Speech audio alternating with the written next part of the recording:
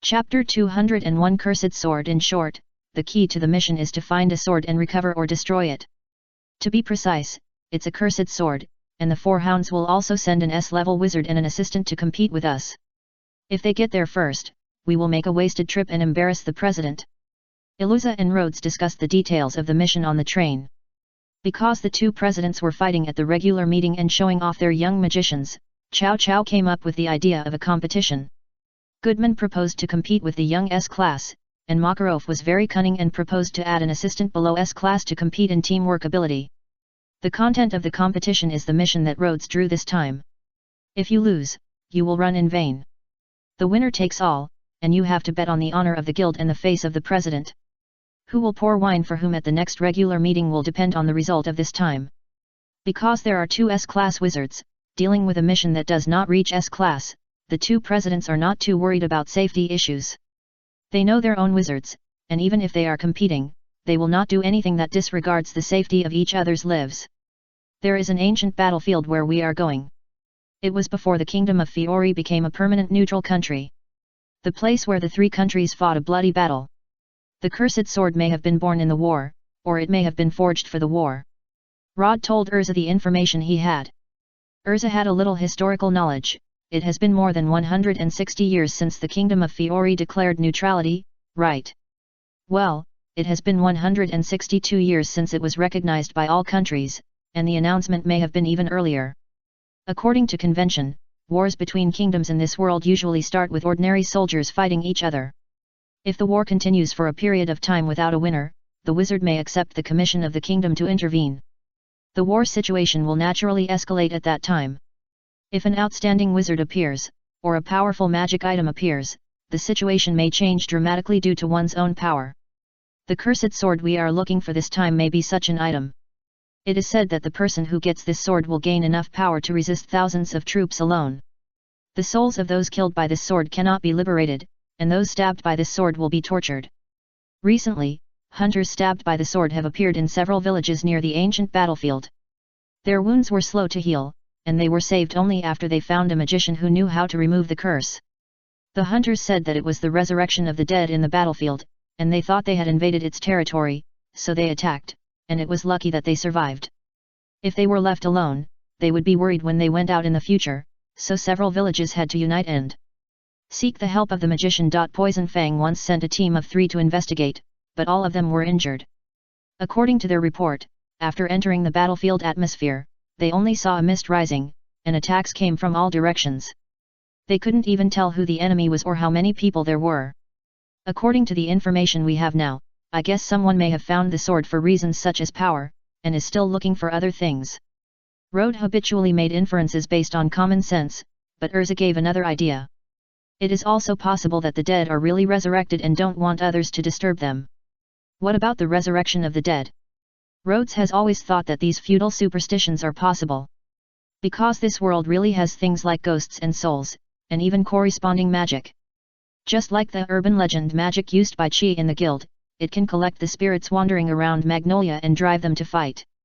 It is not surprising that several powerful undead appear in the ruins of ancient battlefields, especially in the ruins of ancient battlefields where wizards have appeared. There is no need to panic when encountering undead, just attack them normally. If it is a special undead that ordinary attacks are ineffective, then there will generally be a possession to maintain its existence, and it can be solved by destroying the possession. This is common sense in the magic world. There was no trouble on the way. Urza prepared quite enough food this time, and Rode ate and drank for free, which was very worry-free. When the two arrived at the client's village, it was already around 3 o'clock in the afternoon. Rode and Urza asked around and easily found the village chief's house. "Hello, we are the wizards of Fairy Tale, and we are here to handle your commission." "Wizard?" the village chief asked in confusion, but someone has been here this morning, saying that he is the wizard of the Four Hounds. Rode and Urza looked at each other. They moved quickly enough, and this place is closer to the Four Hounds than Fairy Tale. Facing the client's doubts, Rhodes patiently explained, "Your commission is rather special, so our 2 guilds sent out magicians at the same time. This time we came with the determination to solve your problem. So can you please tell us the situation in detail?" "Of course. This kind of thing is what the village chief wants. Anyway, they only need to pay a reward, and the more magicians come, the better. And the two in front of him are very serious and look more reliable than the previous two. It started half a month ago. Originally, such strange things had never happened. But half a month ago, anyone who approached that area would be attacked. 5 people were injured in our village alone, and there were more in the neighboring village. When I was a child, my grandfather told me that his grandfather told him about the great war that had happened there. At that time, there was a cruel general in the 7 Kingdom. In order to raise military rations, he killed many innocent civilians, causing panic in the vicinity. But because he was good at fighting and could boost morale by fighting 1 against 100 on the battlefield, the king never blamed him. However, some people heard that his power was borrowed from a sword, and his personality became more and more irritable because of the influence of the sword. Later, not only civilians, but also his subordinates would be killed by him because of their unpleasant advice. Harm. So many people in the army became dissatisfied and finally attacked him on the battlefield. Some people also said that those subordinates attacked in order to gain the power of the general. However, since then, the sword has been stained with more resentment and has become an ominous cursed sword. Whoever gets it will become a monster who only knows how to kill innocent people. If it is taken by the undead, it will be even more terrible. Iluza asked, "Has anyone seen the appearance of the undead with their own eyes?" The village chief said, "Everyone sees a fog when they are attacked, it can only be the undead." Rod asked about the locations of several attacks and the injuries of the hunters. Finally, he asked who the 4 hounds were. One of the 2 was drunk, and the other's dress and demeanor looked immature. The village chief said it more tactfully. In fact, he wanted to say that he looked like a gangster, but it was not good to say that about a wizard. Urza thought for a moment and said, "The drunk one should be the S-class wizard of the 4 hounds, Drunken Eagle, Bugs." Chapter 202 First, prevent Urza from being captured. Do you know him? We had 2 conflicts during the mission before, but we couldn't decide the winner. Urza recalled and said, "He was a very powerful opponent, worthy of the name of S-class. What magic did he use?" Rhodes couldn't remember the relevant information. He was sure that this guy hadn't been on a magazine for at least a year. At this point I hope readers will remember our domain name. It is a magic that concentrates magic power on the palms to increase strength and destructive power. Isn't that the same as when we fight normally? Ah. Urza nodded, because it is a fairly orthodox way to use magic power, it can be regarded as the most basic magic, so every wizard knows a little bit. But Bugs seems to have an unusual talent in this regard, and he has mastered the best chopping palm that is most suitable for this kind of magic. If he gets serious, his hands can exert the power of a battering ram. I'm not even sure if the diamond armor can stop him. Palm technique. After asking for the necessary information, the 2 left the village chief's house, talked about each other's intelligence, and rode on the river crab towards the ancient battlefield. Listening to Urza's description of the power of the Pai Gua palm, Rhodes was a little moved, but it was just a little moved. His training time is already very full. If he has time, he can learn about the fighting characteristics and force techniques of various martial arts schools. There is no need to practice them specifically. Baguz is powerful not because of the Pai Gua palm, but because this martial art is just suitable for him to play. Martial arts schools, like magic, are not something that is particularly confidential. If you can become S-level just by practicing the Pai Gua palm, then the 4 hounds should be the first guild now. The river crab carried the 2 through the rugged path and rushed to the east.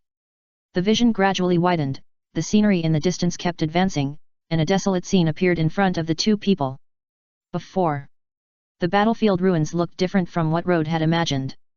He thought the ancient battlefield should be full of scars, corpses, broken weapons, and dried blood. But in fact, all Rode saw was wild grass and occasional snow that had not yet melted. 200 years of time had smoothed out too many traces. When he and Urza really walked into the battlefield to explore, they could occasionally see small pieces of bones, rusty arrows, and sometimes broken helmets and rotten leather armor. Urza squatted down and picked up a spear. The wooden spear shaft had long been rotten, and even the severely rusted spearhead could not support it. It broke just after leaving the ground. She dropped the rotten wood in her hand and looked around. This should be just the edge of the battlefield. The place where fierce fighting took place should be deeper. I'll let the shadow wolves explore from a distance, and the razor beaks too. Even if we can't find the sword, we have to find the person first. Rod released 6 wolves and 12 birds, and the animals each chose a direction and scattered. Seeing that Urza was going to check the broken weapons on the ground, Rod reminded her, it's better not to touch things in places where there may be curse magic, right? I'm just curious about the shape of ancient weapons. It's okay to be careful, but it's better to be careful. Change to the evil-breaking spear. Urza's outstretched hand stopped, and a long spear appeared in her hand out of thin air. She used the tip of the spear to poke the things on the ground to check, this way there will be no problem. The spear of evil breaking has a certain restraining effect on dark attribute, ghost, and curse magic. Last time, the altar of the black magic cult was destroyed with one blow.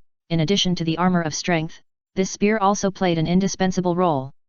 Seeing Urza rummaging around on the battlefield like a curious kitten, Rhodes silently kept a distance of 2 meters from her. After thinking for a while, he put another group of stone beetles underground and followed Urza's feet. This battlefield is not a flat open land, but a series of slightly ups and downs. There are small earthen slopes in some places. Rod and Urza explored forward little by little, gradually reaching the depths of the battlefield. Corpses began to appear on the ground, and the frequency of old weapons appeared increased. Occasionally, you could see broken harnesses and decayed chariots, as well as stones engraved with the words Boundary Monument. Unconsciously, the red sun was setting in the west, and they had already walked to the vicinity of the national border. Rod asked a legal question that he had not yet understood, what should we do if we want to go abroad? Go abroad? Urza raised her leg and walked past the Boundary Monument, that's it. No, I mean, do I need a passport, legal documents, or something? I don't have that kind of thing. Urza pointed to her emblem. Her clothes were too thick, so she just pointed at the position of the emblem. We have this, it's fine. Just as Myra said when she stamped the seal for Rod, this emblem represents the Wizard of Fairy Tale, and it can be used to prove one's identity no matter where one is. It's really convenient. Rod took a step forward and crossed the border. Rod has also been abroad. I feel that in the original world, this behavior should be considered smuggling. Wait a minute. Rod stopped. A shadow wolf was killed. Iluza stopped searching and took a defensive stance vigilantly. What's going on? I don't know. Rod was also helpless. Except for the river crab, other wild monsters were not good for scouting. Once the enemy attacked quickly, he would have to wait until tomorrow to refresh. Fortunately, a razor beak returned to the canyon soon, and Rod summoned it to lead the way. By the way, he asked whether the encounter was a human or a ghost, one person or 2 people. The little razor beak nodded and shook his head to let Rod know that it was the 2 wizards who found the 4 hounds. Rod and Urza discussed and decided to meet the 2 people. Anyway, they would meet sooner or later, so it would be good to understand their progress. After walking for a distance with the razor-beaked bird, the 2 crossed the boundary marker again. This time it was the boundary marker between the Kingdom of Bosco and the Kingdom of Seven. Mr. Luo is now a person who has traveled across countries. Under a bare cliff, 2 wizards of the 4 hounds were waiting here. One of them wore purple armor, with black hair tied on top of his head, lying on the ground quite relaxedly, with one hand supporting his head and the other holding a wine gourd. The other had yellow hair combed into 2 bunches, like the 2 ears of a hound, wearing a black leather jacket, and the expression on his face was a little nervous. Is this okay, Brother Bugs? We got here before them, so we should hurry up and look for the sword, right? Relax, you saw how the wolf disappeared just now, it was obviously controlled by someone. Bugs looked like he was half drunk. No matter how we go, we will be followed. And with that kind of magic, they obviously have the advantage in finding things, so we might as well solve the problem before we find it. Solve. That's right, the old man just wants to win against Fairy Tale, can't we just defeat them directly? But, Brother Bugs, the other side also has S-class wizards. It's not that easy to win against them head-on, right? No buts, we will definitely win, don't forget that we are the wizards of the 4 hounds. Bugs couldn't stand Roka's lack of confidence, so he shouted the slogan of their guild. Wild. F4. Bugs was dissatisfied. Wild. Roka shouted, 4. Chapter 203. Don't blame me for bullying the weak with the strong. The slogan of the 4 hounds seemed to have some magic power. After shouting it, Roka felt full of confidence and would definitely win. Brother Bugs was so strong that it would be no problem for him to beat the S-class magician of Fairy Tale. And he would not disappoint Brother Bugs's expectations and let the other assistant taste the rock drill punch. Here you are. Bugs sat cross-legged to show respect, and put the wine gourd aside casually. "It's you, Urza. Fairy Queen." Roka's confidence disappeared a little bit. Rod and Urza jumped off the river crab and walked side by side towards the two people of the four hounds. Rod saw the reaction of the little yellow-haired boy and envied Urza's fame a little. It must be much easier to fight if the enemy is scared as soon as he shows up. "Bugs, long time no see," Urza said with a straight face. "It seems that you have made no progress." "No, it will be soon." Bugs grabbed the wine gourd and took a few sips, jumped up and took an offensive posture. "I will defeat you here and make you give up the mission." "Is this guy going to fight drunkenly?" Rod stood up and said, "I object. If we fight in this place, what will we do if we meet the enemy later?" Iluza said seriously, "Yes, what we mean is to complete the mission first. If you still don't admit defeat at that time, you can also fight again." 2. Roka felt that what they said made some sense. "Brother Bugs, don't be so long-winded. As long as we get rid of you cleanly and neatly, nothing will happen." Bugs took 2 more sips of wine, and a blush appeared on his face.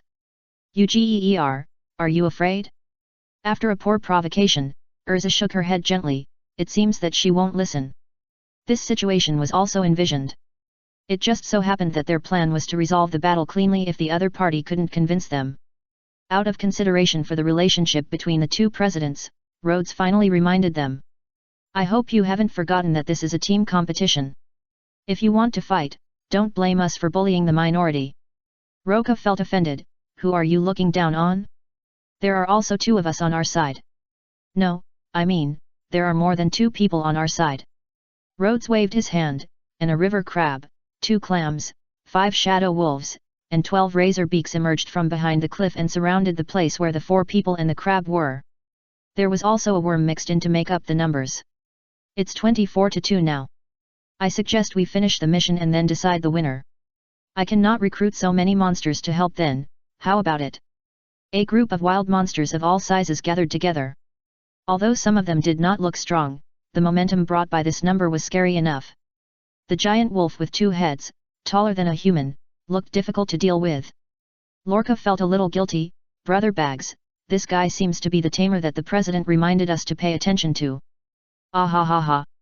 There is no use for such things no matter how many there are." Bags moved his feet and rushed straight to Rhodes. "It's just a summoning magic. Just kill the wizard himself.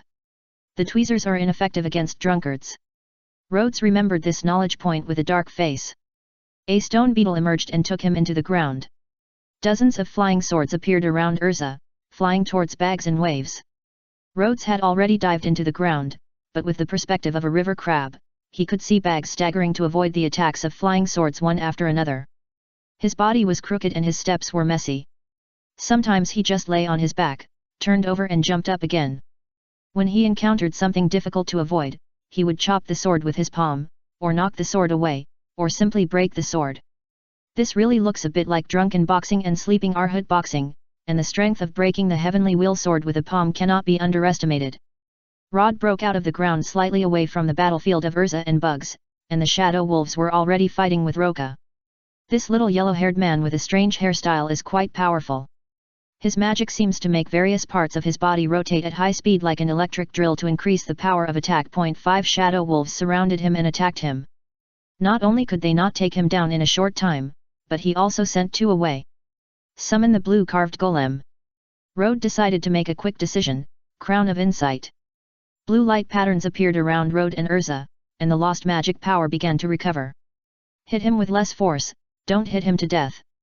Rod waved his hand, and the golem rumbled towards Roka, smashing down with a fist as big as a sandbag. "This size is too exaggerated, isn't it?" Roka wanted to admit defeat, but he was unwilling to do so. He gritted his teeth, and his body and arms spun like a drill, and he hit it head-on. Rock drill punch. Bang!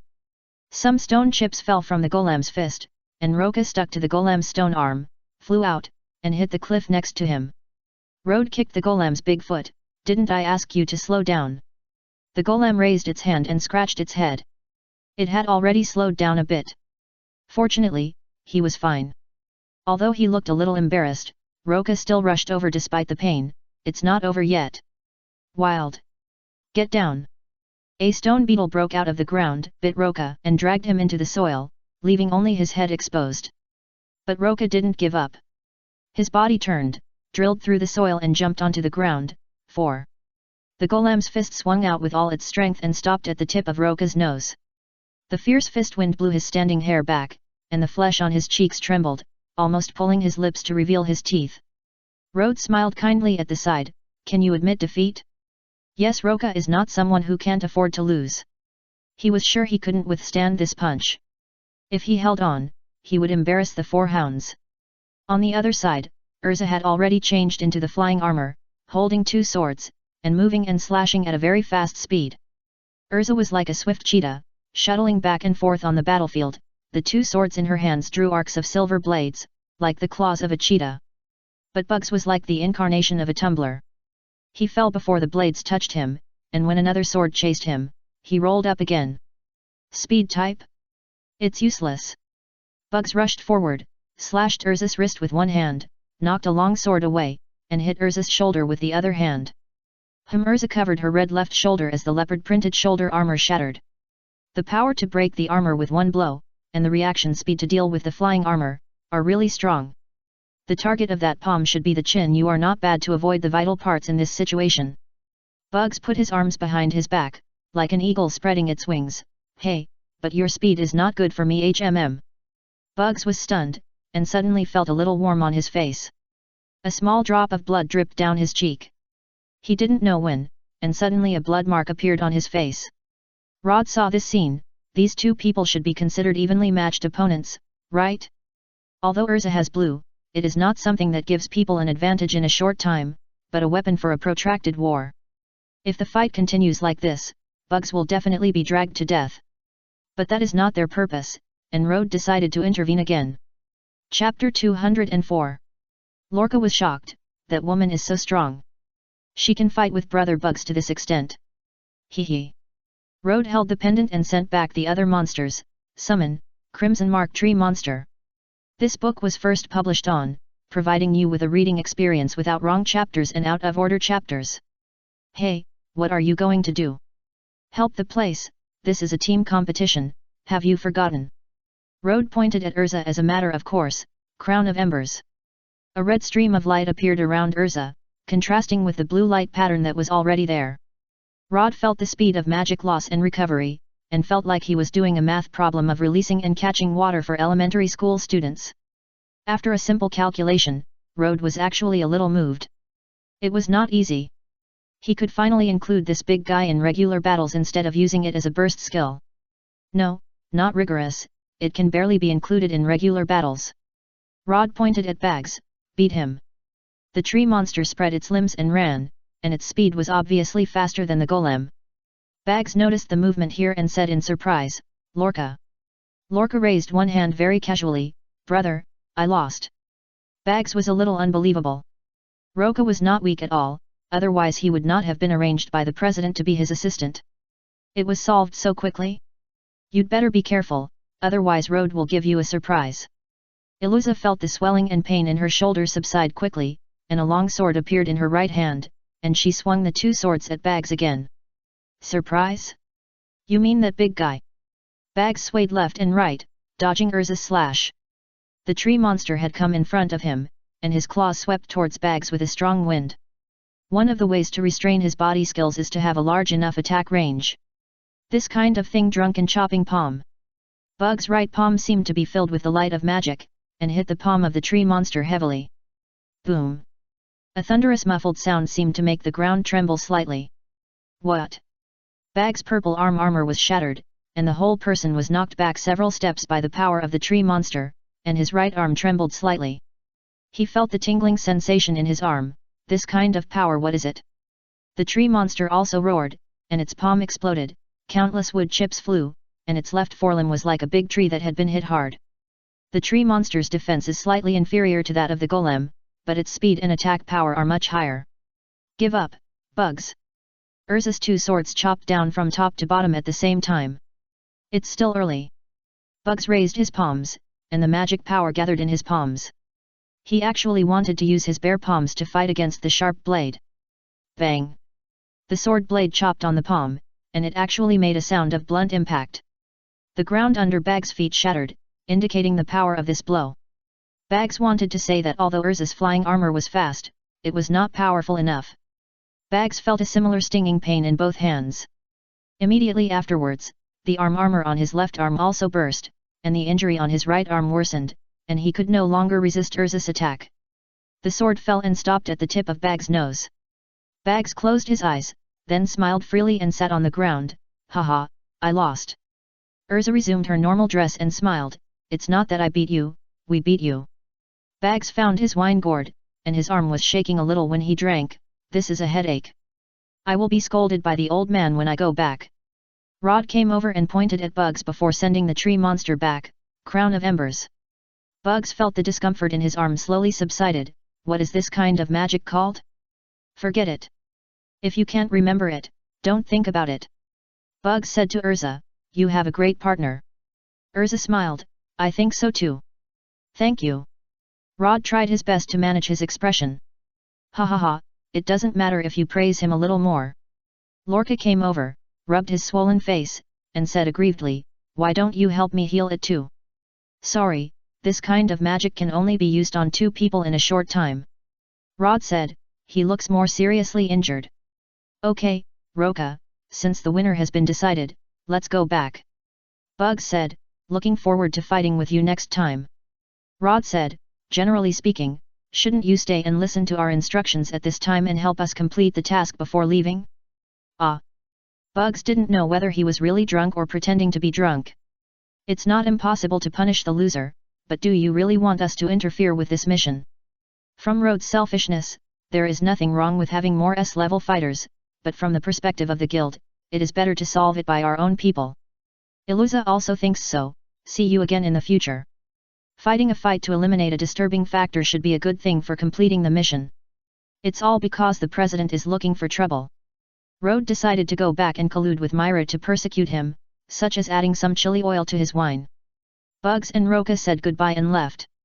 Iluza and Rod rested for a while, and then started looking for clues again. After walking a few steps, Rod suddenly slapped his thigh. It's broken, I forgot to ask for compensation. Yes, the shoulder armor of your flying armor and the 2 skywheel swords are all broken, right? Rod said, is the mission reward enough for you to repair the armor and replenish weapons? The price of simple repairs is not that expensive. Urza calculated and said, today's loss, tens of thousands of J are enough. That's really not expensive. Rod found that he was too proud. His monthly salary as a part-time worker was only 120,000 J. Now he actually felt that repairing armor and weapons with tens of thousands of J was not expensive. Urza's night magic is not something that ordinary people can afford. Receiving magic is good. The rich rely on technology, and the poor rely on mutation. The sun gradually sank to the west, the weather became more gloomy, and a thin layer of fog rose on the ground. Slowly, the fog thickened and began to obscure the vision of the 2. Rod. Urza reminded. Yet. Rod nodded to show that he understood. This fog is not right. It seems that there is a vague sight staring at them through the fog. Rod and Urza leaned together, one on the left and one on the right, alert to possible attacks at any time. The 2 river crabs were called back by Rod, and followed one after the other at a distance of about 3 meters. They could not see them at any distance.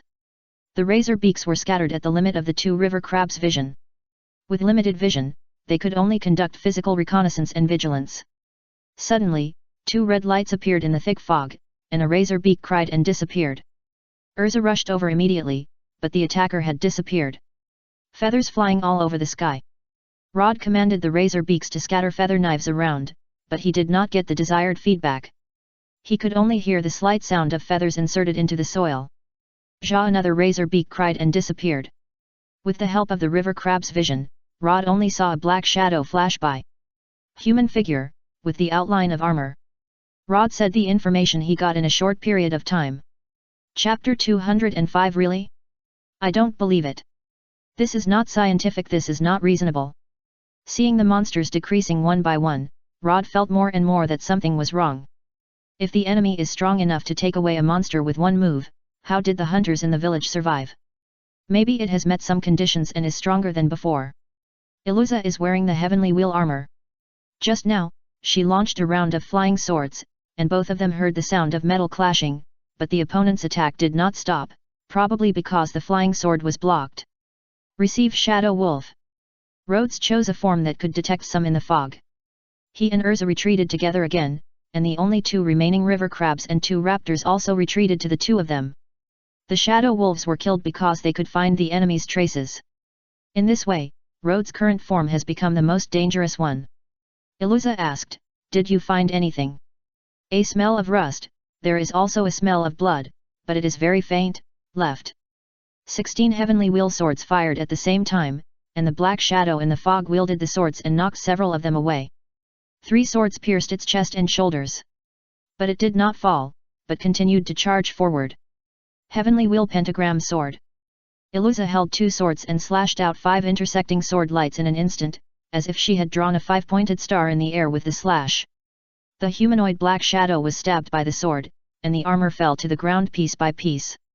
It fell on its back with a plop. This time Rhodes smelled blood. "It seems to be a person in here. It feels like a person when it is chopped. This should be the target of the mission. Anyway, take the person and the sword back together." Iluza took 2 steps and suddenly took a defensive stance.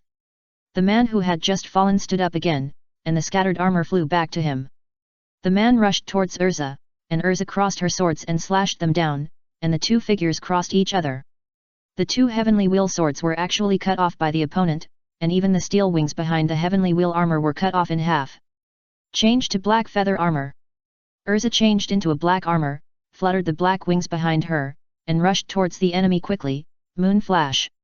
The opponent's breastplate was cut off diagonally, and fell to the ground with a clang, and blood appeared on his chest and fell forward. But before he fell to the ground, the 2 breastplates flew back again. Wolf Spirit. Rod waved his hand, and the shadowy wolf spirit flew out and bit the opponent's sword. He remembered that the mission target was actually this cursed sword.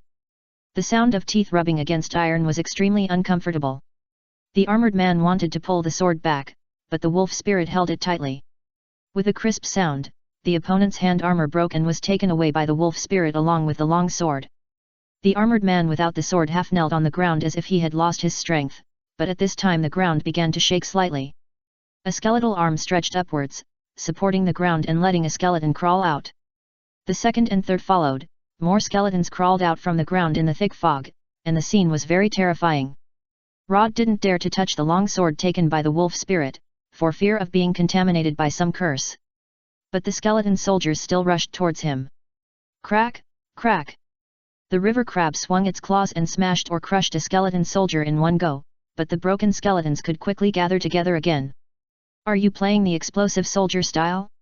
Rod was thinking whether to release the void nesters to eat them. But Urza chopped down with both hands, aiming at the sword thrown on the ground. Clang! Sparks flew, and a crack appeared on the ground below the long sword, but only a scratch appeared on the rusty sword. This time, as if a switch was touched, the skeleton soldiers suddenly became manic and rushed towards Rod and Urza desperately. Urza made a judgment. It seems that the key is indeed this sword. Receive Crimson Razor Beak. Rod spread his wings and flew into the air. 2 bird claws grabbed Urza's shoulders and took her into the air. Feathers flying all over the sky. Nearly 100 feather knives were thrown out, accurately piercing the skulls of the skeleton soldiers and preventing them from taking the long sword. Change to giant armor, evil breaking spear.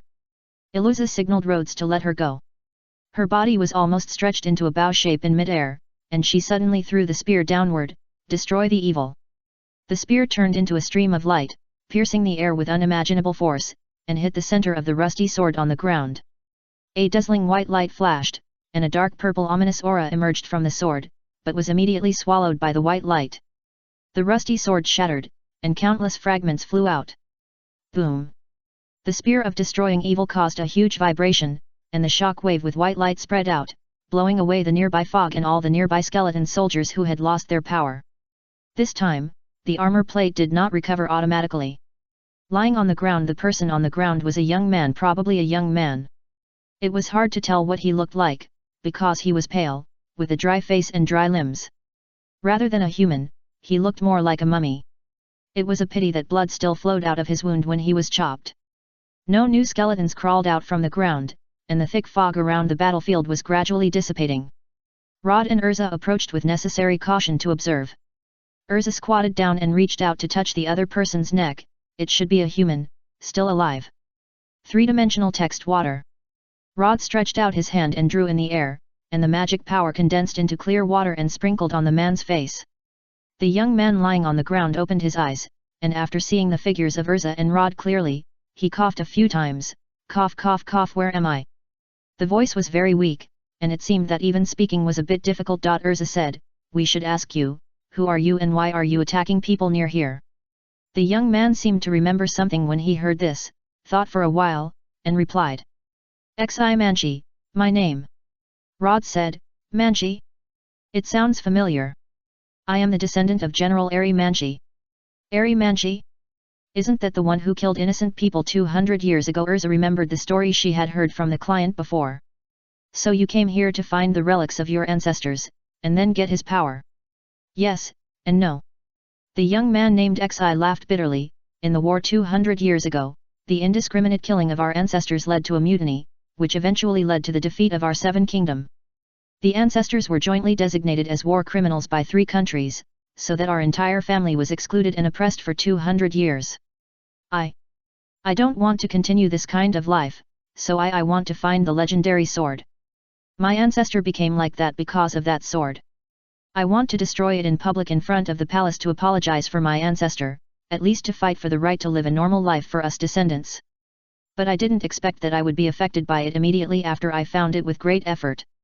It took me to find the damaged armor of my ancestor, and wanted me to kill people, kill more people. Someone happened to break in here a few days ago. Although I tried to resist its will, I still hurt people. I heard that people who were hurt by that sword will be cursed. I don't know how they are now. Listening to him quietly, Rod nodded, I don't believe it. Chapter 206 Heartbeat. It's hard to say whether there is a curse after the rusty sword cuts people, but tetanus is probably inevitable. The point is that although this guy looks like he was drained by the sword, like a victim. But we can't believe everything he says. The motive for finding the cursed sword is to destroy it. Who knows if it is true or not? There is no way to provide evidence for motives. Maybe people who are good at interrogation have magic that can distinguish lies. We have no way to verify what you said, but the fact we know is that you used that sword and wore that armor to injure more than a dozen hunters and 3 wizards. Rod glanced at Urza and added, it also damaged our weapons and armor, and created a certain panic in this area. As the wizard who accepted the commission to investigate here, we need to take you back for questioning. Can you cooperate with us? Xi didn't hesitate, I am willing to take responsibility for my mistakes. He has become what he is now, and he can't resist what the other party wants to do. Fortunately, these 2 wizards don't look like unreasonable people. Rod took out a piece of chocolate and stuffed it into Xi's mouth to replenish him with a little energy, but for safety, he still cruelly tied up his hands and feet. Urza hesitated, isn't this a bit too much? I can't help it. Strictly speaking, this guy is now a criminal suspect. Rod thought for a while. Asked, will we have trouble taking the people from the 7 Kingdom back?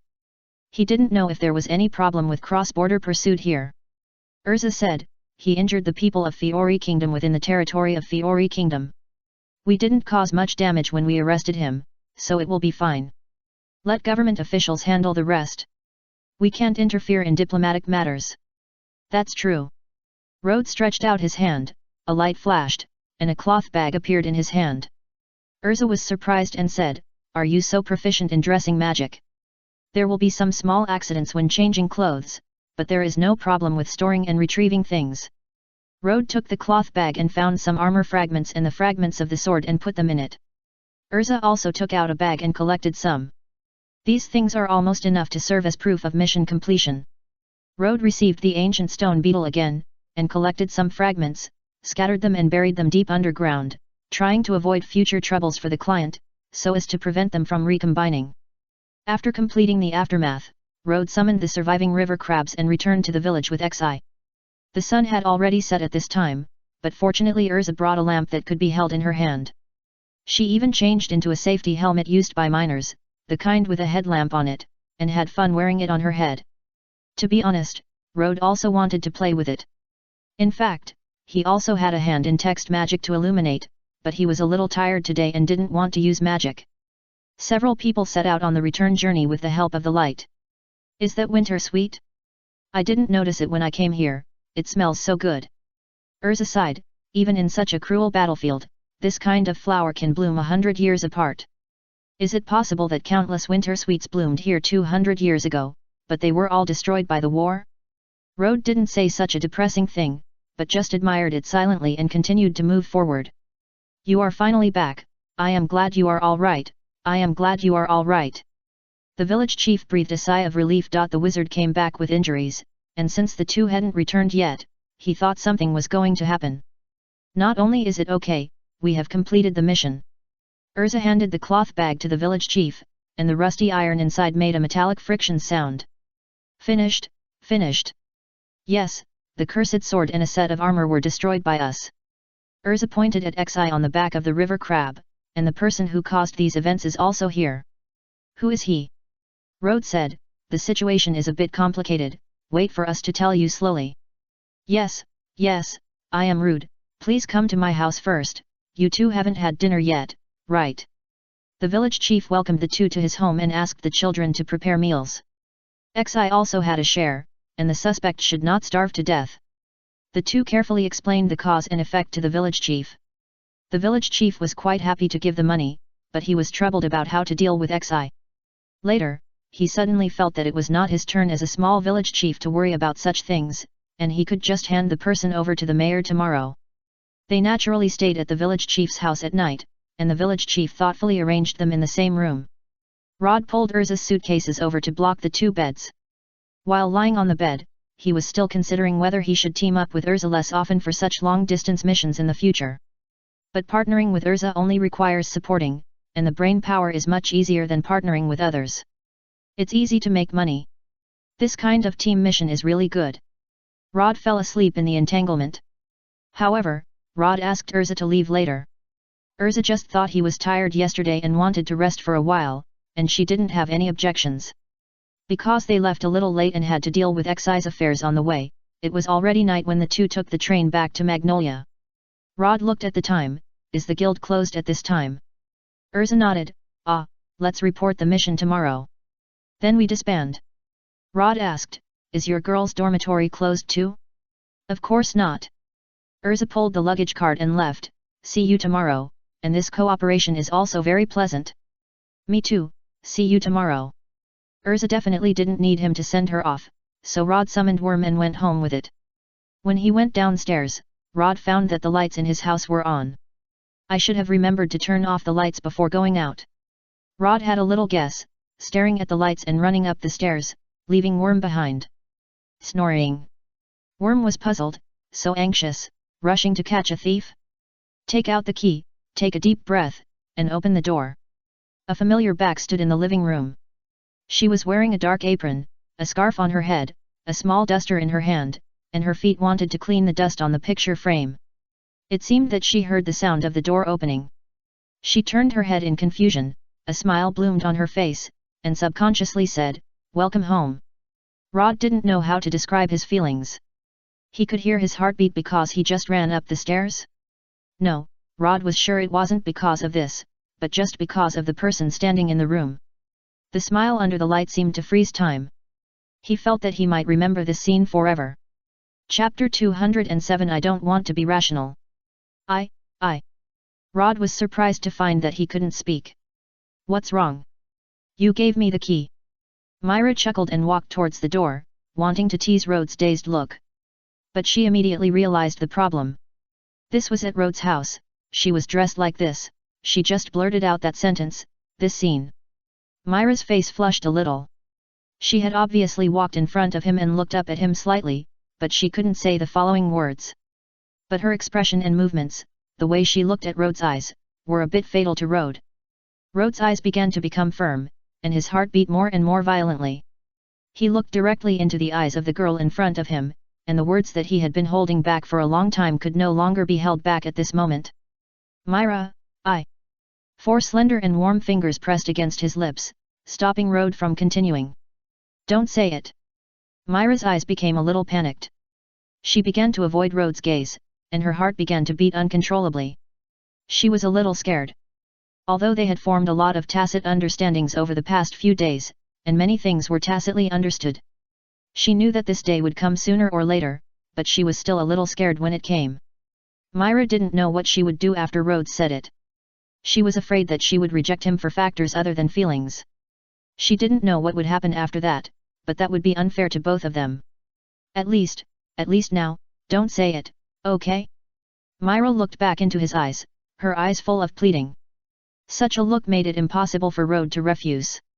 After calming down, he felt that his previous thoughts were a bit impulsive. But he wanted to hug her now. Sometimes, a person's body will act before his brain does, before he can think calmly. So he hugged her. Myra's body seemed to stiffen for a moment, and she put down her hand that was covering Rhodes' lips, but she didn't push him away. 1 second, 2 seconds, 3 seconds. Time became very slow, and in the room it was so quiet that they could hear each other's heartbeats. It could also be their own. Myra slowly raised her hands and stretched them behind Rod, but she gently pushed him away before hugging him. I should go back. Myra now lost the courage to look him in the face, lowered her head slightly and walked quickly out the door. Rod was also a little panicked now. He found that he was too irrational today, and his brain, which was usually quite useful, was now a little unable to work. Should I keep her? Should I explain? How about joking to ease the atmosphere? Messy thoughts came in one after another, and the chaotic thoughts could not be sorted out at all.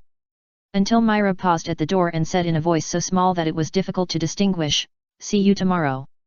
The complicated thoughts were swept away, and Rod replied, "See you tomorrow." He said the same thing twice to the two people today. The last time he said it politely, and this time he said it with expectation. Completely different moods. Mila slowly went downstairs with her apron on, and met Worm who was going upstairs. She walked down the stairs quickly, as if she didn't see it. The chubby Worm wanted to rub against her and act coquettishly, but she couldn't catch up with her. Worm looked at Rod confusedly. Did he quarrel with his owner? Will there be one less person to feed him in the future? No. Rod let Worm into the house, and saw Myra's figure disappear around the corner of the stairs. Suddenly he noticed that her coat was still hanging at the door. On the hanger. Myra was in a hurry, and she didn't remember that she was still wearing a headscarf and an apron until she went out. The winter night was a little cold, but she only felt her cheeks burning. It was impossible to go back to get clothes. Even if she walked slowly, she was worried that he would catch up. I can't let him deliver it today. Myra took a few steps in a hurry and suddenly caught a glimpse of a big crab. She was about to escape when she found that it was not a person sitting on the back of the crab, but a fur ball, and her clothes were neatly folded on the back of the fur ball. Worm, who was responsible for delivering clothes, lay on the back of the river crab. The unscrupulous owner hired child labor. He even said that if the clothes were dropped, there would be no food tomorrow. Worm was aggrieved, and it didn't dare to move now. Myra was struck by Worm's pitiful appearance, reached out to take off the coat and put it on, and then rubbed Worm's head. Okay, I got it, you go back. Neither Worm nor Crab said anything, and walked forward silently with Myra. Although no one spoke, she seemed to hear someone saying something, and said helplessly, I know. Myra stepped on Crab's back. Worm silently changed his position, revealing the cushion underneath. Myra reached out and touched it. It was warm. This person is really... She pouted and sat on it, waiting for Worm to come over and hold it in his arms. What winter, what cold wind. It's obviously very warm. Worm is very happy, there will be food tomorrow, maybe even double, Hyulyalu. When she arrived at the door of her house, Myra remembered that someone must be able to see the scene here. Humph. She patted Worm's head lightly, turned and went into the house, and locked Crab and Worm out of the door together. Worm felt wronged. Why did he hit me for no reason? Rod did nothing since she left, sitting on the bed and laughing stupidly. He lay down and turned over, the smile on his face could not be stopped, and his body curled up happily. I hugged Myra today. It was not an accident or anything, but an active hug. The joy of making a million yesterday was far less than now. No, I can't get carried away. Analyze the situation rationally, today's situation, rational ass. I hugged Myra today, the touch of her petite and soft body is still there, and the feeling of her slender and warm fingers on my lips is still there. I don't want to be rational, ha ha ha. As long as he recalled what happened just now, Rod was so happy that he twisted around on the bed like a bug. He was happy for a while, and when Worm came back on the river crab, he decided to wash up and calm down. He. Has the master finally gone crazy? Worm squatted on the ground with his round body. Will the crazy master change all the money into delicious food for me? After washing up, Rod stopped sitting there and smiling foolishly. He hid in the quilt and smiled foolishly. Analyze calmly, first of all, she must not be angry. Then, think carefully, Myra seemed to have put her side face against his chest just now. Although she covered his mouth to prevent him from speaking, she obviously knew what he wanted to say. This is not to say, but also to say, as if to say. What will happen when we meet tomorrow? Rod fell asleep with full expectations. It seems a little hard to sleep. Hurry, the short-legged worm jumped in the bedroom. I haven't gone to bed yet, I haven't gone to bed yet. I almost forgot about you. Rod picked Worm up and felt the weight. Have you gained weight again? 7. Worm looked at him innocently. How could he gain weight? At most he grew a little bit. The quilt can hardly cover you. Rod stuffed Worm into the quilt with disdain, and then hugged it again, which was a great hero. Chapter 208. It's clear that he is Xi Manchi, who claims to be the descendant of General Ari Manchi of the Seven Kingdom, has been handed over to the local city hall for processing according to the client's request. For the subsequent handling matters, I think we may need to pay a little attention to it. That's all. At the front desk of the guild, Urza seriously summarized the key points of this mission. Makarov nodded with satisfaction. Urza is a person who makes him worry less, and Rod is the kind of person who can make people who are not worried a little less worried. He is very satisfied with the combination of these two people. Not only did they complete the task beautifully, but they also handled the subsequent matters very well. The most important thing is that they helped him win against Goldman. As he expected, Urza and Rod are indeed better than Bugs and that guy. It's simply a golden pair. Next time there is such a thing, I will ask them to go. But if there is something wrong, Makarov asked in confusion, why is Rod so quiet today? Hey! Rod seemed to be distracted in class when he suddenly heard the teacher calling his name. This kid also has his days of absent-mindedness, Makarov asked. Do you have anything to add? No, Urza said it very well. Urza said it very well. Why do you always look at Myra? Forget it, Makarov was in a good mood and didn't want to ask more. Anyway, you did a good job. Myra, you will come later, Myra. Ah, yes, President. Why are you blushing? Makarov looked at Myra, then at Rod. Oh, the President is an experienced person, and he knows what happened between the two people. After a little thought, he jumped down from the counter, with his hands behind his back. Anyway, I leave it to you. It's great to be young. Myra lowered her head to write, and signed for Urza and Rod after she finished. Wait for Rod to hand the register and pen back. When the fingertips touched, Myra withdrew her hand as if she had been electrocuted, and the pen fell on the table with a click. The two looked at each other, and Myra realized that she seemed to have overreacted. She usually didn't care about such small contacts. Be more natural, be more natural. Myra picked up the pen and worked as if nothing had happened. Urza was thoughtful, and her scrutinizing eyes moved between Myra and Rod. Could it be that the two of you? Myra answered quickly, no. Urza's voice sounded at the same time, fighting. Seeing Myra's embarrassed look, Rod said with a smile, no fight, really. After saying this, he got a cute Myra with eyes wide open and mouth puffed. It's good that we didn't fight. We are all companions. If there is anything, we must sit down and talk it out. Urza nodded seriously, if you need a mediator, just find me. Rod looked at Myra and asked with a smile, do you want to mediate? No, need. Myra waved at Rod with a smile, do you want to stand behind the counter? Okay. It must be bad, but Rod chose to stand over. Rod's toes hurt. Why did he really use force today? Myra asked with a smile, what's wrong? No, my knee accidentally hit the counter. The strong Rod took out the account book from the counter, let's start working. In that case, I'll leave first. Urza has 2 armors that need to be repaired. Myra retracted her foot and felt a little more normal after a little fuss. She didn't know how to talk to Rhodes since morning. Rhodes saw her face return to normal and devoted herself to work seriously. When was the last time you ordered wine? The day before yesterday. What about the expenses? The bill is in the drawer, and the same is true for the ingredients purchased yesterday. I haven't had time to record it yet. Okay. When the two of them worked seriously, they became more normal, but their eye contact was a little more than usual. Myra, this task. Gray put down a commission form. Okay. Myra looked at it and asked, do you go by yourself? No, team up with Loki. Loki. Myra raised her head and looked around.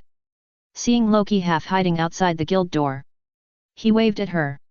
Rhodes said helplessly, I think he should be used to my existence, right? If I stand here all the time, will he not work? Who knows? Gray asked Rod, you really didn't do anything to him? Rod said, I haven't spoken more than 10 sentences to him so far, and half of them were said when I first found someone to practice with. Gray asked, do you want me to help mediate?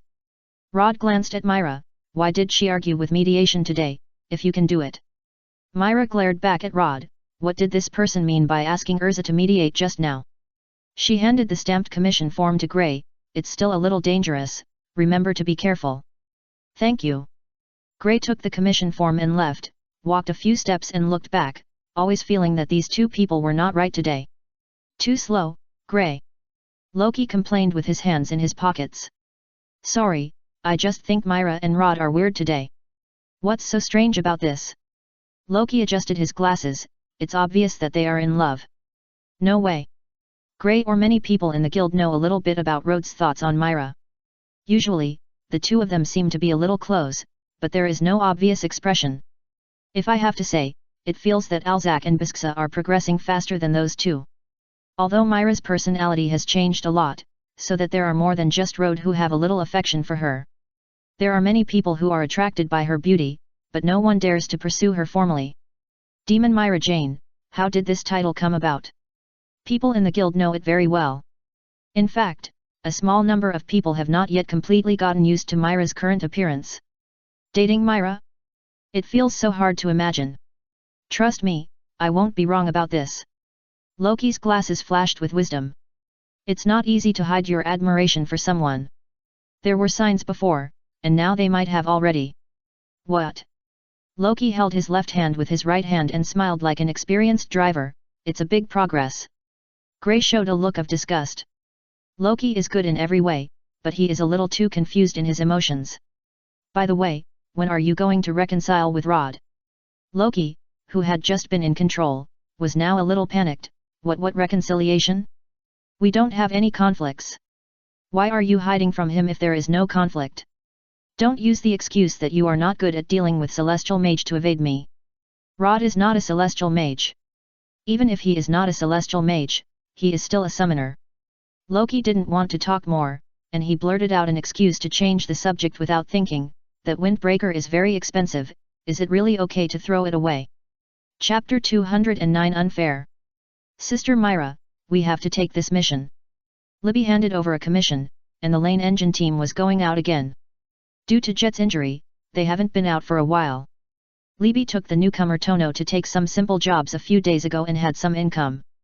Troy was really about to collapse. This is especially true for Jet, who had extra expenses after being hospitalized. Now that my leg injury has healed, I can't wait to make some money. Let me see. Myra took a closer look. It was a task to investigate a theft in a library. It's not very dangerous, but it's quite difficult because it happened 2 weeks ago. Are you sure you want to choose this? Because it's related to books, I want to give it a try. Libby said, and the pay is not bad. Jet said confidently, no problem, this time it depends on my performance. Troy poured cold water on him mercilessly, you said the same thing last time, and ended up in the hospital. Can you stop mentioning that this time, I just caught a thief. No one can outrun me. Troy retorted, stupid, have you figured out the point? Compared to catching someone, the most important thing is to find him. You two stop arguing. Rebby looked at Myra helplessly, please, Sister Myra, if you don't work, you will have to worry about the rent again in a few days. Okay, then, Rod. Right away. Rod wrote a few words on the register, found 2 documents by the way, and handed them over. Myra looked down and handed them to Rebby together with the commission form, here are the clues provided by the client. You can take a look on the way. Come on. Okay, Rebby took it, and didn't leave in a hurry, but stared at the two people at the counter. "What's wrong?" Myra asked. "Anything else you want to ask?" Rod also asked, "Do you need external help? But if you add one more person, the reward will be a bit low." He just checked and the reward was only 100,000 J. Although it would be nice to team up with Rebecca and the others to experience it, it was too little. Rod felt that he might be a little arrogant. After taking on 2 difficult tasks, he actually began to look down on the reward of 25,000 J. He needed to reflect on whether he should adjust his mentality. "It's not that question." Rebecca waved her hand and looked at Myra with some gossip. "I just suddenly feel that you two have a good understanding. Hey, Sister Myra, did something happen when we didn't know?" When asked again, Myra was able to look normal. "Nothing, maybe Rod is more proficient in the business." Rebecca looked at Rod again. "Is that so?" Rod nodded with a smile. "Yes, nothing happened." "Strange," Rebecca muttered and left, obviously not believing it. Myra nodded. "Yeah." Rod didn't move. "I'm going to the backyard." "Yeah." Myra looked at Rod, and saw a full smile when her eyes met, and she said angrily, "Let's go." Rod then slipped into the backyard. After warming up, doing push-ups, curling up with a hanging bar, and punching the sandbag for a while, Rod suddenly stopped and summoned Worm. Worm looked at him expectantly. Was the big meal coming? Rod squatted down and patted its head, thinking and asking, "Tell me, have I become stupid and childish?" "Who? This question, is there any need to ask questions?" Worm thought that the owner might as well ask it if it was hungry. "You only know how to eat." Rod took out a big bill and put it on Worm's head. "Eat whatever you like." Worm ran away with the bill, fearing that the owner would go back on his word. Soon the bill was in Myra's hand. "Did he give it to you?" Worm nodded with difficulty. "Spending money indiscriminately." Myra muttered in a low voice, then touched Worm's head and smiled. "How about I ask Mr. Cook to make you a big meal?" Worm was so happy that he rolled over and fell off the counter.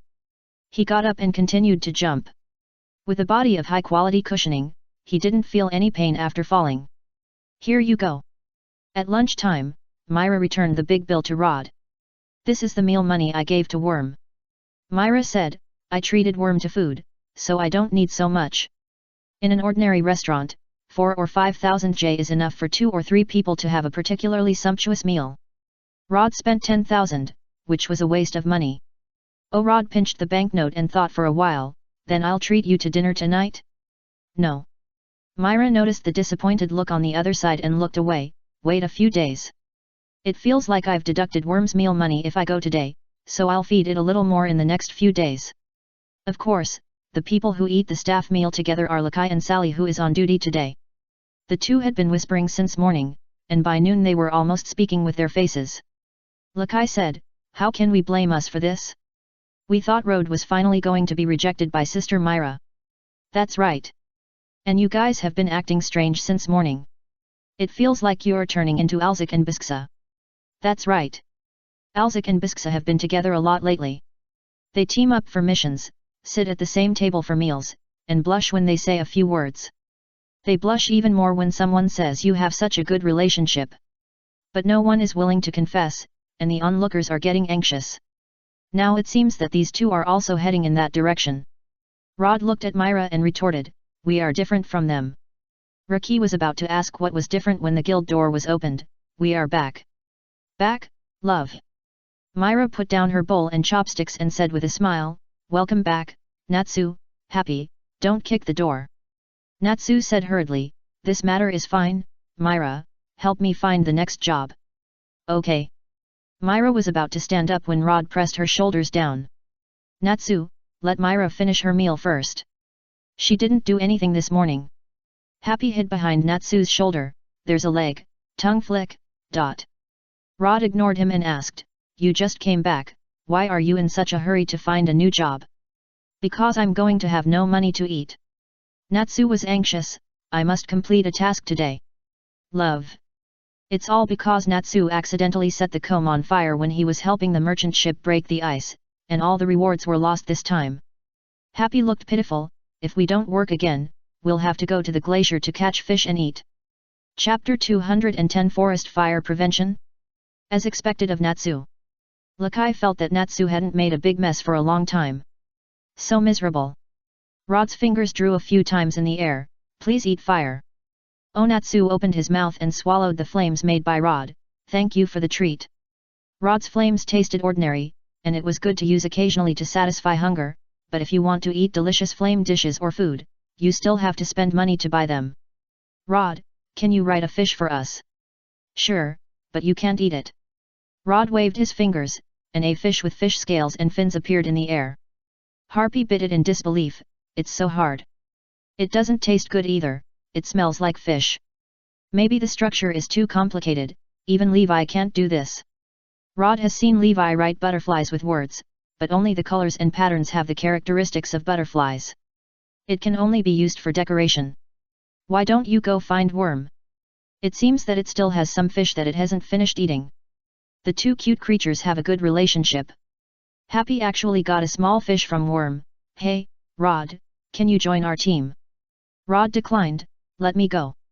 I just came back yesterday. This month, I have already run 2 super long-distance missions with Urza, and accompanied the president to a regular meeting. I haven't had a good rest at all. Natsu patted Rod's shoulder and comforted him with sympathy. You've worked hard. In his opinion, whether it is teaming up with Urza or accompanying the president to a meeting, it is super hard work. Happy seems to think so. I can only continue to team up with Natsu. Natsu said dissatisfiedly. What's the tone, Happy? Are you disgusted with me? But we took 3 missions a week and only got 10,000 J, and the rest was all compensated. Habib said sadly, if Rod was here, he could get the full amount. Damn it, 2 must get full pay again to show you. Natsu went to the notice board angrily. This time, he must choose a suitable task. Recently, Natsu often thought about what the president said to him before the S-level exam. He suddenly felt that if he could get full pay a few more times by himself without causing any trouble, he might be able to take the S-level exam this year. Successfully defending Myra's right to have lunch quietly, Rhodes decided to help Natsu select some. The tasks that can easily make him get full pay are preferably far away from the crowd, or even far away from human settlements. If there are tasks that allow Natsu to do whatever he wants, destruction is even better. Rod flipped through the information in the counter and found a very interesting commission, mine blasting. The master in charge of blasting took sick leave, and the mine urgently needed a blasting expert to be responsible for fixed-point blasting. This seemed to be quite suitable. After carefully looking at the type of mine, it was a coal mine. Rod silently put it at the bottom and gave up. It was too expensive. If Natsu were to set the coal mine on fire, he might not be able to afford it even if he sold the entire guild. Rod flipped through it again and took out a card. Natsu, there is a good job here, do you want it? What? Natsu came over to take a look. In the dry winter, wildfires are frequent, and a water wizard, or a wizard with other firefighting methods, is needed as a forest ranger to prevent wildfires. Happy also came over to see, is Rod crazy? If Natsu is asked to do this kind of work, is it fire prevention or arson? Let the fire wizard be a forest ranger, what a pity he thought of. Of course it's fire prevention. Wherever there is a fire, just let Natsu eat it, right? Rhodes said as a matter of course. As long as there is someone to supervise him not to spit fire randomly, it happens that you, Happy, can be responsible for it. In addition, you can fly around and patrol. It feels suitable for you. Natsu is not an ordinary fire wizard. As long as he doesn't set the fire himself, he can eat it. Natsu touched his chin. It sounds good. There are wildfires to eat. No, the most ideal state is that there are no wildfires. Rode wanted to complain about his brain circuit, but Happy said, but it will take more than half a month for the next group of forest rangers to replace us. The work period is a bit long, but food and accommodation are provided, and there is a river at the foot of the mountain. When you are bored, you can dig an ice hole and go fishing. Rod felt that his rhetoric was a bit like that of a black agent who tricked miners into working. But this mission was really good, and the salary standard was quite high. And it wouldn't interfere with Natsu's daily practice, he could just run long distances in the forest with a load. Rod had seen Natsu's practice, leaping with a big stone on his back, being chased by rolling stones, hitting stones with his bare hands, etc., which was quite rough. Natsu was easily tempted. Okay, I'll decide on it. Love. Happy was also attracted by the favorable conditions of being able to fish during working hours. Let me take a look. Myra was probably still worried, so she finished her lunch quickly. Oh, it's here. Rod asked, any problem? Everything is fine, but there are some precious trees growing here, and there will be wolves nearby at night, so be careful. Natsu was confident, it's just a wolf pack. If they dare to come, I'll beat them all away. I think it's not the wolves that need to be careful, but the precious trees. Rod reminded, Harpy, remember to keep an eye on him. Love.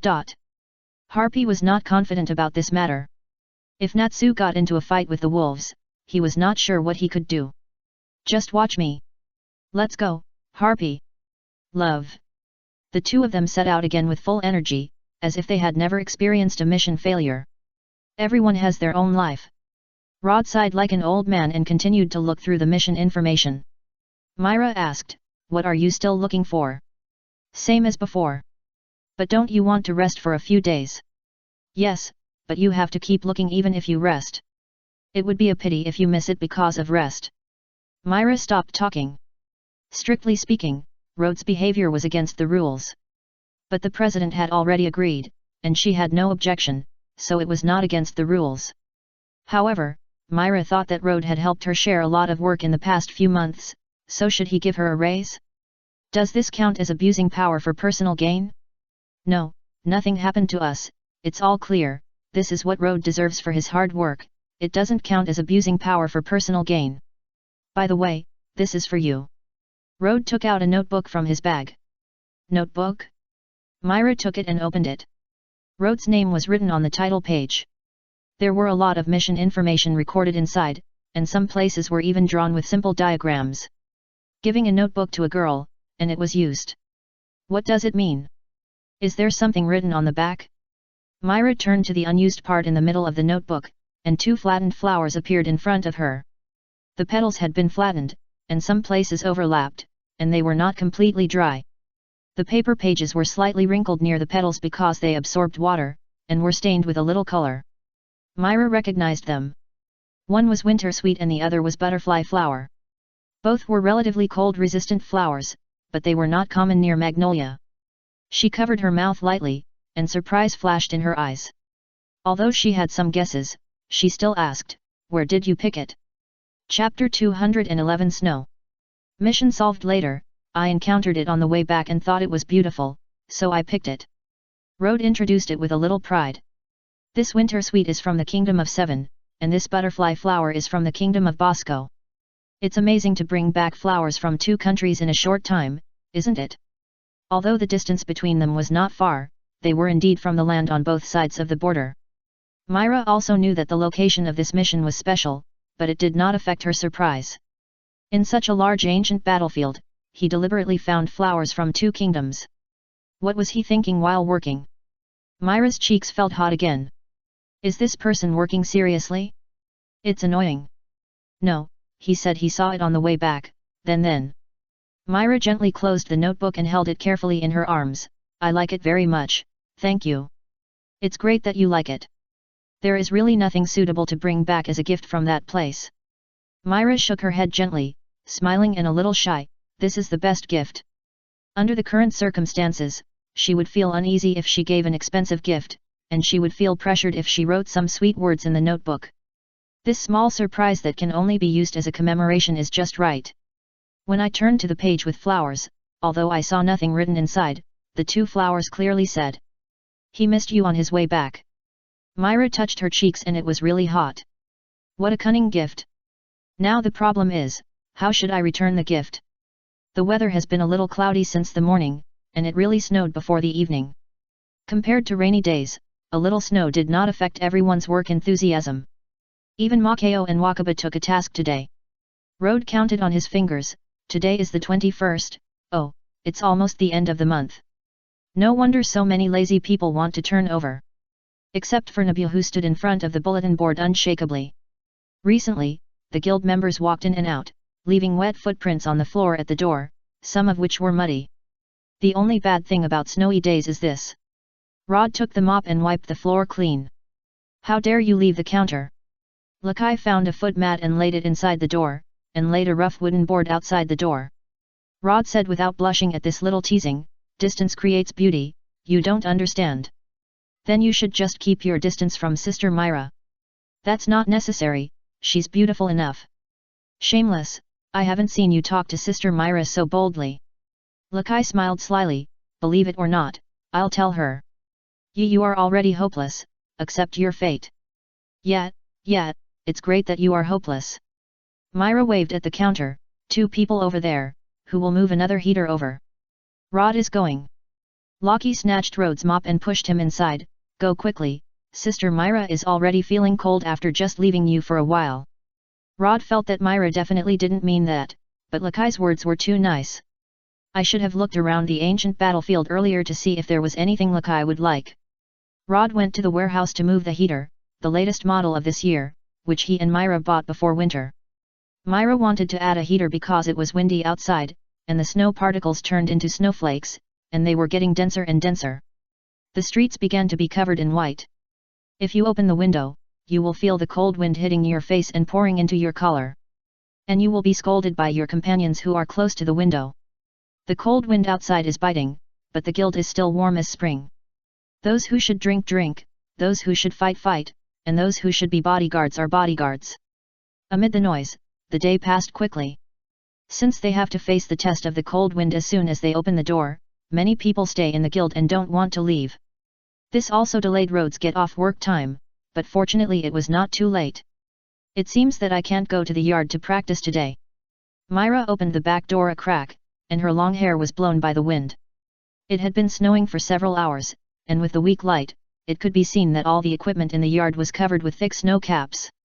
Rod nodded, it's really not suitable. It's better to go back early in such a cold day. You can meditate and do some indoor training at home when you go back. Rod thinks the guild should really build a gym. The 2 put on their coats, and Myra taught Rhodes how to tie a scarf again. Rhodes showed his learning results in return. It's just that the situation is a little different. Rhodes didn't pay attention before, but now he found that girls with long hair should tie scarves with their hair. It seemed a little clumsy at the first time, and Myra had to slightly gather her hair to cooperate with him. The 2 put on hats, checked each other to make sure that the other party was not cold, and then went out to lock the door and set off on the way home. The footprints on the snow in front of the guild were messy, leading to all directions, and they began to become fewer as they walked forward. The 2 walked side by side towards Myra's house. There were no footprints on the street. No one was walking around at night so cold. But there were people leaning on the window to watch the snow scene. The lucky ones can see a couple wrapped up tightly, snuggling with each other and walking down the street, with a chubby puppy beside them. Under the dim light of the street lamp, I could barely recognize the girl from her features and eyebrows, and she looked a bit like the signature girl of fairy tale. Miss Myra Jane has a boyfriend? No, it could be her brother, but in my impression, the brother seems to be bigger. What a strong wind! As soon as Rhodes spoke, he felt the wind fill his mouth, and quickly hid his mouth back in his scarf. Myra didn't say anything, but grabbed Rhodes' sleeves with both hands, which looked like they were holding arms. In fact, she just pulled Rhodes' sleeves because she was worried that she couldn't walk steadily because of the strong wind and slippery road. The demon Myra Jane is just a weak woman now, so it's normal for her to grab Rhodes' sleeves. Rhodes was half a body ahead of her, trying to help her block the wind and snow blowing from the side and front. As for why he didn't summon wild monsters, why did he summon them? If he wasn't worried that he was being too deliberate, Worm shouldn't be here now. Rod had to admit that the coat he had ordered at a high price was of good quality, and he didn't feel cold in such weather. Myra's scarf was also very good, with a tight collar that didn't let any wind in. 3 figures left a series of footprints on the street, leading all the way to Myra's home. Chapter 212, Elbow, Go Home With Me. Although it was late, it was impossible to spend the night at Myra's house. If he didn't have a place to stay or lived very far away, he could find an excuse, but unfortunately all the conditions were not met. The door was closed tightly, so Rod could only take Worm for a stroll, but he was in a good mood. Just now, Myra didn't follow the rules of martial arts and attacked the 19-year-old Rod, hugging him from behind when he turned to leave. When he wanted to turn around, Myra had already run into the house and closed the door. It's too much. He ran away after holding him. I must hold him back another day. For now, I'll hold Worm for a while. 5 seconds later, Rod put Worm down again with disgust. The child's paws and calves were covered with a lot of snow. After melting, they were wet. Next time, I'd better not let him walk on the snow by himself. Summon, Kenyan swift crab. It's better to use royal transportation at this time. It's a cold-blooded animal, and it's not affected at all in the snow. It's also strange. Rod took Worm to sit on the back of the river crab. Suddenly, he felt something. Looking back, he happened to meet the eyes of a pair of eyes upstairs. The two waved to each other and began to look forward to a new day. The new day started with clearing the snow. Goodman hadn't come when Rod went out. The snow at the door was about half a meter thick. It was estimated that Goodman was still dealing with the snow in his residence. The people around have already started the work. Generally, they will start from the door to sweep a small path, sweep all the way to the main road, and then sweep a section on both sides of the main road. Like a customary rule, every family does this, and then the road surface cleared by everyone is connected together, and the road will soon be passable normally.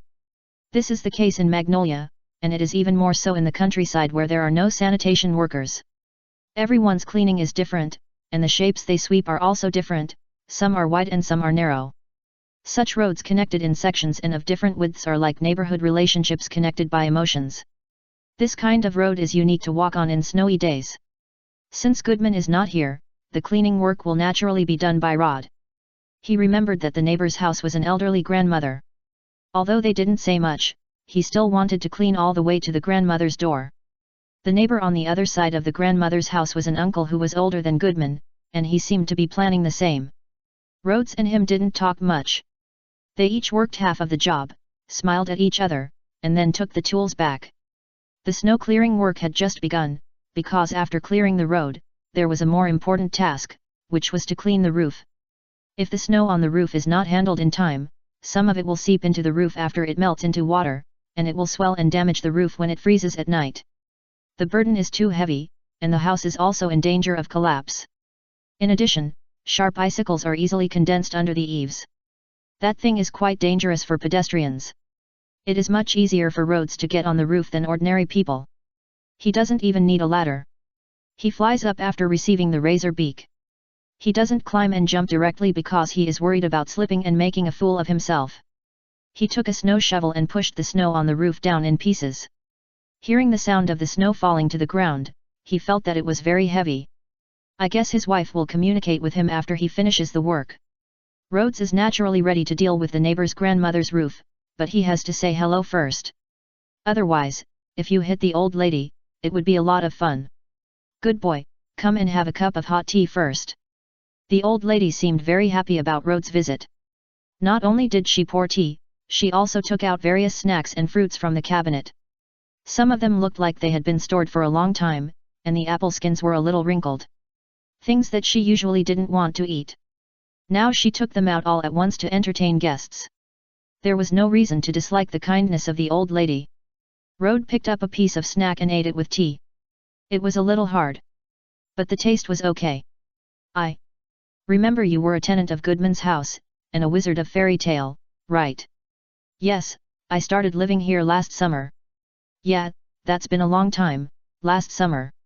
Perhaps the old lady was lonely, and when a guest came, she wanted to chat for a while. Actually, Rhodes wanted to finish the work quickly so that he could go to the guild to see what Myra and everyone else were doing. But there was no rush, there was always time to chat with the old lady. So Rhodes knew that Bayer's name was given by Goodman's father, that the couple next door often quarreled over their children. He also knew that a certain fruit stand liked to put the good-looking fruits on the top, but would quietly replace a few of the bad-looking ones when weighing them. The topics of chatting with the old lady were often very jumpy, and the similarity was that they were all trivial things that happened around her. It might not be valuable news, or an interesting story, but as long as someone listened to it, the old lady would be very happy. Rod patiently waited until she began to repeat what she had said for the second time, then gently put down the teacup.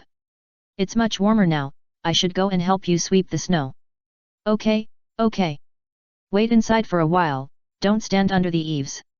Rod earnestly instructed, and then took the tools upstairs. After cleaning for a while, he straightened his back with the snow shovel, and just happened to look at the people on the roof of other people's houses, which was quite interesting. He quickened his pace, said goodbye to the old lady after cleaning, and then rushed to the guild. The sun had risen, but there was no sign of the snow melting, that is, there was often a water stain at the junction of the road and the snow. As soon as he arrived at the guild, Rod was greeted by Myra's kind greeting, "You are late, deduct your salary." Rod's heart was cold. Sneak attack yesterday, backstab today? No, I was late because I was helping the neighbor's grandmother sweep the snow. Myra nodded reluctantly. In that case, I forgive you. How is the guild here? It's almost cleaned up, and there are enough people. We will go to help the citizens clear the snow later. Myra put on her coat while talking, and said without waiting for Rhodes to ask, I have to go home first. Rhodes just unbuttoned a coat button and buttoned it again. Is Elfman not back yet? Well, he should be back today or tomorrow. The carriage is not easy to drive in this road condition. Oh.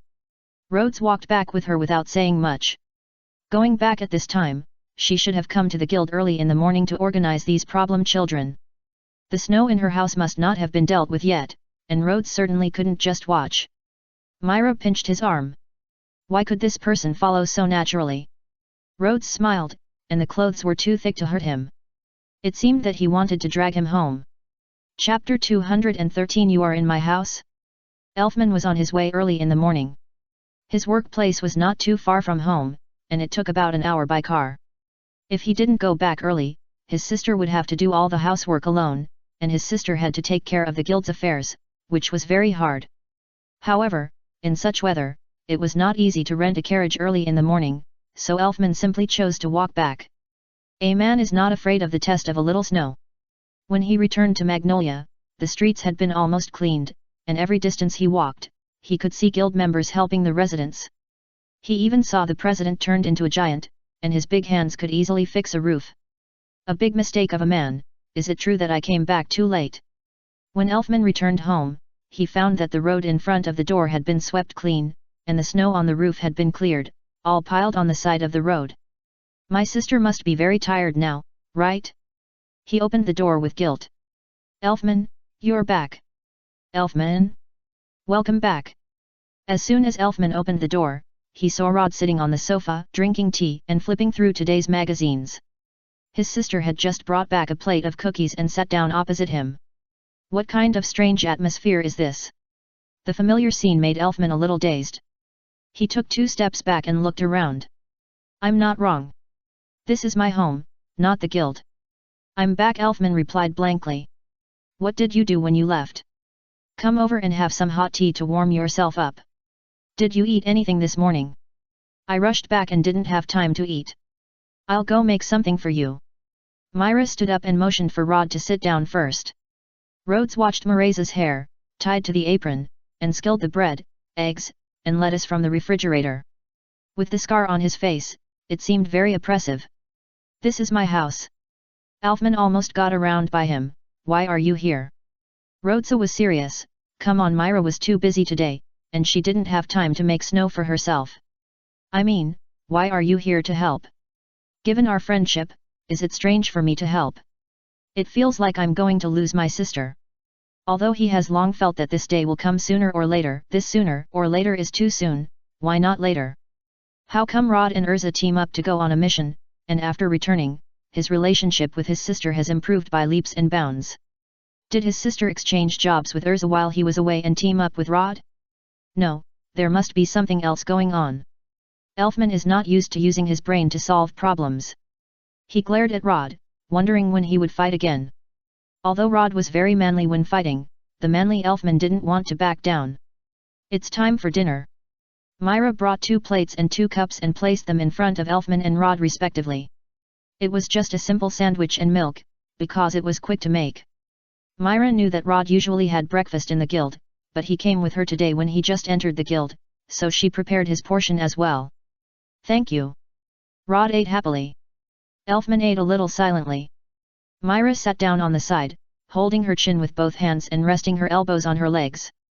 It has been a long time since there were guests at home, and the scene of the 3 of them having breakfast together dates back to more than a year ago. Myra looked left and right, and felt that it would be nice if her future life could be like this. It was just that Elfman's eyes were too fierce.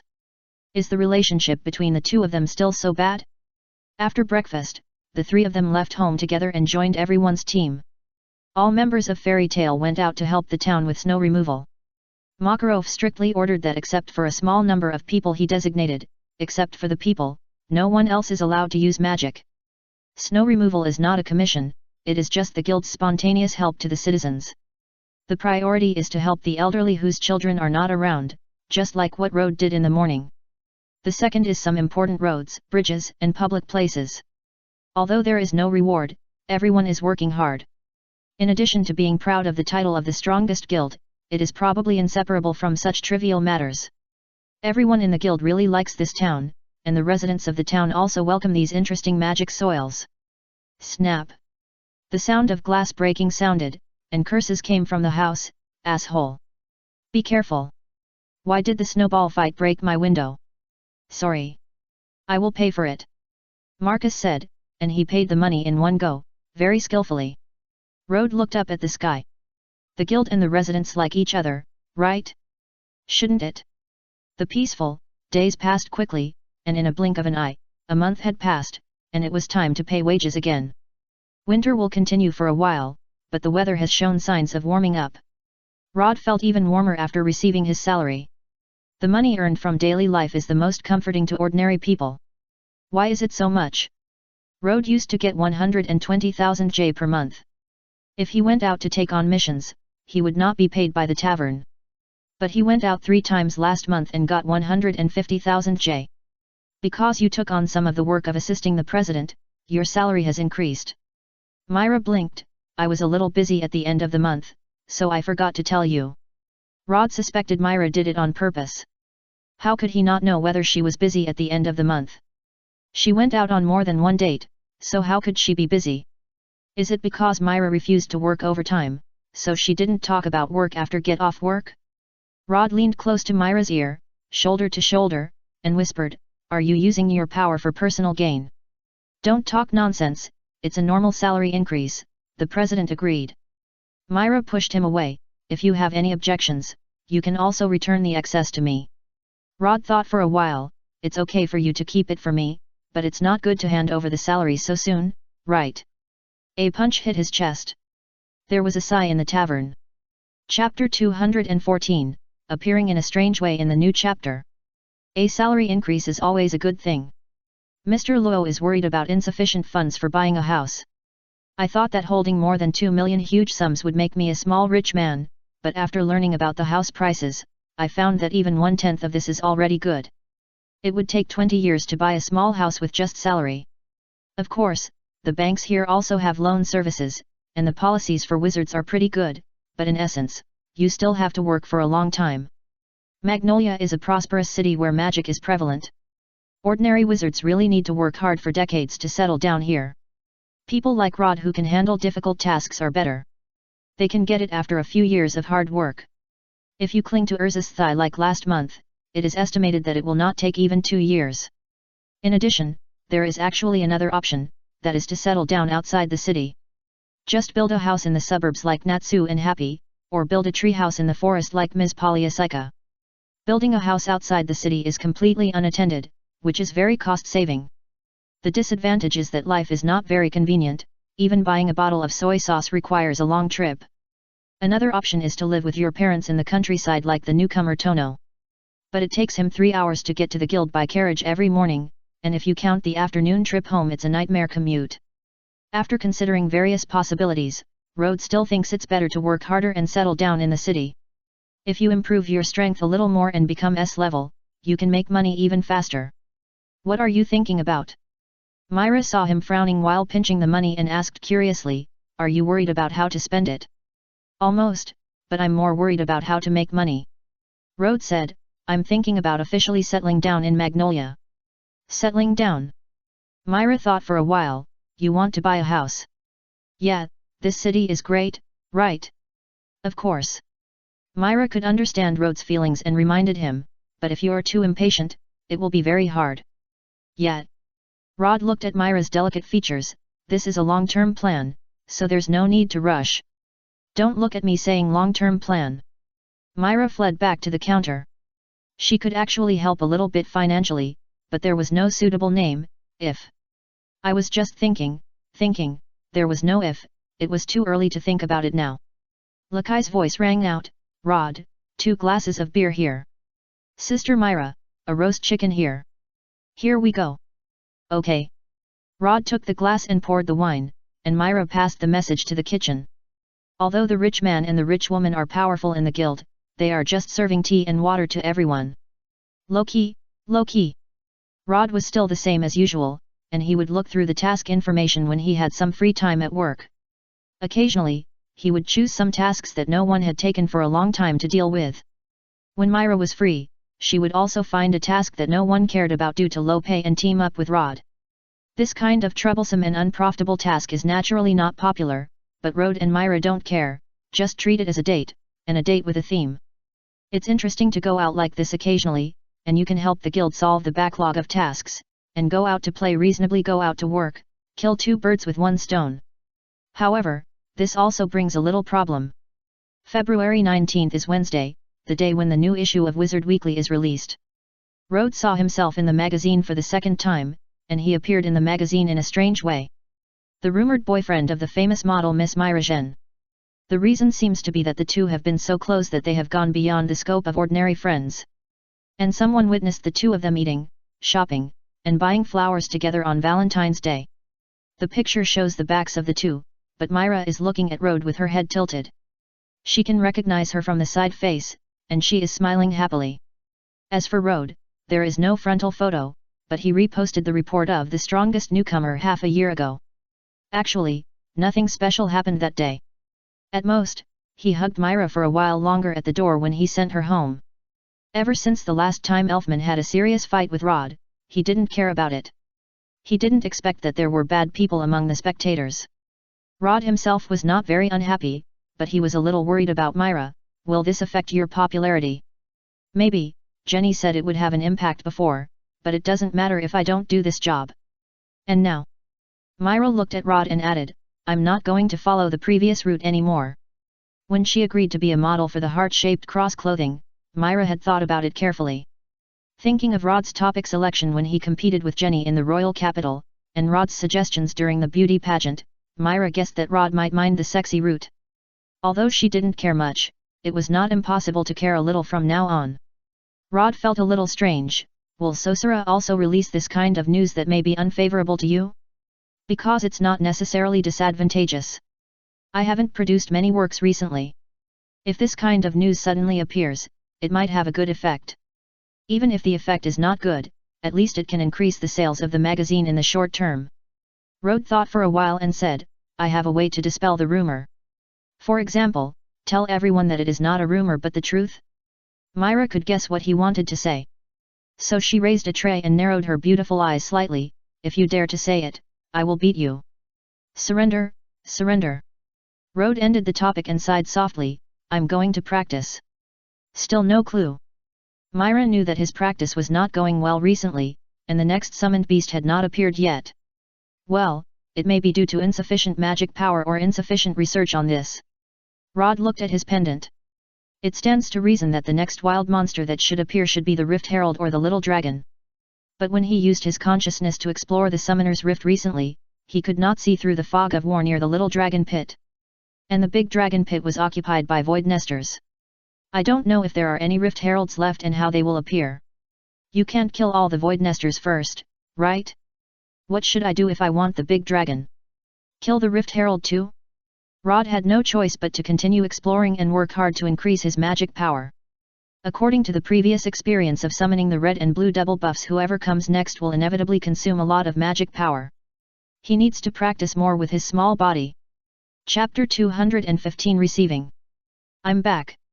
Every time Natsu comes back from a long trip, the guild's door is kicked innocently. Loki, who is nearby, complained, it's hard to repair a broken door, Natsu. Natsu seemed very irritable, where's Rod? Come out. Don't shout, Rod is either in the backyard, the library, or with Sister Myra, you can find him yourself. Loki felt that Natsu was noisier than half of the guild combined. Natsu threw his backpack casually and ran to the backyard in a hurry. He had already smelled the smell. Happy picked up the backpack and flew to the counter, submitting the task list by the way. Myra asked, what's wrong with Natsu? He seems to be looking for trouble with Rod. Is the mission not going well? AI.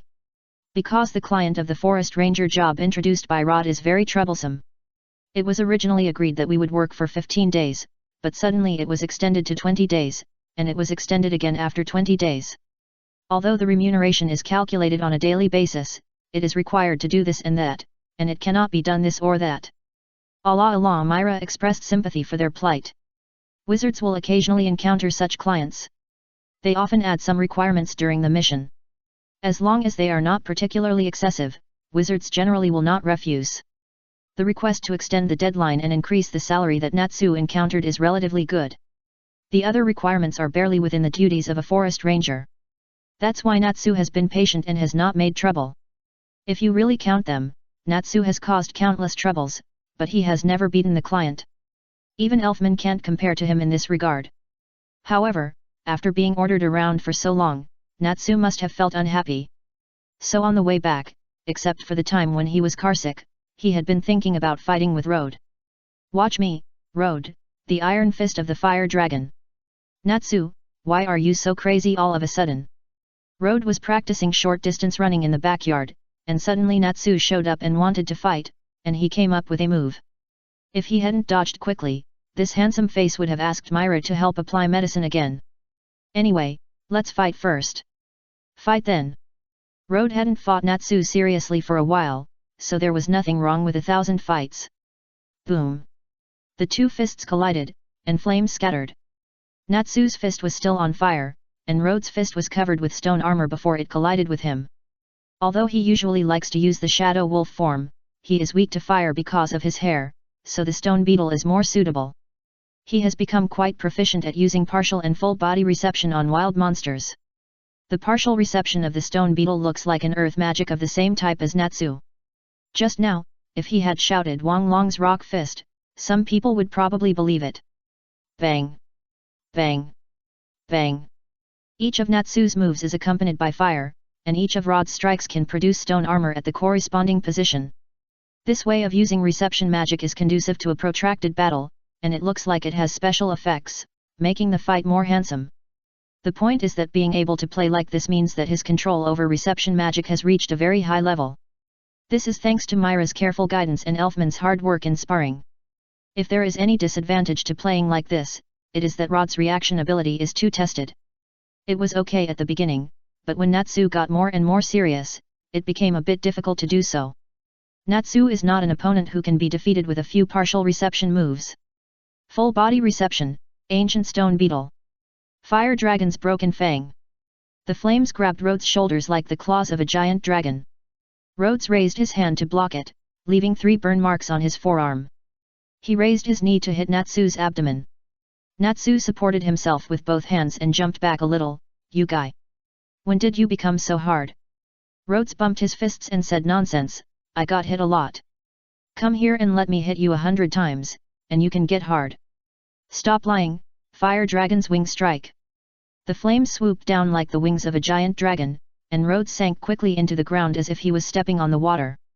When Natsu landed, he grabbed his ankles and dragged him into the soil with only his head exposed. Rhodes jumped onto the ground and looked at his pile of wooden training equipment with heartache. Idiot. Do you want to burn the guild? Shut up, it's not really burned.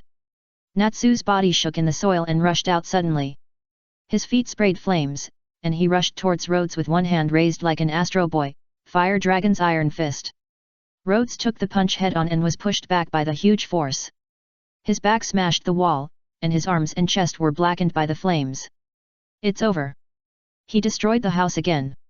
Natsu is simply poisonous. Receive Scarlet Mark Tree Monster. Rhodes' body suddenly grew to 3 meters tall, and his whole body seemed to be wrapped by vines, turning into a tree man. There was a bright red ball of light on his chest, and it was decorated with green leaf patterns around it. Natsu saw Rhodes in this form for the first time, and his mouth opened wide. This is what is it? Wow ha! Natsu raised his arms to push, but was slapped into the ground. Come again. Rod swept his other hand across, his palm imprinted on Natsu's chest. Wow! Natsu was slapped away by him, smashing through the wall of the guild and breaking the bulletin board. The orders on the bulletin board were flying all over the sky. Natsu threw himself on Nabu, and the two rolled into a ball. Natsu. Happy was shocked. Was Natsu beaten by Rod? Amira said with concern, "You two, don't lose the order sheet." Bainabu turned upside down. "Is the order sheet the key? It hurts so much." "What kind of flame is that?" Natsu shouted and jumped up, rushing out of the hole he knocked out, and even widened the hole a little bit. Rod. This time, Natsu was on fire all over his body, and he was obviously more serious than before. Fire Dragon's Iron Fist. Claw. Sword Horn. Dragon-killing magic was used one after another, and Rhodes just slapped back one slap after another. From the feedback from his palm, Rhodes felt that Natsu's attack was getting heavier and heavier. He couldn't tell whether this kid didn't try his best or was getting stronger. The two exchanged more than 10 moves, and Natsu suddenly saw an opportunity, opened his mouth wide and pounced, biting Rhodes' right hand wrapped in flames. "Kata called you away." Natsu's mouth was unclear, as if he was going to swallow the flames in Rhodes' hand. "Very disgusting." Rhodes shook his arms. "Let go." Puff. Natsu and his arms swung in the air, as if Rhodes was shaking a rag doll. "Let go." Puff. "Let go." Chapter 216. "Hey, am I seeing right?" Natsu seems to be completely suppressed. "Is that Rhodes? What is that form? Hasn't he been learning to receive magic recently? It feels like he received something incredible. No wonder he was able to team up with Urza a few days ago. This guy has grown up too fast." The hole created by Natsu provided a good viewing angle for everyone. A group of bored people had a new excitement to watch. Happy looked at Natsu, who seemed to be at a disadvantage, with concern on his face, and said sadly. "Is there no one to start a bet? We want to bet on Rod to win." Myra smiled and touched Happy's head. In fact, she also wanted to bet. So annoying. Vines. Several vines grew on Rod's arm, and they wrapped around Natsu's body like a spirit snake, tied him up tightly, and then raised his hand to throw him out. It's a pity that the vines were burned to ashes by the flames immediately after they left Rod's arm. "Damn it, it's obviously fire, why can't I eat it?" Natsu wiped his mouth and took a deep breath. The roar of a fire dragon. Rod didn't dodge, but used his arms to block his face. The raging fire engulfed him completely, and many parts of his body were burned, but the red light ball on his chest flickered, and the damaged parts recovered quickly. Myra clenched her fists angrily. These two people, one didn't hit lightly, and the other didn't dodge when he could, and didn't defend seriously enough. If it were the past, she would definitely go up and punch each of them. That's not right. If it were the past personality, she might have encouraged them to add fuel to the fire. "So you have become so strong." Natsu laughed. "In that case, how about trying this trick?" Natsu accumulated magic power, and the blazing flames surrounded him. Rod half squatted, pressed one hand on the ground, thinking about whether to interrupt him. "Dragon Slayer! Scarlet! Stop it!" Two big hands broke through the guild wall and stretched out from inside, holding Natsu and Rod in one hand. "Waha!" Natsu lost all his momentum and supported Makarov's fingers with both hands. "What are you doing, old man? I'm about to win." Rod didn't even bother to struggle, and silently released the receiving magic. His body shrank so that he could get away a little and sit on the president's palm. Makarov roared, "Open your eyes and see what you have done to the guild." Natsu hummed and stopped talking. He would always feel guilty for destroying the guild when asked by the old man. Makarov was heartbroken, and Rod, "Why are you messing with him too?" 1. "I was wrong, I will fix it." Rod admitted his mistake with a proper attitude. He just saw Natsu coming to find trouble and wanted to take the opportunity to test his strength. "That president!" Myra's voice rang out, "You just did more damage than Rod did." He let go of Natsu and Rod, and his body returned to normal size. "Well, anyway, you two come with me to repair the guild." "Yes."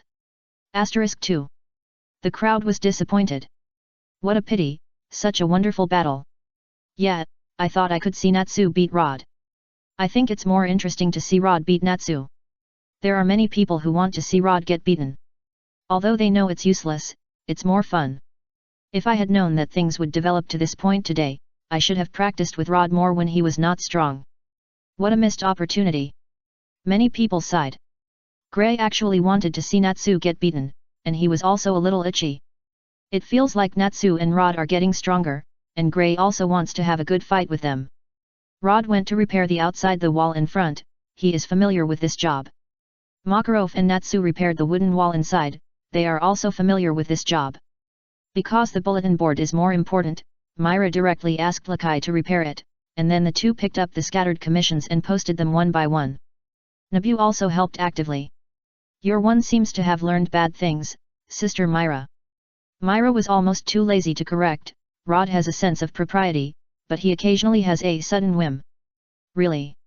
Yes, last time we went to help Mrs. Mari find her wallet, we met. What? Lakai looked curious. Myra refused to say, nothing. It's the most annoying thing to say halfway. Lakai complained, and then said excitedly. Sister Myra, you always mention us when you chat recently. Is there? Myra herself didn't notice it, but it's only natural if you think about it carefully. In late February, Rod and Elfman teamed up for another mission. Elfman no longer disliked Rod's approach to Myra as before. As a younger brother, although he was a little repulsive to his sister's love for someone at first, he was only a little reluctant, and was more worried that his sister would be deceived by unreliable people. Elfman was used to seeing people like Loki who had their feet on countless boats. There were also people like Jet and Troy who couldn't beat him even if they attacked him together. People. How could he be assured of this? But Rod, after so many Team UPS and so many matches, is generally trustworthy. It's just that he needs to get used to having another person in his life. That's not right. Rod and his siblings have been training together every day for a long time, so they should be used to it. Elfman fell into deep thought. When did this guy start harassing his sister?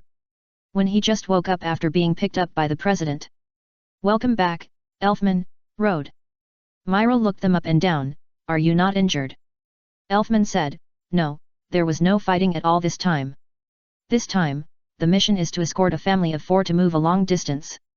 The family has a lot of wealth and goods, and they are worried about being robbed on the road, so they hire a wizard to escort them. For Rhodes and his team, running errands with the team and getting 200,000 J is a huge profit. Myra glanced at Elfman and cast a questioning look at Rhodes. Rhodes looked at her apologetically and shook his head gently. Myra gave him a comforting look and shook her head gently to indicate that it was okay. Elfman was full of confusion. What kind of strange way of communication is this? Can the two of you communicate without talking? Or have you learned telepathy magic with Valian? He couldn't help but ask, Sister, what are you talking about? Myra smiled, nothing, we went so far and worked hard all the way, take a good rest. Elfman left with doubts, always feeling that his sister and Rod were hiding something from him. Could it be that they got engaged secretly? Although it felt a little fast, there was no need to hide such a thing. Suddenly, he wanted to fight Rod again. Chapter 217, New Mission. March came with a gust of warm wind. The temperature began to rise, the ice and snow gradually melted, and some places had already seen grass.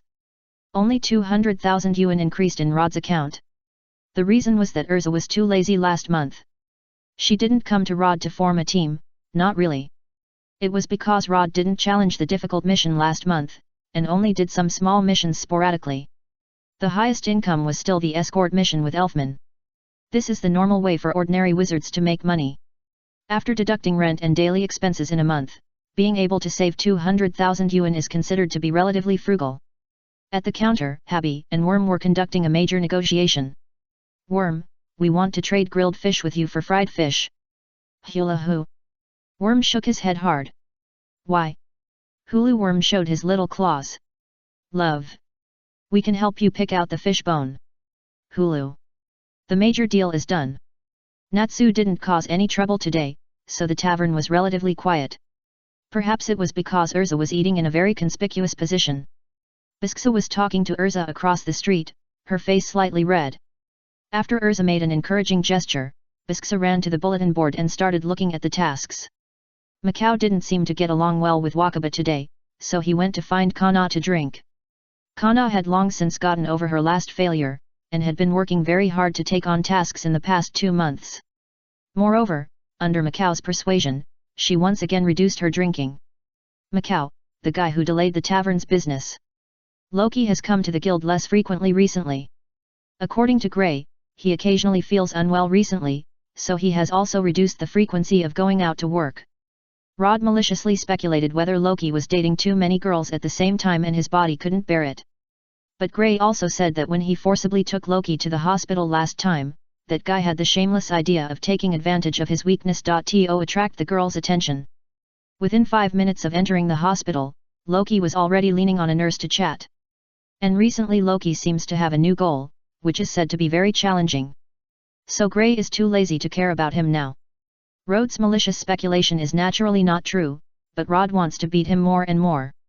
This weird train of thought is exactly like a different world version of El Yuzukiao. Let me see. Myra didn't rush to look at the task but looked at the two people for a while. Did Bisksa want to call Al just now? The two people were uncomfortable with her looking at them, and Bisksa urged, hurry up, it seems to be a very urgent task. Okay, Myra looked carefully, disguised as a couple to sneak into the dance and stop the enemy who wants to ruin the dance.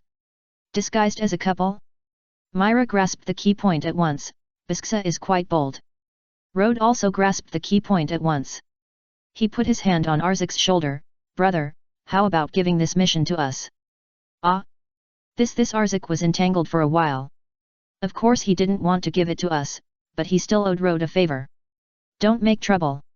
Myra pushed Rod away, confirmed the difficulty of the mission, and helped the two to register. Come on, in all aspects. Myra smiled and sent them away. After leaving the guild with a red face, Bisksa thought that she should have replied with a you two to see Myra's reaction. It's a pity that such a good mission, I didn't notice it first. Rod shook his head gently and flipped through the mission information. Myra rolled her eyes at him. The time for the routine meeting is coming soon. Have you thought about what to do this time? I have to go far away this time. It's really troublesome when the president is drunk. Rod didn't want to go to the meeting with the president again.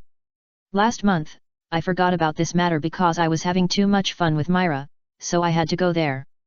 This time I must not be careless again. However, Myra's little fan who wanted an autograph was going to be left out again.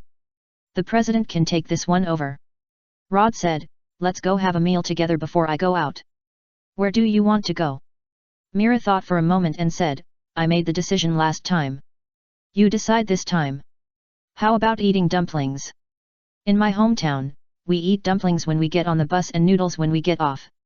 Okay, I know a store. Both noodles and dumplings are good. You can go there when you come back. No problem. Why did I decide on the place in the end? Rod smiled and said, it's the same.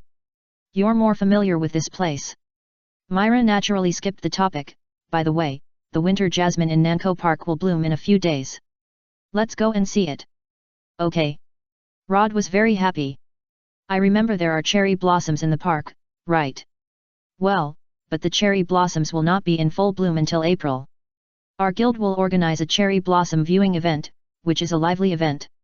No, it's just an internal guild event. Mr. Cook will prepare a lot of delicious food, and there will be various competitions and lucky draws.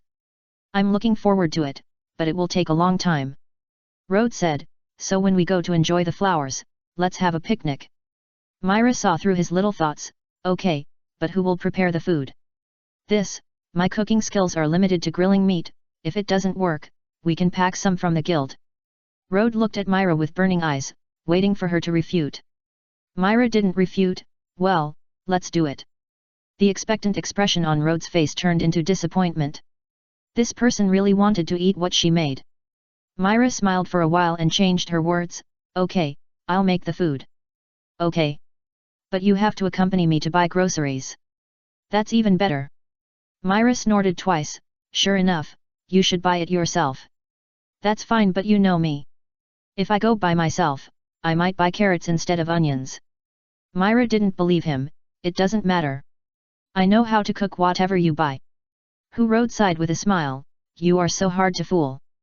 Just as he turned to a commission that had not been posted on the bulletin board in time, his smile gradually solidified.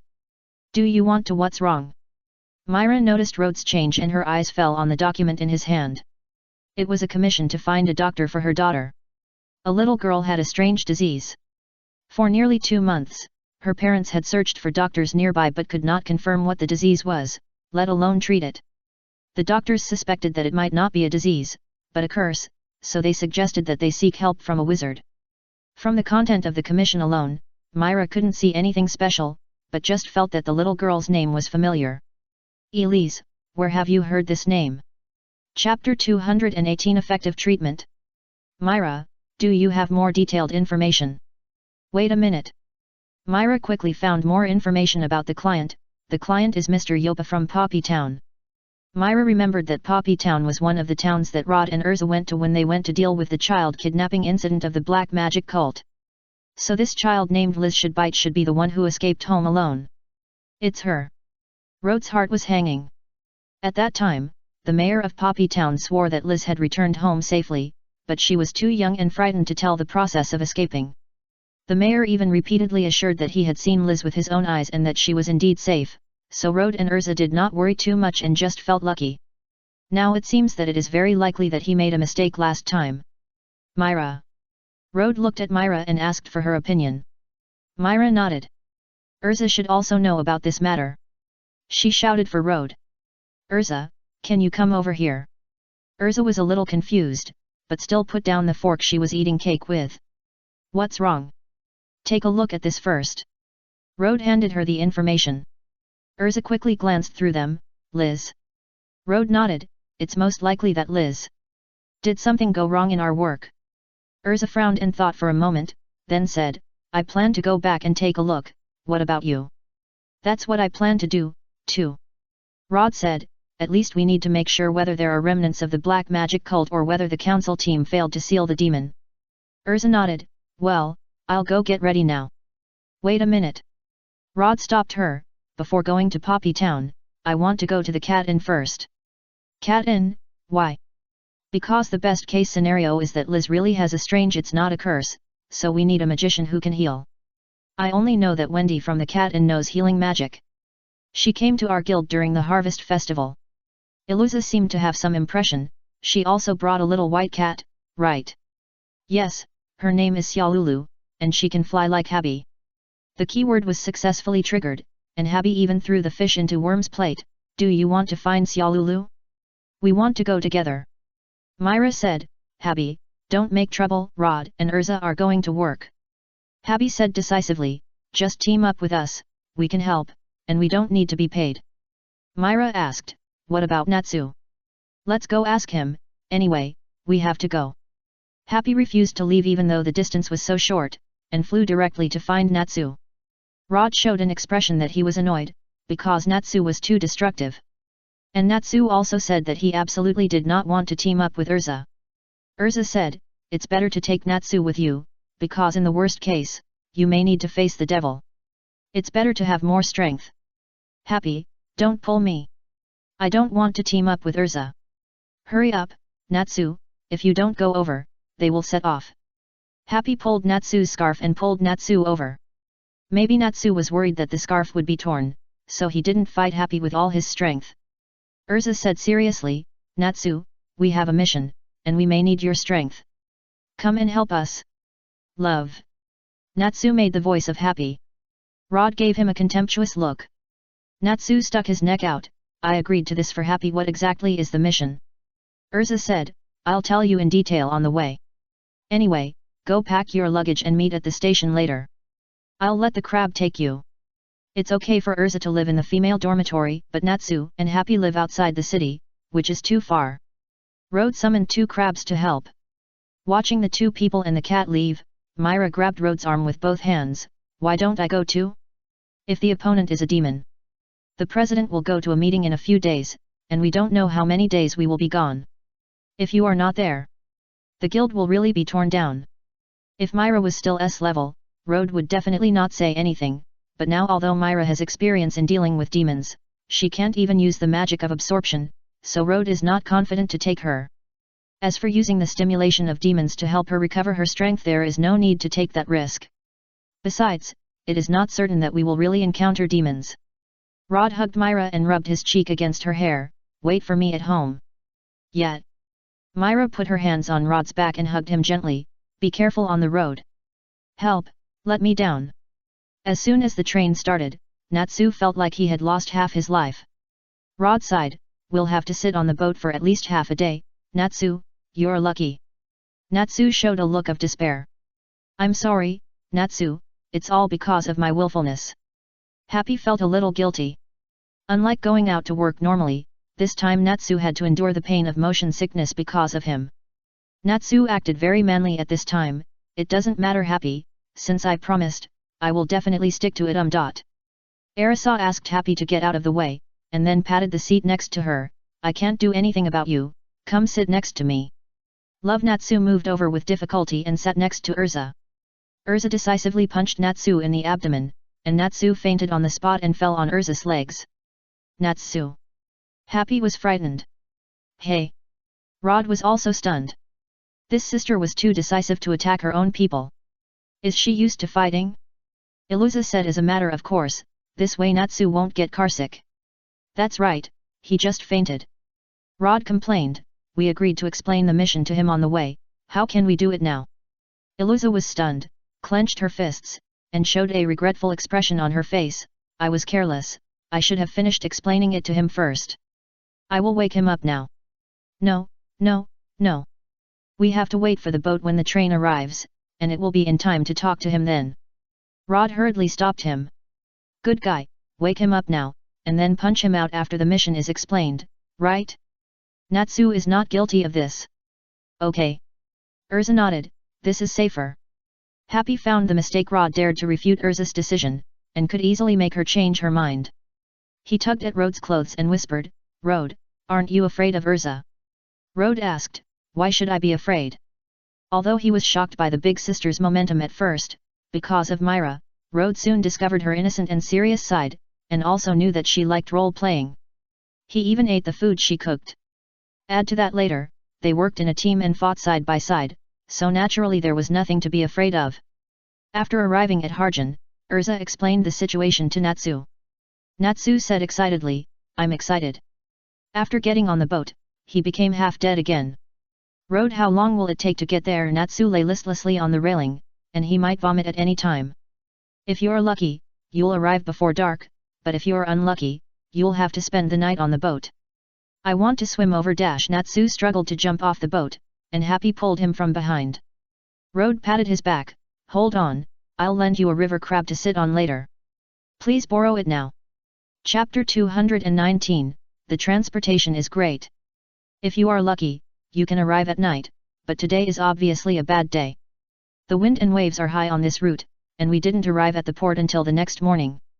When we went to the Cat Inn again, Natsu refused to take the carriage, so Rod had to transfer the river crab responsible for exploring the way back for Natsu to ride. Through the rugged path they walked last time, the group finally arrived at Jiruellen, where the Cat Inn was located. Arisa dragged her luggage cart, put her hands on her hips and looked around for a while. It looks like a very peaceful little village. Happy was excited, love. Is this Xiaolulu's village? Finally, we don't have to take transportation. Naz was very happy. Rod didn't have the heart to tell him that he would continue to ride after picking up Wendy. Rod was a familiar face in this village. After asking the villagers, he took everyone to Wendy's house. When they arrived, Wendy was drawing a magic circle in the yard with a stick. But after she finished drawing, the magic circle didn't work, and Wendy was a little frustrated. Xiaolulu held a thick magic book to help Wendy check and compare. Wendy! Rod shouted. Xiaolulu! Happy shouted. Wendy turned around and showed a surprised expression after a brief shock, Mr. Rod. Xiaolulu was surprised and said, it's you? There is also a male cat? Before Rod entered the door, Wendy trotted over by herself, but fell to the ground after running 2 steps. A standard fall on the ground. It hurts to watch. Rod silently remembered that he would be ready to help Wendy when he saw her in the future. The fall did not dispel Wendy's joy. She greeted them happily, Mr. Rod, Mr. Natsu, Happy, and are you Miss Urza? Urza smiled, hello. Xiaolulu, look, it's Miss Urza herself. Xiaolulu said indifferently, I know, didn't I see her in fairy tale last time? Xiaolulu, do you want to eat fish? Happy opened the small green bag he had been carrying, we just caught it this morning. I've already eaten. Xiaolulu didn't want to pay attention to him, anyway, go sit inside first. Xiaolulu was very particular about the etiquette of entertaining guests, as if she didn't want to be looked down upon by fairy tale. Rod didn't care about these things at all, and asked Wendy, "How are you recently?" "Well, the village is as quiet as before." Wendy felt that everything was fine and was always happy in the guild, but the Dragon Slayer secret is so difficult to learn, and there has been no progress recently. Dragon Slayer secret? Natsu, did you want to use that trick to hit me last time? Teach Wendy quickly. Are you stupid? Mine is Fire Dragon Slayer magic, and Wendy's is Sky Dragon Slayer magic, how can they be the same? Rod didn't bother with him, they are all Dragon Slayer magic, there should be some similarities, right? At least introduce some learning experience. Experience? My Dragon Slayer secret was taught to me by Ignor, just do this, and then that's it. Natsu waved his fists a few times and said something incomprehensible. Wendy smiled awkwardly, it's completely different. In fact, I couldn't understand it at all. Xiaolulu poured tea for everyone. Harpy held the teacup and was reluctant to drink. After Wendy and Rode asked each other about their recent situation and chatted for a while, Xiaolulu said, "So, what's the matter this time? Is there another mission nearby, so you come to stay overnight?" She saw that this group of people did not look like they were traveling. Rode said, "This time it's not staying overnight, there is a mission that I want to ask Wendy for help." Rode showed Wendy the commission form and asked her to understand Liz's situation. "Because it is a disease that many doctors can't treat, I want to ask Wendy to take a look." Wendy obviously sympathized with Liz's experience and immediately said, "I want to go." But Urza said, "Don't make a decision in a hurry. This mission is dangerous. The child has a strange disease, which is the best case scenario. The worst case scenario may be a curse, and the worst case scenario may involve demons, so you must think it through." Rode nodded, "Yes, think about it carefully first, and it's best to ask President Robinla for his opinion. Persuasion is persuasion, but the actual situation of the mission and the possible dangers must be made clear in advance." Wendy showed a frightened expression. She didn't think about it carefully just now. The black magic cult and the demons sounded terrible. Xiaolulu was the first to object, "No, such a dangerous mission, you are not allowed to go." Xiaolulu. Wendy really wanted to help. Wendy is not good at fighting. It will be too dangerous if she encounters a demon. Natsu yelled, "It doesn't matter. I will beat all the demons." Rod said seriously, "If we really encounter a demon, I can take Wendy away as soon as possible." Iluza nodded, "We will do our best to ensure Wendy's safety." Wendy. Xiaolulu was a little angry. She said she would ask the president, but Wendy's look clearly showed that she agreed. When leaving the Cat Inn, Wendy and Xiaolulu were added to the team. Everyone got on the long-distance carriage to Poppy Town. Natsu and Urza sat on one side and Rod and Wendy sat on the other side. Xiaolulu was on Wendy's lap, and Happy was on Rod's lap trying to lean over. Wendy whispered, "Xiaolulu doesn't have to come with us." Xiaolulu said unhappily, "How can I trust you to go so far alone?" Wendy smiled at her gently. Happy hesitated, "Xiaolulu." Xiaolulu moved closer to Wendy, "Don't get so close, cat." "Xiaolulu, be polite," Wendy advised, and then looked at Natsu in confusion, "Mr. Natsu, are you feeling uncomfortable?" "Just motion sickness." Rode couldn't understand Natsu. When he talked about the possibility of fighting a powerful demon, he was so excited that he forgot that he was motion sickness, and got into the carriage happily. As a result, a healthy and energetic young man turned into a puddle when the carriage moved. If you are motion sick, it may be a problem of balance. Wendy thought for a while, stretched out her hand to Natsu, and her palm was slightly glowing, "Troia." Natsu, who was nauseated by motion sickness just now, suddenly felt no longer uncomfortable. He sat up straight in disbelief, and his expression gradually became excited, "Oh, what is this?" Rode was surprised, "You can even cure motion sickness?" Wendy smiled happily, "Troia is a magic that helps adjust the sense of balance. Although I am not good at fighting, I know a lot of support magic." Iluza praised, "It's amazing." Wendy was a little embarrassed by the praise. "Ahaha. Great, the transportation is really good." Natsu stood up and sat down excitedly. Like a husky put in the snow. If the space was not limited, he might have done a handstand on the spot.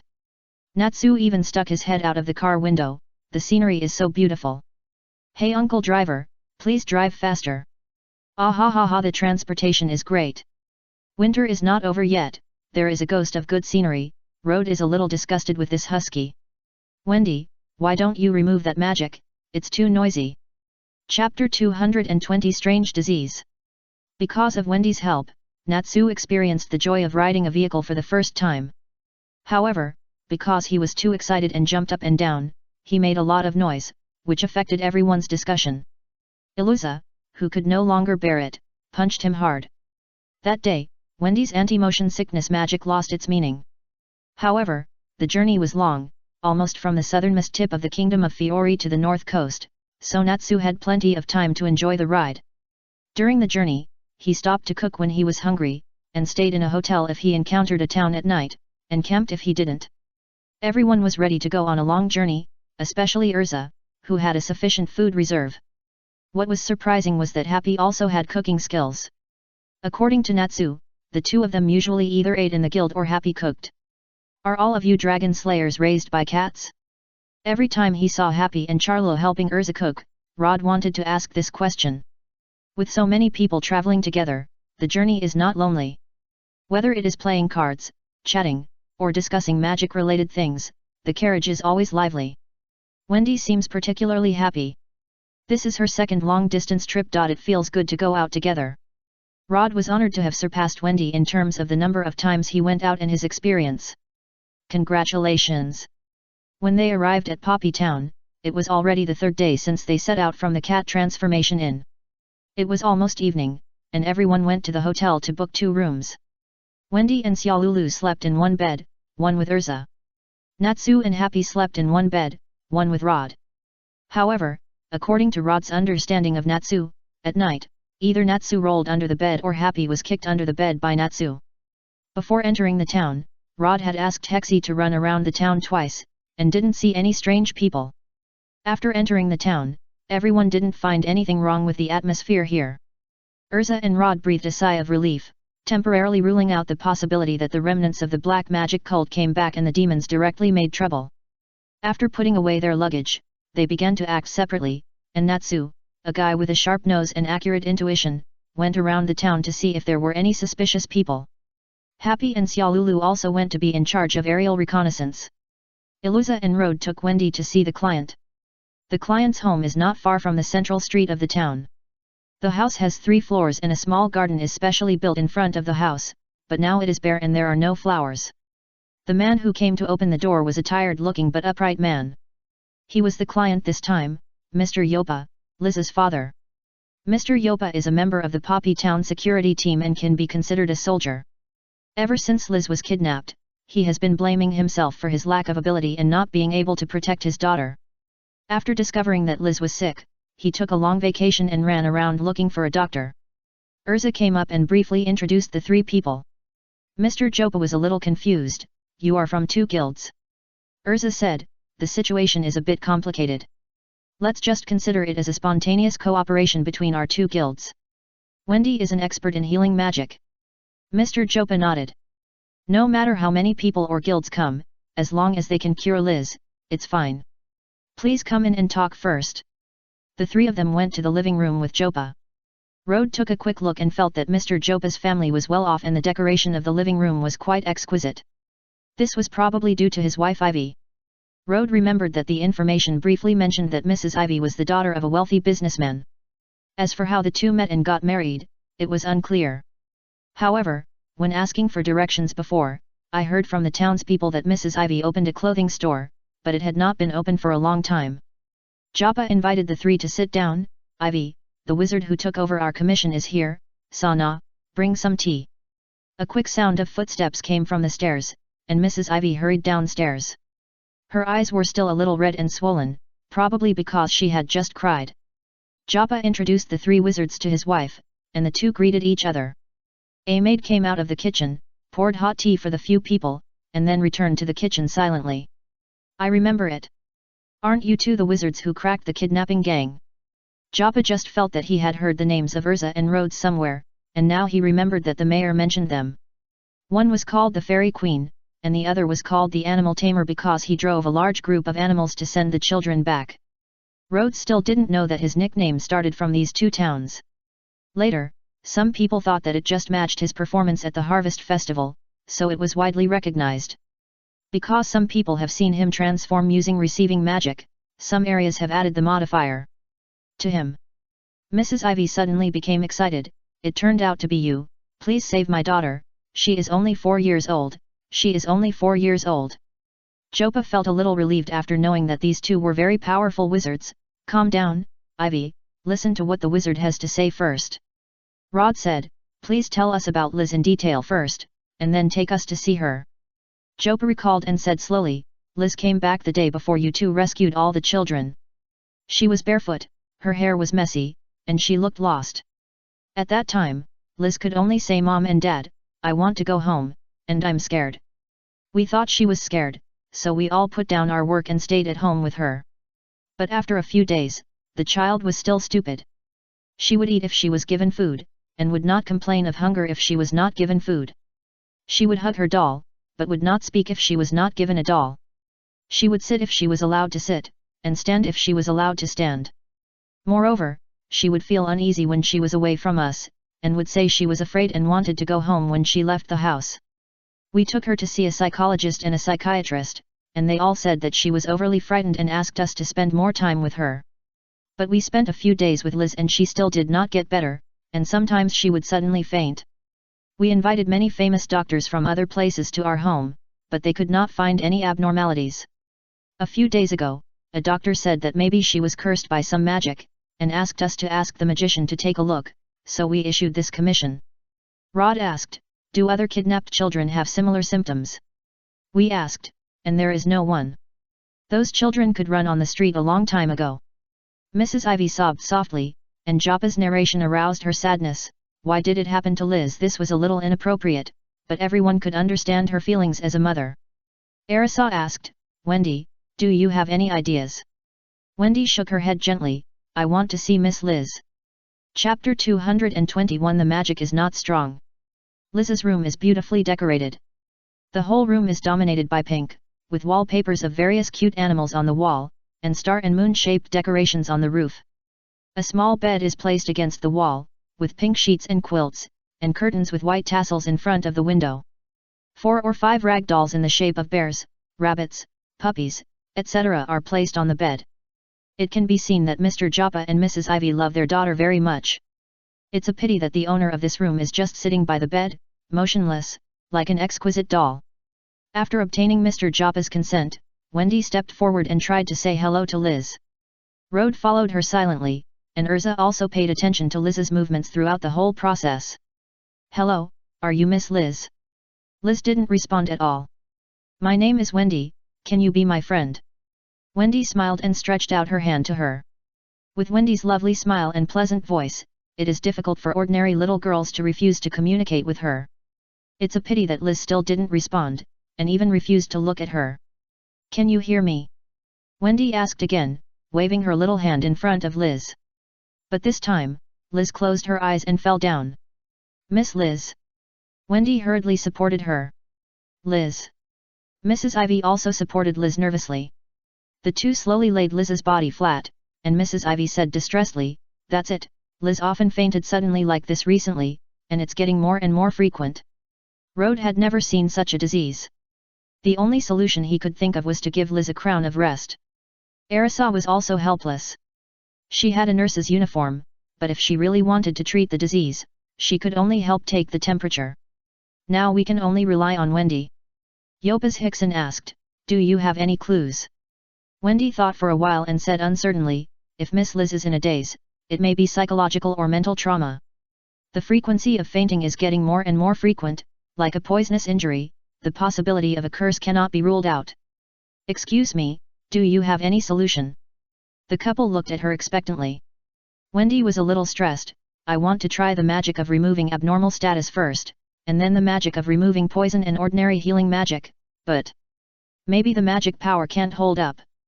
Rode remembered that the last time Wendy used healing magic, she and he collapsed in the corner together. Wendy's eyes were filled with tears, I'm sorry, I can only use one kind of magic for a short period of time. Urza looked at Rode and smiled, if you don't have enough magic, don't worry at all. Well, leave the magic to me. Rode touched Wendy's head, when will it start? Then let's do it now. Rod looked at the space in this room. Summoning a golem would crash through the roof, so he could only receive it. At this height, you have to squat to receive it. Mr. Yappa, Mrs. Ivy, can you step back a little? Yes. Yappa reluctantly retreated to the door. Urza stood beside Wendy and made room for Rod. Receive the blue carved golem. Rod half-crouched and activated the receiving magic. This was the first time he had received a golem in this position. A huge stone statue suddenly appeared in the room, and the blue light bulb on its chest attracted attention. With a height of more than 3 meters, even if he squatted, his head could touch the decorations hanging on the ceiling. Rod had to control himself not to move around. Mr. Rod. It goes without saying how surprised Joppa and Ivy were. Even Wendy saw Rod in this form for the first time. Rod didn't waste any words. After transforming, he added a buff to himself and Wendy, Crown of Insight. 3 blue streams of light appeared around Wendy, and Rod said to Wendy, "Let's start." Yes. Wendy obediently cast a spell on Liz, abnormal state resistance increased, Larija. A blue magic circle appeared under Liz's body, forming a blue translucent light shield around her. Wendy's palm continued to emit blue light, abnormal state lifted, Disparu. The blue light lasted for dozens of seconds. Wendy's body was shaky. Urza held Wendy in her arms. Rod thought it might be better to let Wendy fall, at least the floor was wooden. Healing magic consumes a lot of magic power. Wendy encountered the same problem as Rod before, the total amount of magic power was insufficient, resulting in her being unable to continue this magic even with the blessing of the Crown of Insight. After waiting quietly for a few minutes, the Crown of Insight expired, and Wendy finally accumulated enough magic power for the next magic. Rod gave her another Crown of Insight. Come again. Wendy stretched out her hand again, and a green light emerged from her palm, toxin removal, detox.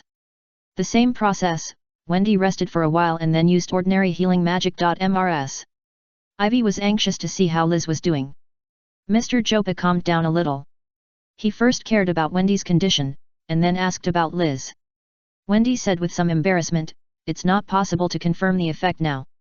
Let Miss Liz sleep for a while, and we'll come back tomorrow to see." Yes, why don't you rest at my house? There are enough guest rooms at home. No need, we have already rented a hotel, and our companions are waiting for us. Iluza felt that Wendy had something inconvenient to say, so she rejected Mr. Joppa's proposal, but added, "You can come to us at any time if you have anything." 1. The three left the client's house. The sun had set, and lights were on the street. Before they walked far, Habi and Xiaolulu came over. Xiaolulu asked, "How is it? What disease does the child have?" "I don't know." Wendy shook her head, "Healing magic doesn't work on her." Iluza asked, "What about the 2 magics in front?" "It's useless. I don't feel like the curse has been lifted or the poison has been removed." Wendy pouted and covered her face with her hands. "I'm sorry, I'm useless." "Woohoo!"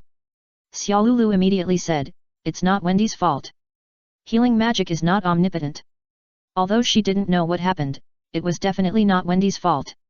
Xiaolulu is right. Maybe there is another reason for Liz's illness. Rod said, "Let's investigate more." Xiaolulu thought of what Urza said, and asked again with concern, "What do you mean by the first 2 magics? How many times did Wendy use magic? Why are you so reluctant?" Chapter 222, I want to break it. "It's okay, Xiaolulu." Wendy said with a little cry, "Mr. Rod has magic to help me restore my magic, so it's okay." Xiaolulu was surprised and said, "You can restore your magic? Why, last time I was exhausted last time." Rod said helplessly, "Let's not talk about this first. Have you found anything?" Xiaolulu said, "It looks like a very ordinary town, nothing special." "Love." Xiaolulu is right. But Habi hesitated a little. Urza asked, "But what?" Habi looked at Xiaolulu and said, "We seem to see some strange light." Xiaolulu put her hands in her pockets and said, "I've already said it, what does such a far light have to do with this place?" There were no other clues anyway, so Rod asked, "What kind of light is it, and in which direction?" "It's light, it lights up on the mountain, sometimes purple, sometimes gold, and sometimes blue, changing back and forth." Habi tried to recall for a while, pointed to the north and said, "It's over there." Rod and Urza looked at each other. Isn't that the direction of the altar of the black magic cult? Rode waved his hand. Summon, Kenyan Swift Crab. Urza jumped on the crab's back with him. Xiaolulu, you and Wendy go back to the hotel to rest first. Happy, where is Natsu? Natsu said he smelled something that deserved a beating and ran out of town. The direction is. Happy squeezed his face with both hands, looking shocked. It seems to be the same direction. Why? Did Natsu burn the mountain? Maybe it's more troublesome than burning the mountain. Rode said, anyway, let's go and take a look first. Wendy, Xiaolulu, remember, if there is anything unusual, don't wait for us to leave immediately. Rode gave an order, and the river crab immediately ran. Happy spread his wings and chased after it. Wait, we have to go too. Thinking that Natsu might have gone to a dangerous place, Happy didn't even care about Xiaolulu. Hey, what's over there? Xiaolulu said dissatisfiedly, really, they are all just talking to themselves. Xiaolulu had some bad guesses. The black magic cult and demons mentioned before, wouldn't they be over there? Wendy watched them leave, hesitated for a while and said, Xiaolulu, let's go back, I have something to verify. Even Wendy is like this. Xiaolulu felt that Wendy had learned bad things from fairy tale. Let me make a promise first, if there is any danger, I will take you away immediately. Where the mountains and the sea meet on the north coast, in the mountains less than 10 kilometers southeast. There was originally an altar here, but it was first destroyed by Urza's evil breaking spear, and then the wizard invited by the council drew a magic circle to seal it. After that, an earth wizard was invited to cast magic here to change the terrain, filling the valley into a small mountain. There are also illusion wizards who set up illusions, and ordinary people can't get close. In addition, people were sent to patrol the surrounding mountains regularly to check for suspicious persons. With multiple insurance measures, the possibility of the devil's resurrection was repeatedly reduced. The council could not do such a thing to harm children, nor was it willing to perform such black magic, so it could only settle for the next best thing.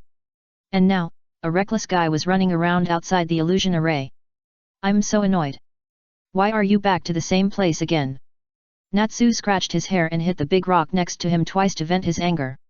He clearly smelled the smell of a worthy person nearby and wanted to go over to fight, but he always found himself back to the same place after walking for a while. It was so infuriating. Natsu touched his fists together, and a fire flashed in the middle. In this case, why not? Natsu.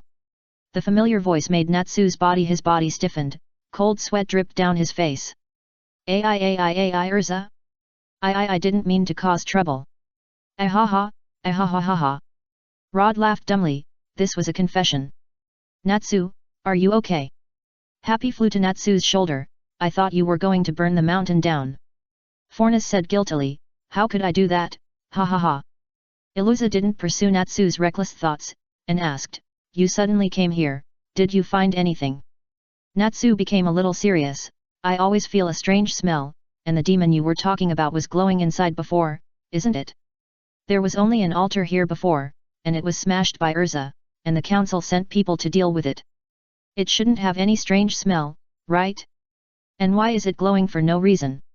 Rod tried to receive the shadow wolf on the way, and didn't smell any special smell at all. Besides, how can such a far place be related to Liz's illness? Is there magic that can curse a target from a distance? Happy hid behind Natsu in fear, AI is the devil coming out of hell. Iluza pondered, it is possible that some factors may cause the seal to loosen and the devil to revive. We need to see it with our own eyes. But I can't get through it all. Natsu was a little irritable again, I will be back here if I don't go far. There is an illusion magic circle nearby, which can affect people's sense of direction without knowing it. This method Urza evaluated it, maybe only slightly worse than Mr. Gon's level. Natsu covered his head with both hands, and his cherry-colored hair was messed up by him. Is Mr. Gon stronger than the person who did this? How to defeat him? Natsu is not afraid of fighting, but if he can't even touch the corner of the opponent's clothes, how can he fight? If he doesn't defeat Miskin, how can he become an S-class wizard? Iluza asked, Rod, what would you do if it were you? No matter what kind of magic circle, it needs magic power to maintain it. Generally, it can be removed by defeating the caster. But now this kind of illusion obviously needs to be maintained for a long time. Compared with the formal sealing magic circle, it is unlikely that the caster will always bear the magic power. Then it should be powered by magic crystals, or use living connection magic to transfer the magic power burden to a certain important member of the council. For the illusion magic circle, the first possibility is more likely, and in order to be able to operate continuously, the magic crystals that can collect surrounding magic power to charge should be used. The simplest way is to bombard it wildly and smash all the mountains, trees, and stones. Sooner or later, the magic crystals will be broken and the illusion will be removed. Aren't you still going to cause trouble? Natsu suddenly became excited. Leave this matter to me. Rod pulled him back. Don't make a fuss, we're just here to take a look, not to destroy it. That kind of magic crystal is very expensive. Chapter 223, Cannibalism. Natsu said unhappily, you can't smash it, and you can't break through it, so what should you do? Since it's an illusion that will disrupt your sense of direction after entering, then... Buzz. The ground shook slightly, and a purple light shot up into the sky through the illusion. That's it. Happy said, that's the light we saw. Change to the sky wheel armor. Iluza jumped up lightly, floating in the air, and dozens of weapons appeared behind her. She waved her hands vigorously, and various weapons flew into the illusion magic circle, one by one inserted into the ground, drawing a strange zigzag route. Iluza finished the rest of Rod's words, then make a signpost before the sense of direction is affected outside the illusion. Happy said, but Urza drew a curve. No, I am sure that what I drew is a straight line, one step, and one weapon. Urza's tone was full of unquestionable flavor. Next, don't trust your eyes, ears, and nose, just follow the order of sword, gun, axe, stick and halberd, and you will naturally reach it. Oh. Natsu completely believed in Urza's judgment, and rushed in as soon as he finished speaking. In the eyes of others, Natsu's figure was like a ghost, floating around, circling a few circles before stopping, and when he took another step forward, his figure disappeared directly. It's feasible, let's go to Love. Actually, Rode had another plan to drill into the ground, but because he didn't know how the seal inside was arranged, he was worried that he would break it by drilling randomly. Several people groped for Urza's weapon and entered the illusion magic circle. After dozens of steps, the scene in front of them suddenly changed, and a 10-story high rock mountain suddenly appeared in front of everyone. There were complex golden spells carved on the rock mountain, but most of them had turned purple, and the purple was slowly eroding the remaining spells. A thin crack appeared on the rock mountain, and purple-black light emanated from the crack. Happy was startled. Is the seal going to collapse? It looks like it won't last long. Urza said seriously, it must be opened as soon as possible. I'll tell the council to come and fix it. It's troublesome. Rode just hoped that this thing would collapse more slowly, otherwise they would be in trouble. They happened to be there when the seal collapsed, which was like jumping into the Yellow River and not being able to wash it off. Only Natsu looked excited. Why do we have to notify those guys? Isn't it enough to just beat up the demon? Ha ha ha, hey! The one inside, come out quickly. Rode said with a headache, stop it, the demons in the Book of Zeref can easily destroy the town. It's no joke to ask him to break the seal. But he still had a question. The summoning ceremony should not have been held in time when he came last time. The council made the seal just in case. Why is it that there is no sacrifice, no summoner, and only a bare seal now, and the demon is about to come out at any time? Be careful. Iluza reminded. The cracks on the rocky mountain became more and more obvious, and a crackling sound was heard. The rubble rolled down the mountain, fell to the foot of the mountain, and fell into the cracks. Summon, Crimson Mark Tree Monster, Crown of Embers. Before the rocky mountain completely cracked, Rhodes added red buffs to Urza and Natsu. Since the seal is broken, why not give him a hard blow now? What is this? Natsu looked at the red light around him curiously, and then he looked at the murderer with an expression, shocked. Isn't this the magic that the president used when he beat me? You used it last time too. Ahem. Rhodes was a little embarrassed. Let's talk about this later. Anyway, let's solve the trouble in front of us first. Change clothes. Star armor. Iluza didn't have as much nonsense as Natsu. She had already seen a demon horn.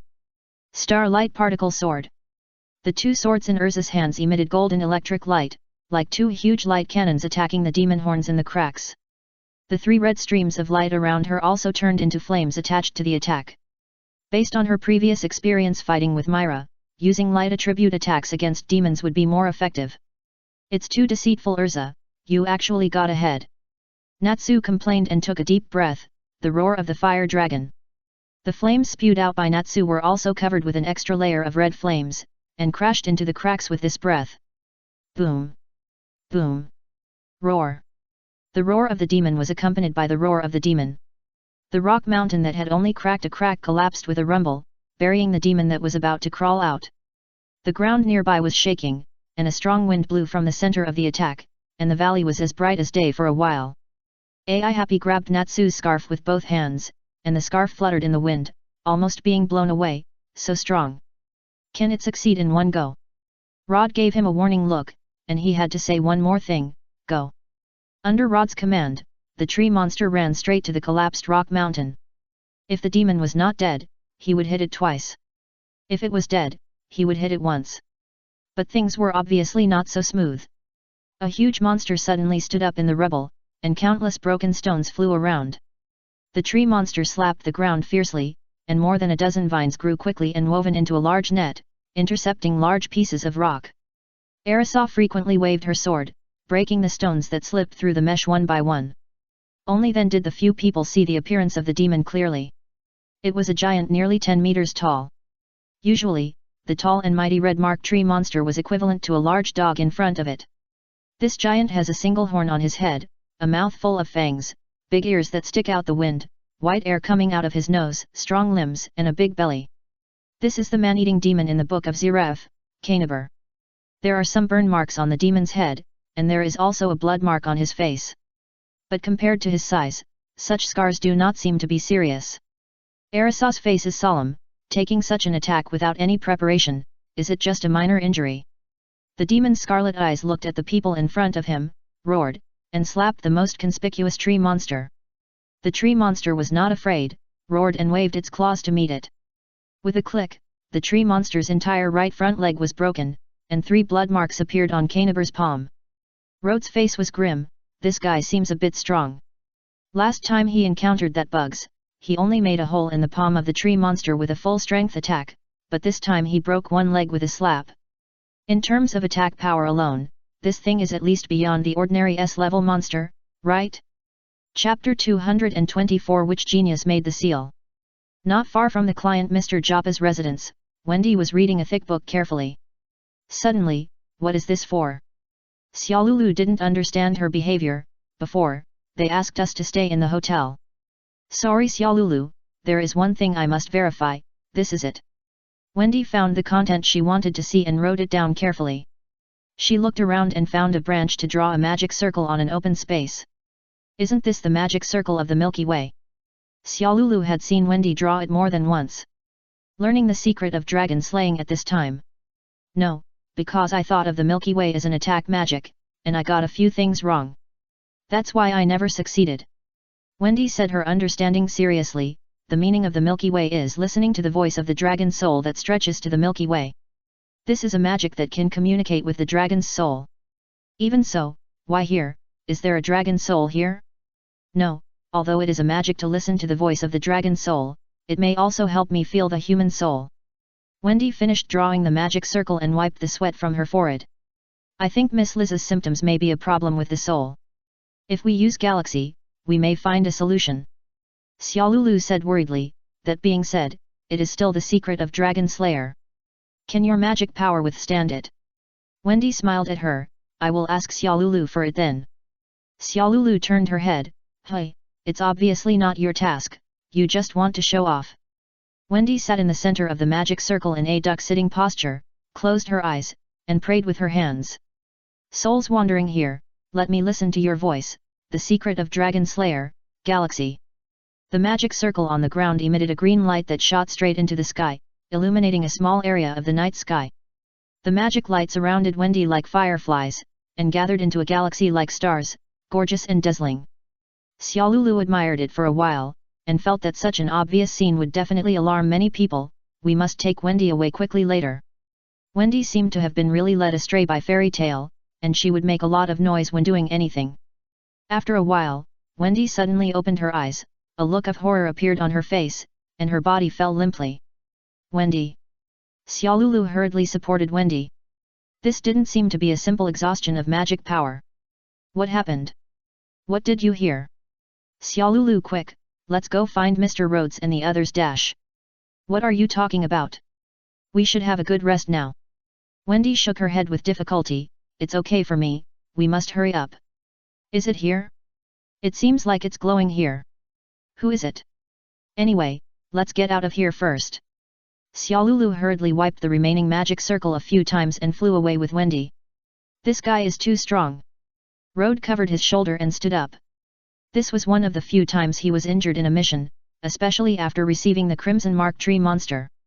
Although he slowly recovered with the help of Yu Higuan, it was really uncomfortable to be beaten. The terrain at the scene changed dramatically. The hills on both sides were almost flattened, and the valley in the middle was full of ravines and huge rocks. Not only because the battle was fierce, but also because the demon in front of him could use an exaggerated scale of earth-based magic. Who in the council thought of using earth-based magic to seal the earth-based demon? Or did they not know that this demon was earth-based? Wow! A Natsu flew over.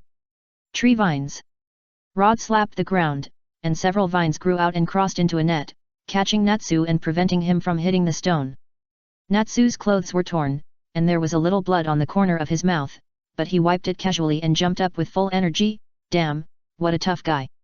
Iluza's star armor has been broken, and now she is wearing black feather armor, jumping and dodging flexibly on Kanab's arms and shoulders.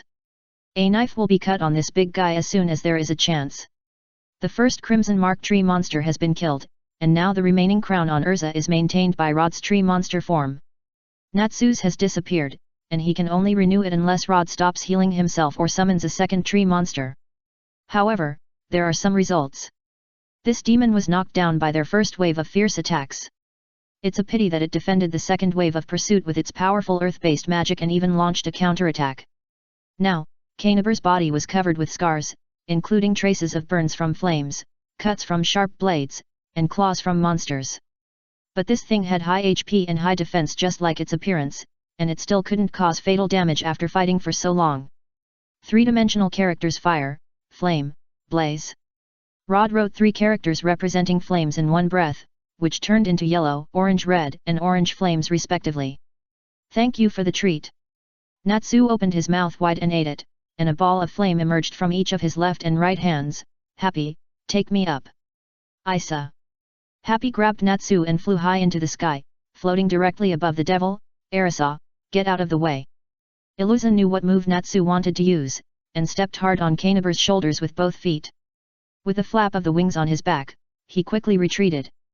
Natsu raised his hands above his head, and the 2 flames merged into a huge fireball.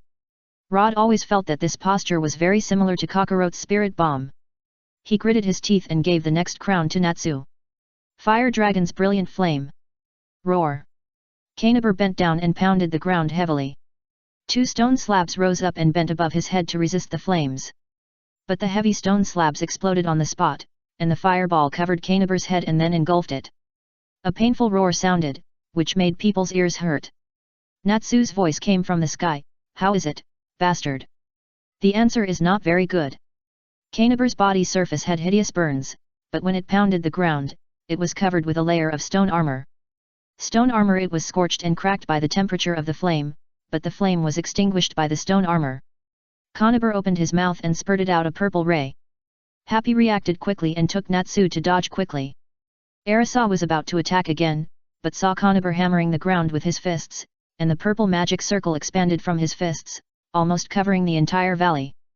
The ground shook, and stone spikes continued to emerge from the ground, piercing Urza and Rhodes.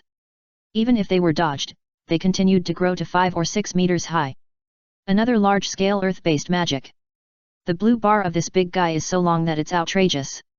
Chapter 225. Because it's fairy tale. Stone spikes continued to emerge from the ground and Rhodes and kept jumping to avoid their piercing and impact. Arisa also jumped quickly, cutting off one from time to time and stepping on it, but new stone spikes would grow on the stone spikes, forcing her to continue moving. It was just that the shaking ground made it very difficult to dodge, and if you were not careful, you might fall. Receive Crimson Razorback. Rod jumped hard, waving his arms that had turned into wings and flew into the air. He turned flexibly in the air, flew to Urza's side, grabbed her shoulders with his bird claws and flew into the air. When they hovered together with Natsu and Harpy, Rod found that he seemed to have become harpy. He asked, "How is your magic power?" "No problem at all." Natsu, who had just eaten the fire, spoke very toughly. "It's consumed a lot, but it's okay." Although she said it was okay, Urza's armor returned to its normal state, which was probably equivalent to energy-saving mode. "We can hold on." Harpy didn't participate in the battle much at the beginning, and didn't fly at high speed. It would be no problem to fly with Natsu for a while. This way Rod knew who to give the blue buff to. He also needed to recover. Roar! Kaneber's attack was not over yet. Seeing that the earth spikes on the ground could not attack the target, he simply held a stone spike in each hand, snapped it, turned his body and threw the stone spikes out. 2 huge stone spikes flew with a sound of breaking through the air. The length and volume were roughly equivalent to 2 pickup trucks hitting them head-on. Rod and Happy led their people to dodge, and the strong wind blew their clothes and feathers, showing the terrifying power of the other party. It's a pity that Natsu was still alive and kicking after being hit by that thing. Kaneb was relentless, snapped 2 stone spikes and threw them out again. And it seemed to have gradually mastered some skills, and kept snapping the tops of the stone spikes while running. Ignoring the accuracy, it threw the boulders into the sky randomly, and a reverse meteor shower came from the ground to the sky. Rod waved his wings and tried his best to dodge Urza, and Urza also had 2 swords in her hands, chopping some stones that could not be avoided from time to time. Happy also showed Natsu how to change direction flexibly in the air, and his flying posture was more relaxed than Rod's. When Kaneber's attacks became more and more intensive, Urza's boots disappeared, and she held 2 extra swords with her feet, dancing with her arms and legs at the same time, showing Rod the high-end play of the 4-sword style. "Leave the defense to me, go to his head." "Okay." Rod gave Urza full trust and rushed straight to the sky above Kaneber's head regardless of anything. Rocks flew, and Urza chopped them one by one, and no stone could interfere with Rod's flight. She never liked to disappoint her companion's trust. "It's here." Urza stopped Rod, changed to giant armor, evil breaking spear. This time it was not thrown, but the evil breaking spear was stabbed at Kaneber's head with a reverse grip. "Don't even think about it." Maximum speed max PD. The sword horn of the fire dragon. Kanebel raised his left hand to block, and a stone man with a blue light flashing on his chest fell from midair. "Die for me. I must be crazy to rush up by myself." Rod muttered to himself that he should summon a golem in midair at this time. But he was worried that the free fall speed would not be fast enough to catch up, and he was also worried that the golem was too stupid to adapt, so he had to receive it while sprinting and knocked Kanebel's big hand away. Since he was here, Rod pointed at Urza, Crown of Insight. He patted the remaining stone armor on Kanebel's body again, and the stone armor deformed, and 2 small stone statues emerged. Blue floating cannon. After that, Rod didn't care about the effect of Urza's attack, and just took 2 drones to attack Kanebel's wrist. It's better to break one of the enemy's fingers than to hurt 10 of them. If it doesn't work this time, at least one of its hands will be disabled first. Urza's figure was like a meteor, the tip of the evil breaking spear flashed with magic light, streaking across the night sky and stabbing Kaneber's back of the head. With a muffled sound, the invisible airwave spread out with the tip of the spear as the center, forming a fierce impact, and even Urza herself couldn't hold the tip of the spear and was blown away. The red light in Kaneber's eyes dimmed, his movements paused, his huge body shook, and he slowly fell backwards. Natsu hugged the powerless Habib, ran a few steps along Kaneber's body and jumped down hard. Rod didn't care, hugged Kaneber's wrist and continued to cause trouble, and the 2 floating guns kept firing blue lasers around his arms. Anyway, he wouldn't die if he fell, so he could get more output. Boom! The giant fell to the ground like a tall building collapsed, the ground shook, and smoke and dust rose. Rod climbed up with a dusty face and continued to destroy Kaneber's elbow joint, and let the 2 floating guns output Kaneber's throat. Kaneber, who fell to the ground, proud red light in his eyes flashed again, and the purple light from his mouth destroyed the 2 floating guns. He waved his right hand and hit Rod on the left arm. Ugh! Rod was slapped away by this slap, cracks appeared on his body, and the receiving magic could hardly be maintained. After he fell to the ground with a bang, he continued to roll for several rounds. When he saw Urza's figure, he was relieved to let the receiving magic be lifted. "Urza, Rod." Natsu ran over with Happy, "How are you?" Rod grimaced in pain, "I feel like my whole body is falling apart." And his mind was a little confused. But now he couldn't take care of these, because Kanab had already turned over. Roar! It was on all fours, opened its mouth wide, and let out a deafening roar. It seemed that the air in the whole valley was trembling for it. The people facing it felt a pressure as if it was real, and even breathing became difficult. Urza's forehead was dripping with sweat. It's just like the president is angry. Rod put his hand on his chest, his heart couldn't stop beating violently, his breathing became rapid. The hand covering his chest couldn't stop shaking. It was a feeling of fear. The last time I felt this way was when I just crossed over and met the porcupine. This was the first time since then that I met an opponent that I felt I couldn't defeat from the bottom of my heart. Urza, Mistgang, and Laxus were not counted, because Rod knew they were his companions, and it wouldn't matter if he couldn't win. Even if last time level exam, facing the unicorn monster is not scary, because he knows that the president and Urza are there to help. But this time, Urza may not be able to defeat the opponent. If she loses this time, she may die. Rod swallowed unconsciously, his mind full of thoughts of escape. Use river crab? Stone beetle? Or razor beak? With the speed of this big guy, it should not be a problem to lead everyone to escape. 2 hands were placed on Rod's shoulders. Urza and Natsu stood on both sides of him. Urza smiled and said, "The magic power has almost recovered, let's continue to prepare for the battle." Natsu stuffed happy into Rod's arms and bumped his fists. "What's the plan this time?" "I'm already ignited." The two looked at him together. "Don't worry, Rod, we will definitely win in the end." Because. The trembling of the body stopped. Rod took a deep breath and exhaled heavily. "We are." Fairy Tale. *3. Chapter 226 Paralysis, Death. Over there, Xiaolulu. The fierce battle had already completely destroyed the magic crystal that maintained the illusion magic circle. In addition, the battlefield was very noisy, so Wendy and Xiaolulu easily found them. Xiaolulu said, "It's too late, they are already fighting." Wendy hesitated, "Then we will help too. Do you have any extra magic power? If you use a few support magic, it's no problem." Xiaolulu couldn't help her, so she had to take her over. There was a gibbous moon in the night sky tonight, and with the moonlight and the scattered firelight on the ground, the two could see the situation below. Xiaolulu was so shocked that her pupils dilated sharply. The mountain was what kind of battle was it? The 3 people below experienced another hard battle. The powerful earth-based magic was used without cost. Small-scale landslides and earthquakes were common, and rolling stones and ground spikes appeared frequently. The 4-limbed cannibal seemed to be in a state of rage, charging like an angry bull. Even Urza's diamond armor could not withstand its charge. Rod's small monsters could not cause effective damage, even the magic frog was useless. As Myra said, the toxin is ineffective against demons. The void nester unable to resist the opponent's large-scale earth magic, only red and blue can cause effective damage now. At the same time, it can also provide help to its companions. The good news is that Cannibar's left front leg seems to be powerless, and as the battle progresses, that leg has become more and more of a burden to it. Now Cannibar is in a very bad state, with white gas coming out of his mouth and nose and panting violently, and blood constantly flowing from his body. And the 3 people opposite him are also panting violently. Mr. Rhodes. Miss Urza. Mr. Natsu. Wendy and Xiaolulu fell behind the 3 people. "Wendy, Xiaolulu." Rod asked in surprise, "Why are you here?"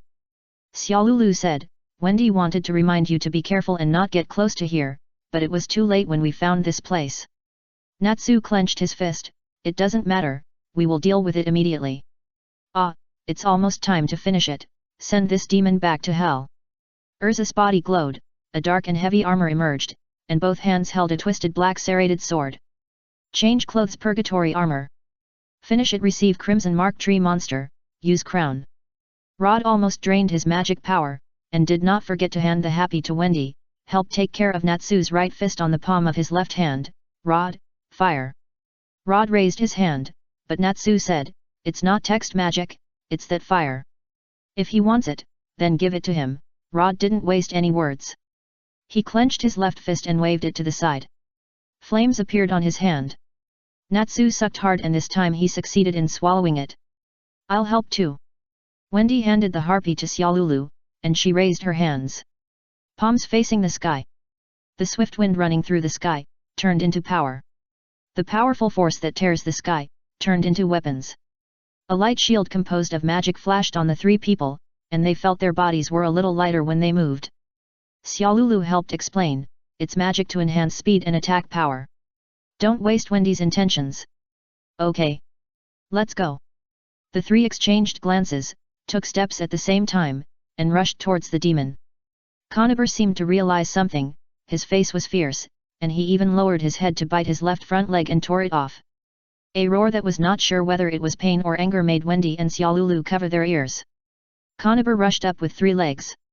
Rode rushed to the right front of Coniber and slapped the ground with both hands, scarlet trip rope. Several thick red vines quickly grew on the ground, twisted into a twist, and firmly tripped Coniber's right front leg. Coniber lost his balance and fell forward, his heavy body dragging forward under inertia. Arisa, who was in the middle, jumped high, and the black sawtooth sword in her hand chopped at the back of Coniber's head with terrifying power.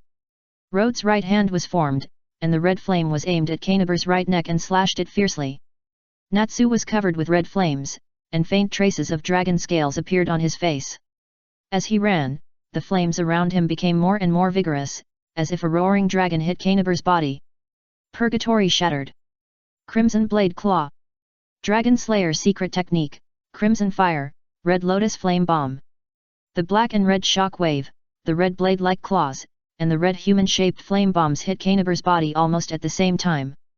The ground shook more violently than before, and Coniber's head was embedded in the ground. Wendy and Xiaolulu, who were not far away, were a little unstable and almost fell to the ground.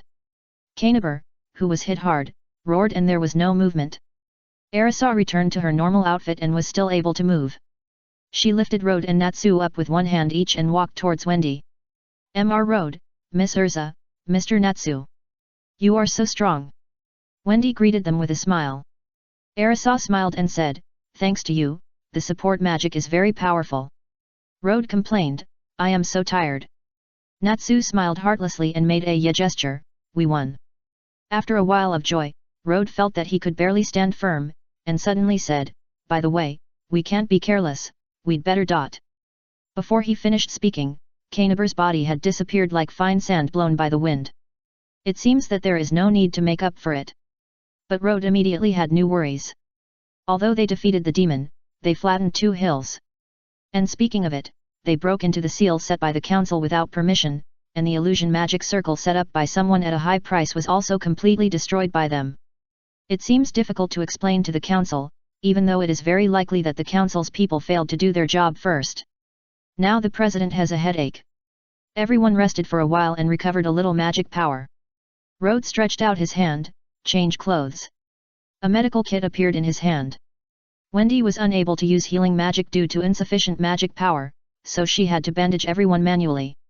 Xiaolulu came to help, and the harpy who could not enjoy the care had to wake up. The past few minutes of Harpy were the peak of his cat life. After a simple bandage, Rod asked, by the way, Wendy, did you find anything before? It's about Miss Liz. Wendy's mood became depressed. Miss Liz has died, a long time ago. Chapter 227 The Cool Truth. The joy of victory disappeared because of Wendy's words. And Wendy's mood may be heavier than theirs. She was the first to discover this fact, and tears could not stop falling. What do you mean by dead a long time ago? Liz is the child who is looking for a doctor this time, right? Natsu hadn't met Liz yet, but he found it hard to believe what Wendy said. Urza and Rod couldn't accept it even more. They had seen her before dark, together with Wendy. She was a very cute child, visible and touchable. Wendy wiped her tears and insisted on explaining her discovery. My Dragon Slayer secret technique, Galaxy, is a magic that can listen to the voice of dragon souls. Not only that, it can also help me perceive people's souls. I originally thought that Miss Liz's appearance might be caused by a problem with her soul, but after using Galaxy, I found out. The Miss Liz we saw was just her soul. The cruel truth hit everyone's heart like a heavy hammer. Such a cute and pitiful child turned out to be a ghost? Rod believed that Wendy would not lie, but he found it hard to believe such a bizarre thing. No, the soul should be something that cannot be seen or touched. It can only be seen or seen by people with the help of special magic. Wendy also said that it can only be perceived with the help of Galaxy. If you can't feel the soul of a person, why didn't we feel any magic from Liz? Maybe it's because of the heart. Urza said in a heavy tone. She thought of what the grandfather who told her what magic was said a long time ago, everything starts from the heart of belief. Divination, wishing, and faith can all become magic. That is a miracle that only believers can feel. Urza closed her eyes, freed herself from that memory, and continued her speculation. Maybe before Liz escaped from the black magic cult, she was already, but she didn't know she was dead, she just wanted to go back to her parents. This strong desire, and the fact that she didn't know she was dead, kept her in her current state and stayed with her parents for so long. Wendy was already crying, Xiaolulu turned her back to wipe her tears, and tears were also rolling in Habi's eyes. It was just a child who wanted to go back to his parents. Natsu was furious but didn't know who to vent it on. The black magic cult had been wiped out, and the demons had been defeated, but what about Liz? What's this? If this kind of thing could really work miracles, let the child live. Don't be silly, Natsu. Arisa lowered her eyes. She had seen Grandpa Rob fall down to protect her, and she had hoped countless times that Grandpa Rob could stand up again, but life is such a fragile thing. Once lost, it can never be recovered. Damn it! Natsu's fist hit the ground. Anyone who heard this would feel sorry for Liz. Rod was silent. This mission was the most helpless one for him. In terms of battle, it was also about life. The lack of combat power can be made up by companions, but how can the loss of life be recovered? If you want to prevent something like Liz from happening, I'm afraid you have to kill the Dark Guild and the Black Magic Cult. That's not something he can do alone. I can try to kill every black magic cult I encounter. Rod sighed, how can I tell Mr. Joppa about this truth? Everyone looked sad. They were already so upset when they knew the truth, and how sad Liz's parents would be. But things have to be faced. The next morning, everyone came to the client's door silently. It was late at night when they returned to the hotel yesterday, but the wounded who should have rested well did not sleep all night. Mr. Joppa was the same. He and Mrs. Ivy stayed by their daughter's bed all night. Although they were sleepy in the morning, they still washed up early and prepared to go to the hotel to ask the magicians for a follow-up visit. But as soon as he opened the door, he saw the magicians standing in a row at the door of his house. Mr. Joppa was startled for a moment, took 2 steps out of the door, bowed and said, "Thank you for your help. Liz woke up early last night. This is the first time she woke up early after fainting. Please take care of the follow-up treatment." Everyone looked at each other, feeling uncomfortable. Iluza asked, "When did Liz wake up?" Mr. Joppa said a time, and everyone calculated that it was almost the time when Kainabur disappeared. There is probably a connection between the two, but it is not important now.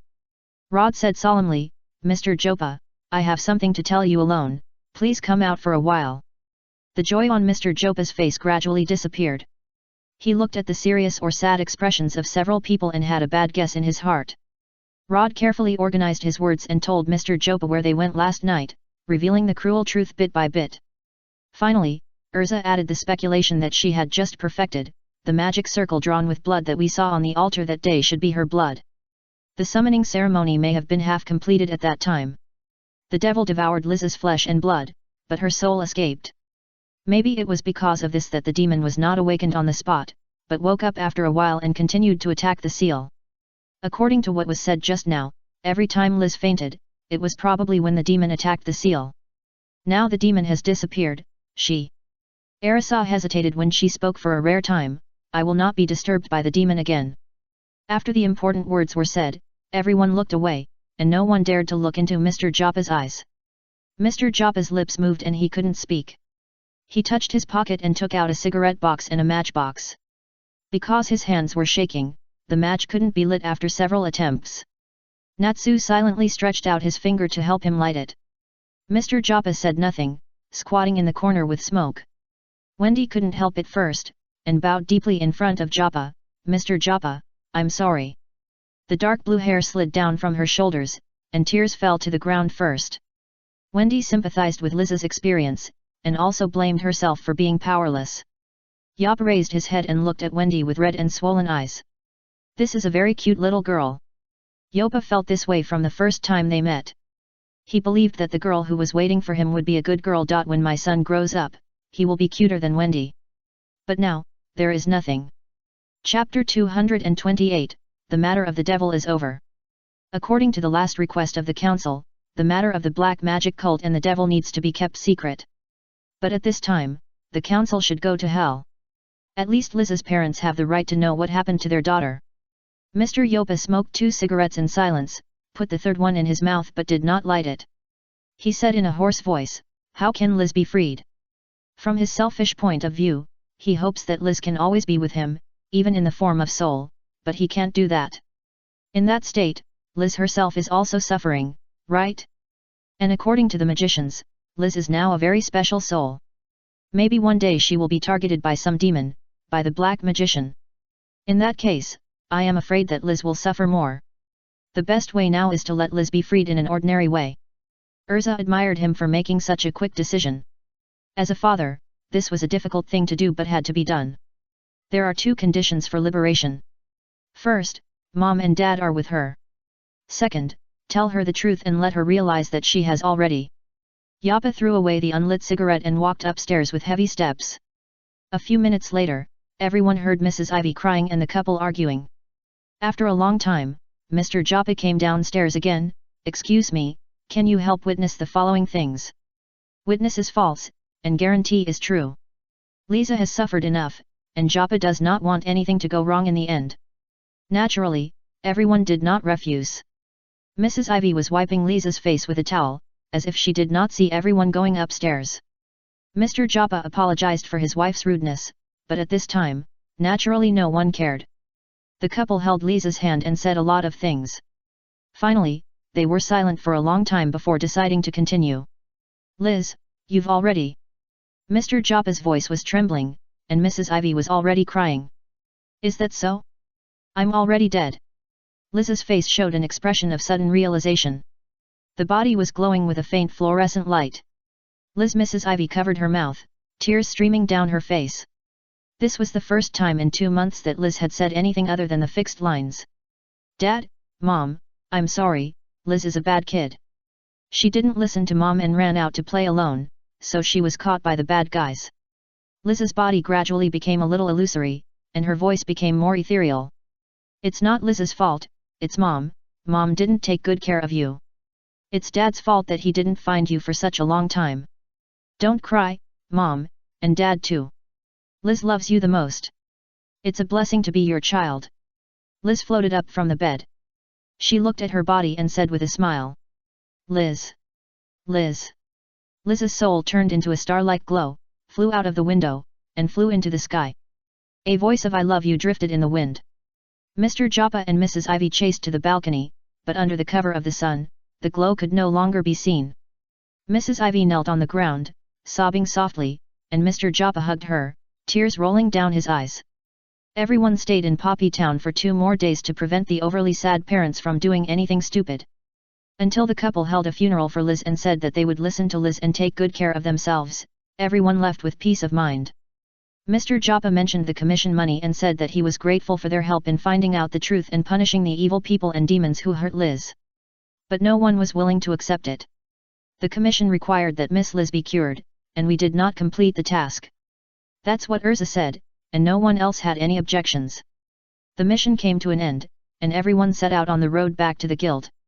"I'm sorry, Wendy, for inviting you here without permission and encountering such a thing." Wendy shook her head gently. "It's not Mr. Rhodes' fault.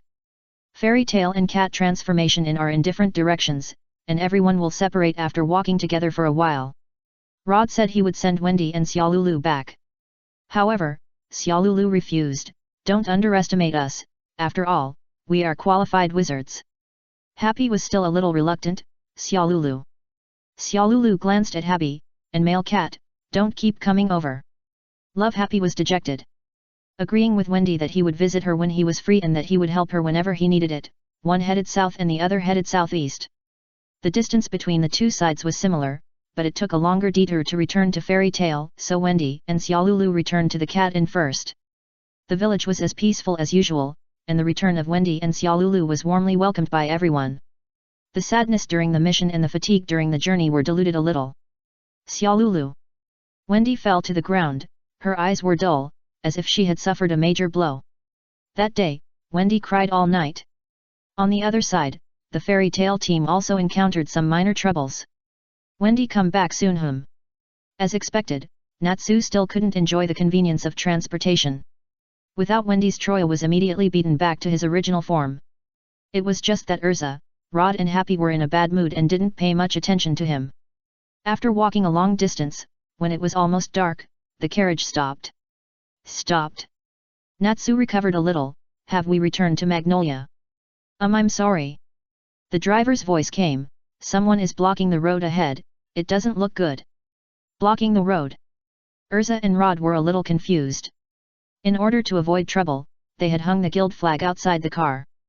Who would come to provoke Fairy Tail knowing that it was Fairy Tail? Who is it? Natsu jumped out of the car first. He hoped that someone was looking for trouble. Rod and Urza got off the car to see that there were about 30 people blocking the road. They were dressed differently, but everyone had the same emblem.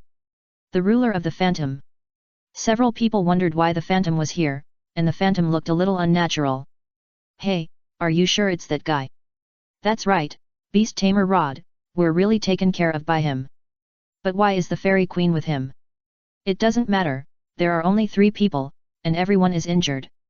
Seeing that the 3 people were bandaged, the 30-something made up their minds and walked forward aggressively. Rod noticed 2 familiar faces in the crowd and confirmed that this group of people were really looking for trouble. It was the trouble I caused before, and it seems that it happened. Iluza asked curiously, will you cause trouble too? When Myra and I went to the capital, in fact, they asked for it themselves, ambushed us halfway, and ended up being taught a lesson by us. Rod guessed that it might be because he was recognized after appearing in the magazine. Natsu bumped his fists. They are enemies anyway, right? Can we beat them? Iluza and Rod didn't object, so they beat them, just to make them feel unhappy. Chapter 229 Kana, to divine the fate of a person, it's very real. After getting the nod, Natsu rushed forward without saying a word, and the momentum seemed as if he had surrounded more than 30 people. Iluza followed closely behind, without changing into special armor, but switching between swords, guns, axes, and other weapons at will, knocking down the enemy at close range one by one. Sometimes she didn't even take the sword, but directly used fists and feet to fight. Rod was a little slow. He first called a few wild monsters out to protect the coachman and retreat, and then rushed into the crowd alone, using ordinary fists and feet combined with some receiving magic to beat him. Even the harpy flew into the crowd and left cat paw marks on many people's faces, and even knocked one person unconscious with a fish. It's a fire dragon. That guy is a fire dragon. Ah! Is this the Fairy Queen? Too strong. Isn't that guy a tamer who controls animals? Why is he fighting hand to hand? Idiot, don't let the cat knock you down. Pharaoh. Star. What kind of people did you 2 bastards provoke? In just a few minutes, all 30 people were wiped out and piled up on the side of the road. Come on. Get up and keep fighting me. Natsu blew a small flame from his mouth, looking like he hadn't fought enough. Show your courage, there are only 3 of us. Urza thrust her sword into the ground, just brushing past the tip of a man's nose, scaring him into a cold sweat. Happy said weakly, Love Urza, don't leave me out. I also defeated one person. The people who were still awake wanted to cry but had no tears. They stopped fighting. These people were all monsters. 30 people? Next time, I will bring at least 300 people to fight them again. Rod searched among the crowd and finally found 2 familiar faces. Wake up, tell me, why are you blocking me here? Don't you know what you did? Rod said, what I did is that I didn't do anything when I met 2 gangsters who were attacked by wild beasts on the way. Damn it! Star was very angry. If he hadn't happened to see the strange big crab in the magazine before, he would have thought that he was unlucky to be attacked by wild beasts. Pharaoh said firmly, don't be complacent. We are just a branch. When we report to the headquarters, you will all be finished. Rod looked at them strangely, really? Do you have the nerve to tell others about the shameful record of more than 30 people being beaten down by 3 people and a cat? The 2 people blushed. They certainly couldn't tell the truth. If the headquarters knew about this shameful thing, the whole branch might be banned. After finding out that these people had no special purpose, Rod felt relieved. He would fight them. Fairy Tail and Phantom were not on good terms. At worst, they could report to the council. They were the ambushed party, or they could fight against the majority with a small number of people, and let the president talk nonsense. Or let the old man beat Joseph again. After dealing with a group of guys who asked for trouble, they felt more relaxed and returned to the guild steadily. The driver who sent them to Magnolia felt that this trip was particularly safe. It only took a few minutes for 3 people to beat 30 people. Pop! A porcelain plate fell to the ground and broke. It broke into several pieces. Myra seemed to be startled. She squatted down to pick up the big pieces and threw them away, and then swept the fragments with a broom. Hey, it's really strange. Myra, you can also break plates. Kana put a wine glass next to her, and there was half a glass of wine left in the glass. She was reluctant to drink it. After drinking this half glass today, she would have reached her limit. She has been controlling her drinking recently. Besides, Makeo and Wakaba, her drinking buddies, were not here, so she chatted with Myra at the counter. Myra smiled, I accidentally lost my concentration. Kana put one hand on the counter and the other hand on her chin, are you distracted or thinking about someone? I feel that you are absent-minded today. Don't talk nonsense. Myra was a little worried, I just suddenly felt that something bad was going to happen. Kana turned her palm like a magic trick, and several tarot cards appeared in her hand. Do you want to tell fortunes? For example, the return date of a loved one. I am very good at this kind of thing. What about the return date of the beloved? Myra blushed a little, and made up for it. Elfman came back the day before yesterday. I'm not talking about Elfman. Kana put on a wicked smile on her face, and placed the cards on the counter one by one. Myra was busy with her own things, ordering food, serving dishes, and keeping accounts. She walked back and forth, and every time she returned to the counter, she couldn't help but look at Kana, who was slowly turning the cards. For the first time, she felt that Kana's divination speed was very slow. Kana's hand pressed on the last card and asked, speaking of which, how long has he been out? Myra may think that divination needs to know this, and answered, 8 days, it will be 9 days soon. Kana lowered her head, and raised her head again after a few seconds, looking at Myra with a smile on her face, who are you talking about? Myra was stunned for a moment, felt her cheeks burning, and raised the tray to show her threat. Okay, I surrender. Kana smiled and turned over the last card, looked at it for a while, and said.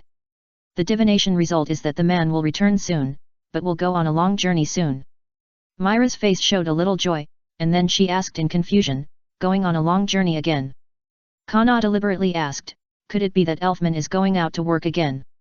Myra smiled and said gently, if Elfman wants to go on a long journey today, should I break his legs? Kana felt that she saw the figure of the demon Myra Jane again. What a strange feeling, have you been idle for too long? Do you want to take a task? A man can't do nothing every day. The guild was still lively until the door was opened. I'm back. Love. Iluza's voice sounded afterwards, Natsu, don't open the door casually. Natsu's face was covered with cold sweat, love. Sorry, I got carried away. Don't do it again. Urza went to work as soon as she returned to the guild. Bijada, don't dance on the table, Loki, I heard on the road that you were complained about for picking up girls again, so be a little restrained, and grey. Even though there was a bandage on her wrist and a band-aid on her face, it didn't affect Urza's momentum at all. The guild changed from a bustling vegetable market to a quiet library in 10 seconds. It certainly wouldn't last long anyway. Rode was used to such scenes and walked in with them calmly. After running around for many days, it was still the most comfortable in the guild. He went straight to someone at the counter, I'm back. Hello. Myra's face changed and she walked quickly to Rode. She raised her hand to touch his bandaged forehead and said distressedly, why is it so badly injured? Chapter 230 I'm so sick. Rod grabbed her hand, I had a little accident, and I'm almost healed. It's okay. Myra quickly pulled her hand away. This point touched on Rode's knowledge blind spot. They had hugged each other several times and had also walked around with each other arm in arm, but it was just holding hands that didn't work. But there was no rush, there would always be that day. Myra seemed to realize that she was overreacting in 2 senses, and whispered, let me see the wound later. Rod looked at her and said clearly, it's about time to change the dressing. Yet. Myra nodded gently, should we talk about the mission? Ask the president to listen together, things are a bit troublesome. Rode saw that Urza seemed to have finished her work, so it was a good time to hold a small meeting. So serious. Myra was more worried about Rode's injury. Rode gave her a helpless look. Things were destined to be the worst from the beginning. This was because they went there. If they didn't go, who knows how many people would die in the 2 nearby towns. Of course, there might be a trigger caused by them, that is, they rashly used exorcism, detoxification and healing magic on Liz. This may have stimulated the devil and accelerated its erosion of the seal. But on the other hand, if it was allowed to run out step by step, its strength might be stronger than this time. So it is hard to say that it is their responsibility. Myra was eager to know what happened. She ran up the stairs to the 2nd floor with a glare and pulled down the sleeping president. Urza and Natsu were already waiting at the counter. One was serious, and the other was a little impatient but didn't dare to resist. Happy and Worm mixed together, discussing how to share the fish in a way that only the 2 of them could understand. Makarov sat cross-legged on the counter as usual. What's so serious? Before Rod said the specific things, he had to prepare the president. President, we are in trouble. His Makarov took a breath and covered his chest. Myra, bring my medicine. Okay. Makarov is 88 years old this year. Although he is one of the 10 holy wizards, he is still an old man. He has always had some problems with his heart, so Polyasika will prepare some daily and emergency medicines for him. Rod, who is usually so reliable, said so seriously that he was in trouble this time. It must be a big thing. Makarov felt that he had to take some precautions. When did he start to think of taking precautions immediately? Put this aside first, analyze it calmly. It is normal for Natsu to get into trouble, and he also expected the destructive power. Urza usually won't cause trouble, but occasionally she may cause some damage if she makes a fool of herself, and sometimes she may be no worse than Natsu.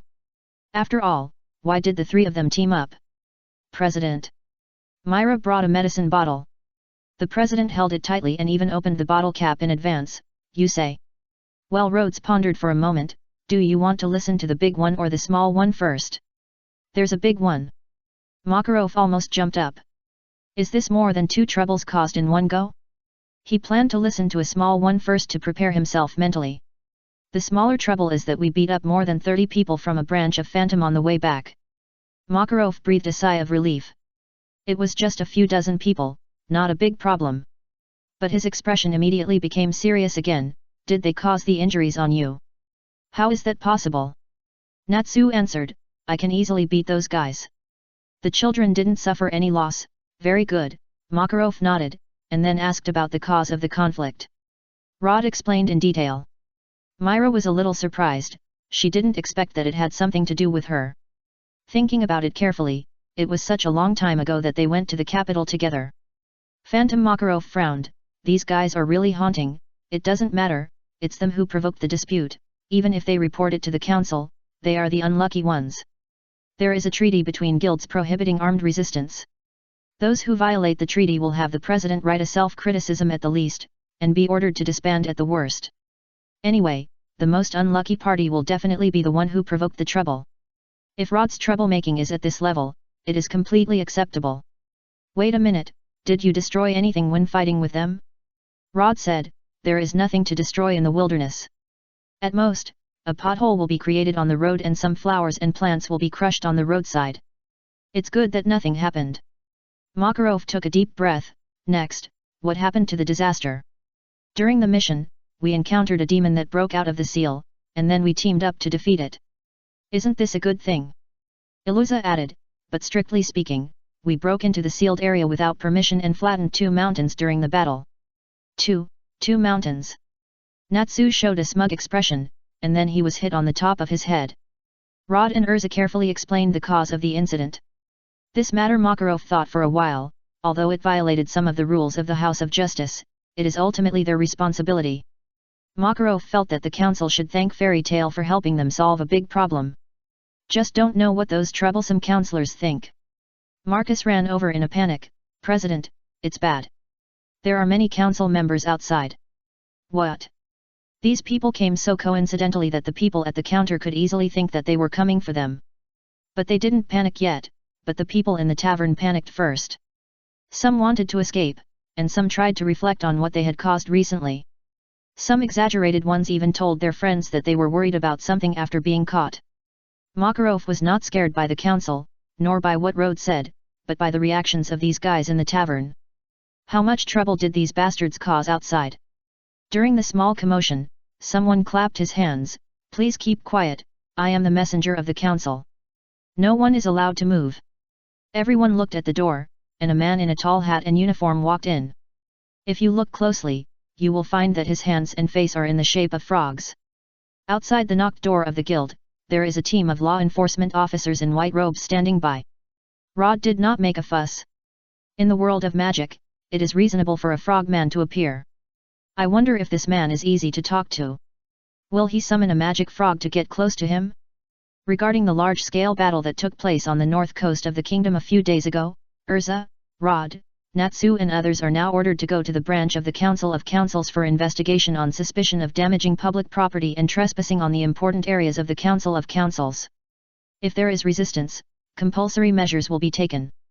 That's all. Chapter 231. Go to the council? Arrest.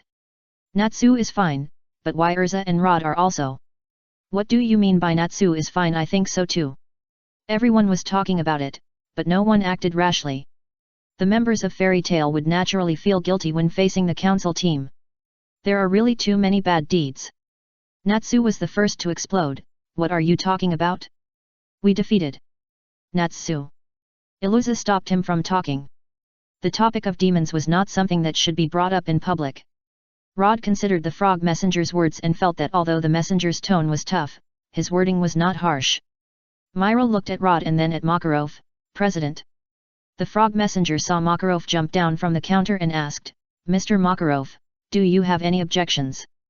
No, but Makarov smiled, all their actions were instructed by me, so I want to go with them.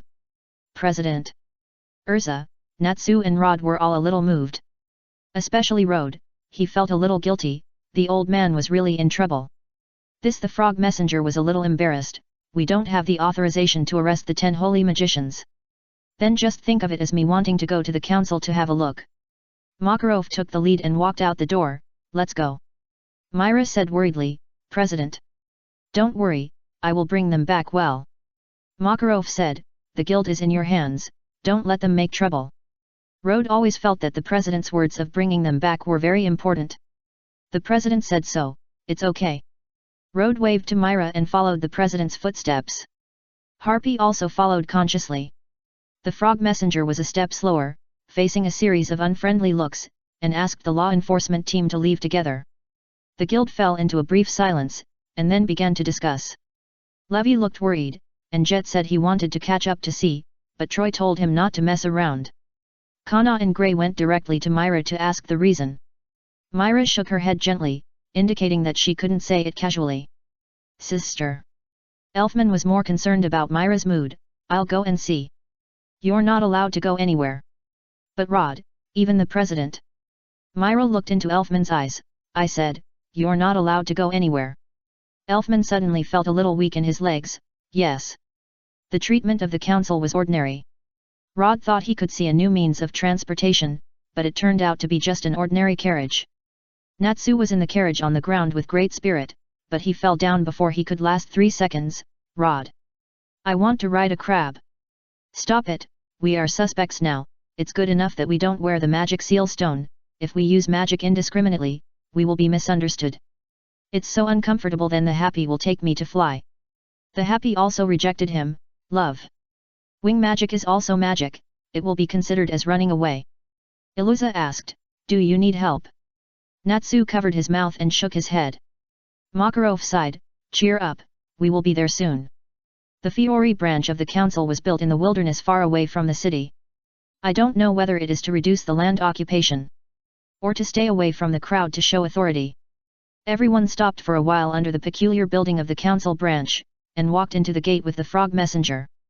With Rod's eyesight, he couldn't tell how this kind of building was made. It was probably some kind of floating magic. He was very curious about where the funds of the council came from, relying on the support of the royal families of various countries. Everyone walked through the hall, crossed the corridor, entered the elevator, or the magic ladder, and quickly rose to the upper floors.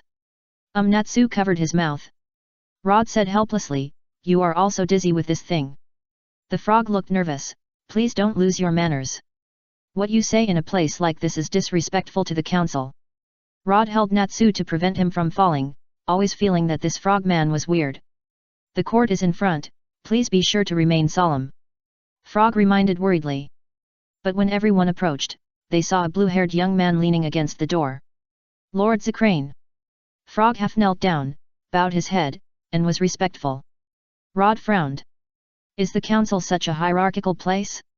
That young man who looks about the same age as him is a great man? Zacrane. Urza's face changed, and she even took a defensive posture. Who is that? Although Natsu didn't understand why, he subconsciously stood beside Urza when he saw her face as if she was facing a great enemy. I didn't expect that even Mr. Makarov would follow. Zacrane looked quite polite. The thought bodies of all the counselors are already inside, please go in. He made a hush gesture to Urza, and his body disappeared like a phantom. It looks like a thought body too. Urza looked grim. The frog stood up carefully. The real bodies of the counselors are all in the era headquarters, but even if this is a thought body, please be respectful. He stepped forward and opened the door, come in. The 4 people and the cat entered the courtroom together and walked onto the witness stand. 12 people were already sitting on the 3-story platform in front of them. There were 1 person, 1 on the top, 9 on the middle, and 2 frogmen on the bottom holding paper and pen, apparently responsible for recording. Rod looked up and carefully looked at the high-ranking counselors. Among these 10 people, there were men, women, young and old, tall and short, fat and thin. There was even a person with 3 eyes. Mr. Yajima, who had met before, was naturally among them. The frogman who was responsible for opening the door just now looked at Rod's expression and wanted to scold him to pay attention to his attitude.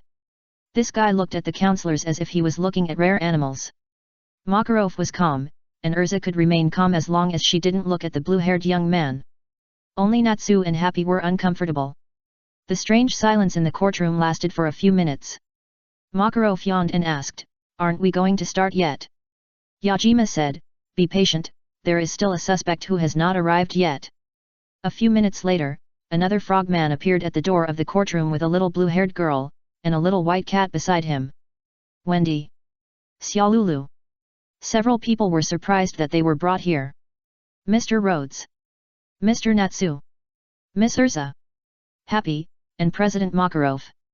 Wendy's panic and timid expression disappeared, replaced by surprise. Even Xiaolulu's slight uneasiness in her heart dissipated. Rhodes had a bad premonition and walked towards Wendy. And Wendy trotted forward a few steps because she saw a familiar person. In a hurry, Rhodes grabbed Wendy's collar and lifted her up to prevent her from falling, like holding a kitten. Chapter 232 What's the surname? Rod took Wendy and Xiaolulu back to the testimony stand at the reminder of the frog messenger. Happy wanted to get close to Xiaolulu, but was still rejected. Natsu and Urza asked if Wendy was bullied by the people in the council. Before they could talk for a few words, the speaker knocked on the table to signal silence. The inquiry meeting will begin now. On the evening of March 15, the man-eating demon Canibur appeared in a valley near the north coast of the kingdom of Fiori and was defeated by the wizard that night. According to the investigation of the council, the people who took action at that time were Urza Scarlet, Natsu Dragunalu, Wendy Mabel, and Rod. When Rod's name was read, everyone couldn't help but look at him. Because he only had a name, no surname. Generally speaking, even if they are orphans, growing up in an orphanage or church, or wandering outside, they will always get a surname or give themselves one. There are very few cases like Rod who only has a single name. Arisa felt this the most deeply. Even though the person who gave her the surname Scarlet had almost completely changed, she never abandoned this surname. At this moment, Jalal may be feared and resented by her, but at that moment, Jalal was not only a benefactor who saved her life, but also gave her hope and saved her soul. But the more this happened, the more painful Urza felt when she thought of Jalal's changes. Although it was inappropriate now, Urza couldn't help but ask, "Rod, you have a last name?" "Yes, my last name is Luo." "Love? Your name is Rod Luo?" "No, last name Luo, first name Day, full name Rod." Natsu asked curiously, "Shouldn't it be called De Luo?" "Just Rod. In the past, I was occasionally called Lao Luo, Aid, Xiao De, Deji, Keshi, Luo Teacher, Zhongsan, etc. Whatever you want to call me." "Pft, Xiao De." This name may have touched Happy's funny point. He covered his mouth and his cheeks puffed up. Rod clarified, Don't laugh, Xiaoda is a very powerful profession, not my nickname. They were chatting happily downstairs, and many of the counselors had dark faces. Silence. Since Mr. Makarov is here, he must have learned the details. Please explain what happened that day. Zzz Makarov nodded again, and continued to nod. Arasov pushed Makarov's back and reminded him, President, it's your turn to speak. Makarov suddenly woke up and said subconsciously, yes, Rod said that's what I meant. Rod patted his forehead. It's bad. He has only attended 2 regular meetings and has spoiled the president like this. I really can't go there again in the future. The faces of the counselors became even uglier. This is the trial court. Don't these people feel nervous at all? The blue-haired young man who just appeared at the door also looked dumbly laughing. Mr. Yajima had a hard time holding back his laughter. He needed to try his best to maintain the dignity of the counselors so that he would appear more important when speaking for Fairy Tale. But Xiao Ma and his group of children are really funny. Mr. Makarov. Please be serious. If you can't tell us what happened that day, then Fairy Tale will be charged with the crime of releasing the devil without permission. Ahem, it's really not polite to sleep in court. Makarov felt a little guilty. Then, let me explain what happened that day. The situation at that time. The judges nodded as they listened. They believed that a wizard like Makarov would not lie about such things. At most, he was biased towards those children when he spoke, or he himself was deceived by his own wizard. After listening to him, the speaker asked, does anyone else have anything to add to Mr. Makarov's speech? Wendy didn't dare to speak, and she and Xiaolulu didn't know much about the details of the battle. President Natsu didn't let him speak. Only Urza and Rhodes added some details. Rhodes focused on complaining about the professional issues of the council's post-processing. The counselors silently wrote down some useful information. It turns out that Canibur is an earth demon. It turns out that the 2 mountains at the scene were not all destroyed by the wizards of Fairy Tale. It turns out that the sudden awakening of the demon is mostly the responsibility of the council. Wait, whose responsibility? Ogre, who ranks second among the counselors, asked, do you want to put all the blame on the council? Rhodes said, I don't mean that, but we are not responsible for the seal, and it is definitely not our decision whether it is reliable or not. Then what about your responsibility for trespassing into the sealed area? Rhodes looked at him strangely. First of all, it is wrong to confuse cause and effect. The seal was abnormal first, and then we went to check. Moreover, your seal is it something that will explode at a glance? You are making a specious argument. How do we know whether the seal had problems first, or whether you broke in first and caused the problem? It was tiring and unpleasant to keep looking up at people, and Rhodes spoke more and more impolitely. You didn't even know that such an important seal had problems. Are you blaming us for not sending people to guard it? Ogre could not fail to hear that Rhodes was saying that they were negligent. The council is responsible for maintaining the stability of the entire Ishgar continent. How could it send people to guard the seal of a remote area?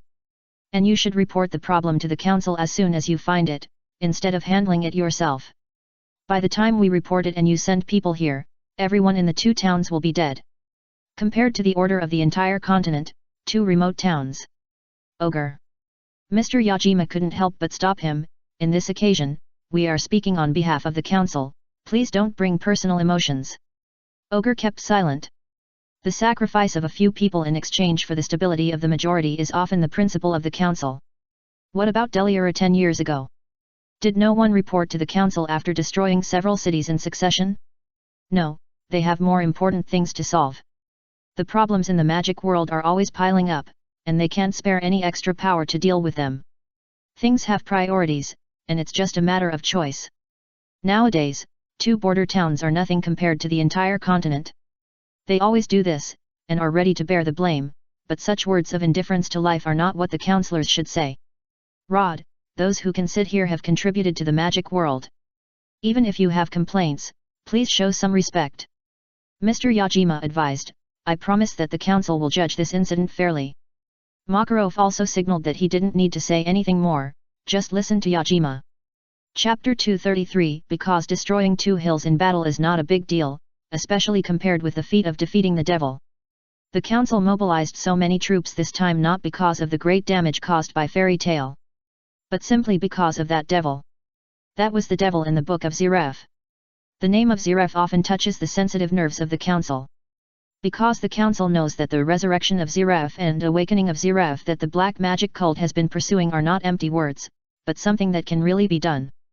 More than 7 years ago, the council also raised the 7 towers built by the black magic cult to revive Ziraf.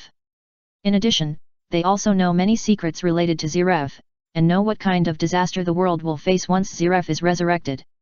And the awakening of this demon named Kainabur, coupled with the increasingly active black magic cult and dark guild recently, all made the council smell something unusual. The council members are worried about this. The investigation had stalled because they were unwilling to use black magic to awaken the demon. Now that it had happened, they needed to know more information. To some extent, they owed Fairy Tale a favor. But some of the council members hated this troublesome guild, and they would never agree with this. However, the final judgment was barely fair. The council thanked Fairy Tale for its contribution, but also warned them not to trespass into places that the council had expressly prohibited entry.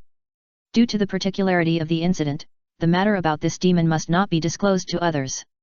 This incident was announced to the public as the destruction of an S-level adult unicorn monster, the one that looked very similar to Galzan, and that guy also used earth magic. As compensation, the council will pay 6 million J, which is equivalent to the reward for an S-level mission. The lowest level S-level mission is about this amount. In addition, the council also admitted that they were in the Philippines. The branch established by the Kingdom of Ore is indeed insufficient, and will continue to work hard to build it up afterwards. They will also go to express their condolences for the tragedies that occurred in the 2 towns, and try to pay more attention to them in the future. In general, it is probably a compliment, a criticism, a warning, and a self-reflection. It can be considered that he did not completely evade responsibility. After the meeting, the figures of the councillors disappeared one after another. Zekline stayed until the end and gave Urza a warning look. In fact, he wanted to talk to Urza alone, but unfortunately there was no suitable opportunity. But it was because he stayed a little longer that Wendy, who had never dared to look up, noticed his appearance. Wendy was obviously a little excited, and she shouted to Zekline, "Jalal!" Zekline and Urza were both startled, with shocked expressions on their faces. Urza asked hurriedly, "Wendy, where did you know that name?" Urza protected Wendy, "Don't get close to me. I'm just a thought body, there's nothing to be nervous about." Zekrane spread his hands to show that he couldn't do anything, but he didn't get closer. "Can you tell me where you heard that name?" Urza was about to draw her sword. Jalal is still an unknown person now, so the others are confused. But no matter what, stand on Urza's side first. Rod even quietly asked, "President, is there any magic that can directly attack the main body through the thought body?" Makarov looked at him and shook his head gently. "He is really worthy of being the wizard of our guild. He is so cautious at ordinary times, but now he has the idea of attacking the councillors so easily." Wendy didn't know why she suddenly became tense, but since Urza and Jalal were asking, she had to tell the truth. "About 7 years ago, I got lost and it was Jalal who helped me. We traveled together for a month. But he suddenly had something to do, so he entrusted me to the Cat Inn, and I have been looking for him." "I'm sorry, you got the wrong person. I'm not the Jalal you're looking for. My name is Zikaline, and I'm one of the 10 councillors." Xiaolulu asked, "Since Wendy mistook you for that Jalal, there must be some relationship between you, right? Although I don't want to have anything to do with that person, he and I are brothers." "Then don't ask, I can't tell you where he is." Zikaline glanced at Urza and said, "But the Jalal you're looking for should not be the one I know."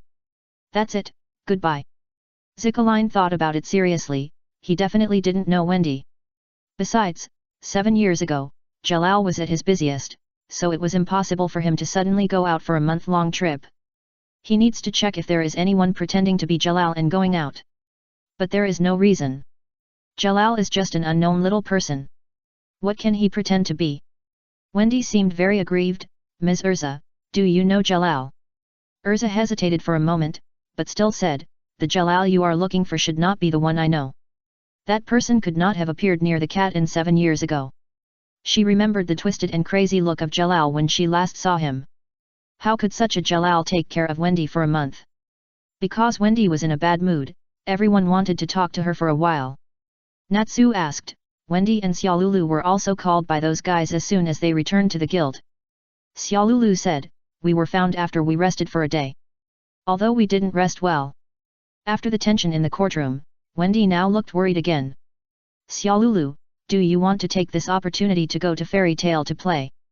Before Xiaolulu answered, Wendy covered her ears and said loudly, I don't want to. Wendy remembered what the president said to her last time, and now she understood why the president wanted her to leave the cat inn. But she didn't want to leave. Everyone in Fairy Tale is a good person, but Wendy couldn't bear to leave the cat inn. Wendy. Several people were a little confused, wondering why her reaction was so intense. I'm sorry, everyone, I just that Wendy didn't know what to say. Did those stinky old men scare you? And those stinky frogs? I'm here to help you beat them up. Natsu rolled up his sleeves and took big steps to go back to the council, even though he didn't have sleeves. The frogmen at the door were nervous. This was the council. Was Fairy Tale so arrogant? Rod grabbed Natsu by the back of his collar. Stop it. You just came out and want to go back in again. Arisa squatted down and asked very gently, did we do something wrong? It's not that reason. Xiaolulu said, we just came out for too long and want to go back to the guild and rest for a while. It's definitely not that reason, but there's no way to ask any more. Rod wanted to go to the cat inn to see Wendy in a while. It would be better to go to Bo get a gift from Grandma Lucia or something. Chapter 234 Demon, are you afraid? This time, the council gave money quite generously. 6 million J was paid on the spot. It was easy to divide among the 4 people and 2 cats. There was no share for the president, but Rod said he could buy him a drink as long as Myra didn't stop him. Charlotte said she didn't contribute and didn't need it. But Urza and Natsu said that Fairy Tale always divides the rewards in this way. Before leaving, Happy said that he and Natsu didn't need to be paid, but he couldn't really not give them any. After dividing the spoils, they said goodbye to each other, and Rod sent a 2-headed wolf to take Wendy and Charlotte away. It's hard to get a taxi near the council, so they can decide where to transfer later. Anyway, with Rod's current magic power, there is no need to worry about the endurance. Makarov seemed to want to say something to Wendy, but he didn't say anything in the end. After watching Wendy and Xiaolulu leave, the group boarded the river crab and returned to Magnolia. In terms of riding experience, it would be more comfortable to rent a carriage on the way, but Natsu firmly protested. Everyone had to let him do it. I'm back, wow. Before Natsu stretched out his foot towards the guild gate, he was slapped down by the president. Don't destroy the guild as soon as you come back. Love when Natsu meets someone he can't resist, he tends to turn into a harpy. The atmosphere in the guild was a bit dull, but when the door was pushed open, someone shouted. The president and the others are back. It immediately became lively inside. President. Urza. Rod. Harpy. Are you all right? Hey? Where's Natsu? What? He actually slept at the door. I thought he was detained by the council. The worried Myra also smiled again. Welcome back, President. Yo. Makarov responded with a smile. Anyway, everything is fine, let's celebrate. Oh. Makarov thought it was almost dinner time, so it would be nice to have a small party to liven things up. Rod thought Myra must be very curious about what happened, so he immediately approached her to talk. Don't worry, not only did you not get charged with any strange crime, you also made a small profit. Small profit? Myra looked at him. If it was just a small profit, would you laugh like this? I'm not laughing so happily because of the money. Myra rolled her eyes at him with disdain. Come and help prepare the party. Okay. Rod sighed, not cooperating at all. Then he will answer, of course it's because I saw you. Then you should say to celebrate with both emotion and shyness. Finally, he will hug you, and the windows of your soul will reflect each other, sending radio waves and gravitational waves to each other, getting closer and closer. Ah, so romantic. Loki hugged her shoulders and fell into a state of self-touching, as if she had just watched a love drama. Rod's thick skin was a little hot because of what she said. How could this girl be more beautiful than I thought? Myra glanced at Rhodes and her face turned red. She patted Lakai's head. Don't talk nonsense. Come and help quickly. Several people walked towards the kitchen. Rhodes saw that a pillar was full of cracks and looked like it might break at any time. Is there another fight in the guild? Why didn't anyone come to fix it? This. Myra was a little embarrassed. Loki said for her, this was hit by Sister Myra. Hey? Because everyone has been talking about you being taken away by the council, and the talk is getting more and more exaggerated, and finally some people even want to form a team to break the prison. And then when I got angry, Myra gently stroked her cheek with one hand, it seems that I went too far. You didn't see it, hey, there was a bang, and the whole guild was shaking. Everyone immediately gathered all the sound waves, just like when Urza suddenly appeared. Loki exaggeratedly described the scene at that time, and then poked Rode with his elbow. How about it, do you feel scared? Demon. What a pity. Rode's regretful look made Myra a little nervous. Myra must have been very handsome at that time, I wish I was there. He looked at Myra and suggested, do you want to do it again? He was not surprised that Myra could crack a pillar with one punch, after all, he had seen her pick up a barrel full of wine not long after they met. But this also shows that even if the president and Urza are not there, Myra can calm the situation. The reason why she usually doesn't care is that she just likes to watch the fun, right? It doesn't matter even if she is knocked down by a UFO. Hearing him say this, Myra felt a little relieved, but still declined Rode's proposal. There is no need to demonstrate that kind of thing. Then I'll go back and ask Lidens if he has drawn it. I will be angry. Loki spread her hands, alas, this person is no longer savable. Everything was ready, and the tables in the tavern were also put together into several large tables. Waiters such as Myra, Rode, Lakai and Izzy were busy shuttling among the crowd, quickly delivering drinks and meals to each large table. When they finished their work and picked up their glasses, Makarov asked everyone to raise their glasses together, celebrate our successful return, cheers. Cheers. Rod raised his glass and clinked it with everyone. Just as he was about to drink, the glass was snatched away by a small hand.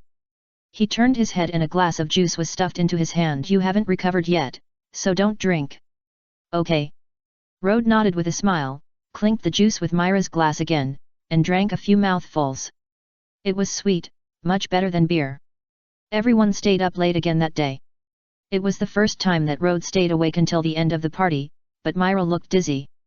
Some of the others were drunk, some were tired, and they lay on the table or on the floor. The key was to sleep wherever they fell.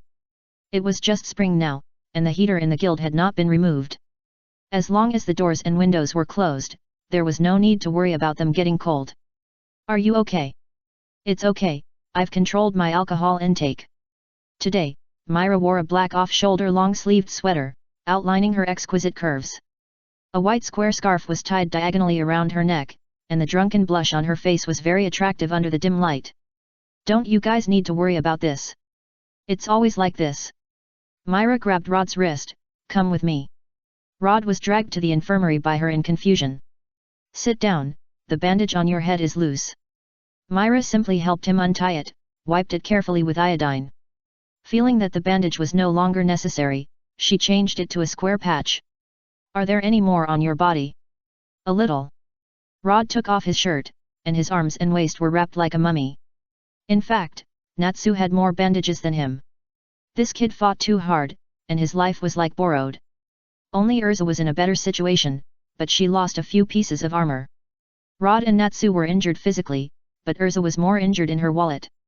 Myra covered her mouth. The wound was more serious than she thought. How could it be? Don't worry, it just looks serious. Rode said. Wendy used healing magic to help us deal with it later. The remaining skin injuries will heal in a few days. Wendy said that there will be no scars. Myra didn't say anything. She circled around Rode's back to remove the bandages. The posture was a little intimate, but neither of them cared about it. Because one was worried, and the other was worried that she was worried. Chapter 235 Go see. After carefully checking Rode's injuries and confirming that it was really not a big deal as he said, Myra was relieved. After reapplying medicine and bandaging, the bandages on Rode's body were reduced a lot, and he finally looked less scary. What kind of opponent could make you fight with Urza and Natsu and still get hurt like this? It's that cannibal demon, I talked about it during the day. It's too brief, it's hard to imagine the battle process. Okay, then I'll tell you in detail. Rode thought for a while and said, I forgot. How is it possible? Rode looked at her, I need to hug her to remember. No. Myra refused, I smell of alcohol. Rode smiled and said, coincidentally, I smell of medicine. I don't know if it was because she had drunk alcohol. Myra hesitated for a moment, and sat directly next to Rode and leaned on him. Rode plucked up the courage to hug her, and the heartbeats of both of them accelerated at the same time. In the infirmary, a single man and a single woman, holding the girl he liked in his arms, Rode had a bold idea. Unfortunately, it was only an idea. Both of them were silent for a while, as if they were feeling each other's heartbeat, and also as if they were feeling their own. Myra was the first to give up. You should remember it now, right? Rod said shamelessly, remember it a little bit, don't move. Myra raised her hand, but remembered that he was injured and couldn't hit him randomly, so she had to twist the uninjured part of his arm. But other than that, she really didn't move. Rod hugged her, and the smell of wine, medicine, and the fragrance of her hair went into her nostrils together, which was a very strange feeling. The story starts with us acting separately. How to find the abnormality, how to fight, and even what moves to use, Rode told the story like telling a story. Although he deliberately blurred the injuries after being beaten, every time he talked about that, he could feel Myra's hand holding his collar. Later, nervously listening to him tell the whole process, Myra was hesitant to speak. She wanted to say that she would not accept such dangerous missions in the future, but thought that Rode did not need her to remind her that this mission itself was an accident. And she was also very sorry for Liz's experience. I know. Rod could probably guess what she wanted to say. He felt that this topic was a bit heavy, so he suggested that Myra talk about what happened in the guild when he was away. Myra had reason to suspect that he didn't want to let go, but she didn't break free, just leaned on him and talked about recent things. Like me, G beat up a man who wanted to pursue her a few days ago, saying that she didn't like men who were too weak. Now Myra wanted to take Elfman to fight with her. Like Joey was always losing teeth like before, and Bijada accidentally stepped on one while dancing, fell down, and then fought with Joey. Big and small, all kinds of things, the two talked about these, laughing non-stop, and talked from late at night until the early morning. Myra yawning, she finally felt a little sleepy. She looked at the clock on the wall. It's already this time, take a break. Yeah, plus. The two of them took a nap on the bed in the infirmary, and had to go to work again in the morning. Rod wanted to protest, why did the infirmary have two beds? The next morning, a group of clowns woke up from their sleep. First, they fought according to the procedure, and then complained about who always did such boring things while busy restoring the guild to its original state. This time, Rod really planned to rest for a while, and heal his injuries completely before considering work. Natsu and Happy made a lot of money, so they didn't have to worry about food money for a long time, so they didn't plan to go out recently. Unless there is news about dragons. But even if Natsu is always there is no need to too worried that the guild will be dismantled, because Urza will not go out recently. Several sets of armor are broken, and it will take a long time to repair them. In addition, Myra also told Rod mysteriously that most of Urza's armor needs to be readjusted. The reason seems to be that Urza has grown older and her figure has changed slightly, and she will feel crowded in the previous armor. Rod said he didn't understand what she was talking about. However, according to the information he has, Myra has been evenly matched with Urza since childhood, in all aspects. In addition, he was a little curious about how much it would cost to readjust all those pieces of armor. The two chatted at the counter, one calculating yesterday's income and expenditure, and the other sorting out the new commissions. Myra yawned, it's not good to sleep too little. I feel a little sleepy again. If you want to sleep, your shoulder can always be leaned on. Speaking, Rod also yawned, suspecting that he was infected by her. No, this feeling is. Just when Rhodes noticed something strange, Myra had already fallen over. After catching Myra, he simply adjusted himself to a comfortable position and slowly fell asleep in the tentative resistance. This time, he successfully saw the figure of the man entering the door before closing his eyes. As usual, Mr. Gang went to the bulletin board without saying a word and selected a task, and waved it to the second floor to show it to the president. Then he turned around and left without any hesitation. Makarov said, "Wait a minute, I have something to tell you." Mr. Gang stopped and waited for the president to speak. "Do you remember a child named Wendy?" Makarov knew the answer from his reaction. "Go to the cat inn when you have time. The child has been looking for Jalal. If he doesn't show up, he might be used by dangerous people." Makarov thought that the young counselor named Zakrane was a little strange, but he couldn't investigate just because of this little doubt. Arisa seemed to know something, but since she refused to say it, it meant that it was at least not something that would harm the guild. "I know. Mistgone thought of the little girl he met when he first came to this world. She had the same blue hair as him, and he felt that it would be nice to have such a sister when they first met. At that time, his name was still Jalal. It's just that he needed to do something very important and dangerous for a long time, so he couldn't take Wendy with him all the time. She has joined the guild, it's better to go and take a look. Mistgone walked out of the guild gate, snapped his fingers lightly, the sleep magic was lifted, and his figure disappeared. Everyone woke up one after another, and there was another round of complaints. Natsu even ran out to look for a circle, and finally came back. Damn guy, why can't I smell the smell? Chapter 236. She may know how good looking she is. There may be a little problem with Mr. Gang's hypnotic magic. Everyone woke up when he lifted the magic, only Rode and Myra were still sleeping soundly together. Others were hypnotized, but these two were really sleepy. So that after the tavern resumed its bustle, everyone always felt that something was missing. Until Lakai, who felt short-handed, came over. She found these two guys sleeping soundly. They are so close to each other. What's wrong? Let me see. A lot of people with nothing to do crowded over. Girls generally tend to eat melons and eat CP. Boys have a lot of desire to bite handkerchiefs. Damn Rode, is he pretending to sleep? Is he taking advantage of someone's misfortune? Wait, as long as Myra wakes up and screams, everyone will rush over to deal with Rode. Makarov came down from upstairs and waved, okay, don't crowd here, let them have a good rest for a while. He looked at the unfinished account books on the counter and the unfinished task lists. These two children are usually really hard-working. It's a pity that the apology must be written by the president. Makarov suddenly felt that he was a bit too much. However, Rode has a lot of tasks recently, and his strength has improved rapidly. He should have hope for the S-level exam this year. After a while, Myra woke up. She didn't scream, nor did she push Rode away immediately. Instead, she first checked whether he was pretending to sleep. And then woke him up. There was a sigh in the guild. Locky, a dozen beers. Tun tun tun. Rod rubbed his eyes and woke up. He felt like he had been caught in a sleep trap. The feeling of the sleep magic is not the same. Myra also felt that the atmosphere was a bit wrong. President, how long have we slept? Less than an hour. Makarov smiled. Did you sleep well? Myra didn't bother to answer the president's question. What about everyone else? Makarov thought for a while. 2 minutes. Myra's face turned red. Doesn't that mean that, under the watchful eyes of the public, she... Makarov smiled and said, it doesn't matter, I have written down all the tasks that everyone has taken during this period. It's not this question. After Rhodes woke up, he thought calmly for 2 seconds. The current situation seemed to be impossible to wash away even if he jumped into the Yellow River. But it doesn't matter, there is no need to wash. After returning to the guild, the practice must also return to the normal track. However, some projects that are easy to affect the wound were banned by Myra. More the time can be divided into meditation and exploring the Summoner's Rift. Today, there is a new change in the Summoner's Rift. The positions of the 3 void nesters in the dragon pit are different from before.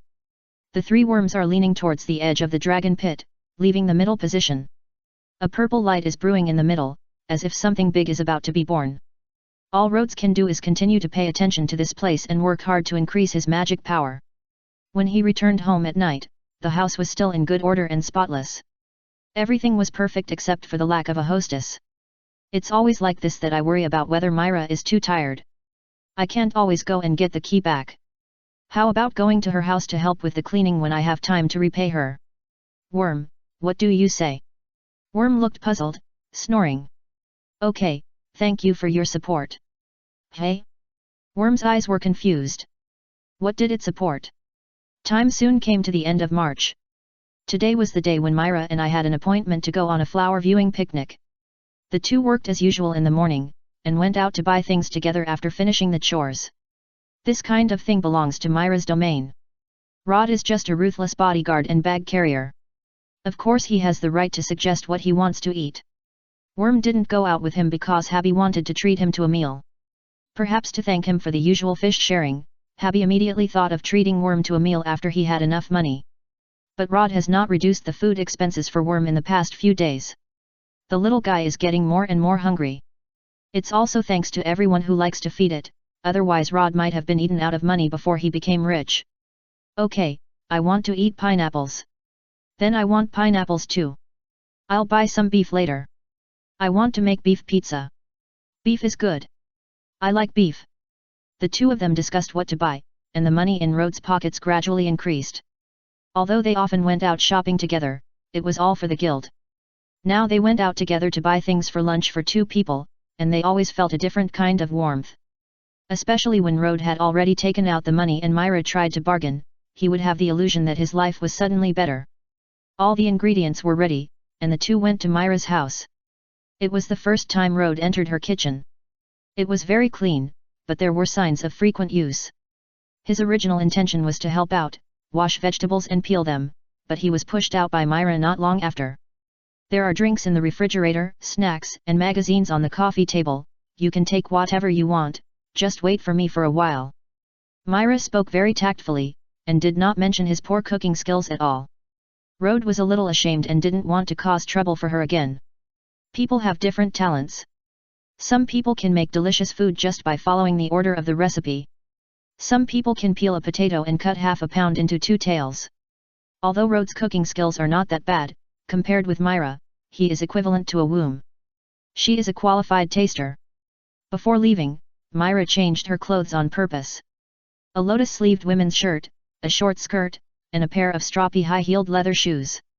Her bangs naturally fell on her forehead, and she wore a flowery hair accessory on her head. Although winter has just passed, wizards can always be more willful in dressing. Because her style is quite different from usual, Rhode, who was waiting for her outside the door, almost didn't recognize her. Myra put on the basket and tilted her head slightly. What's wrong? Is she asking knowingly?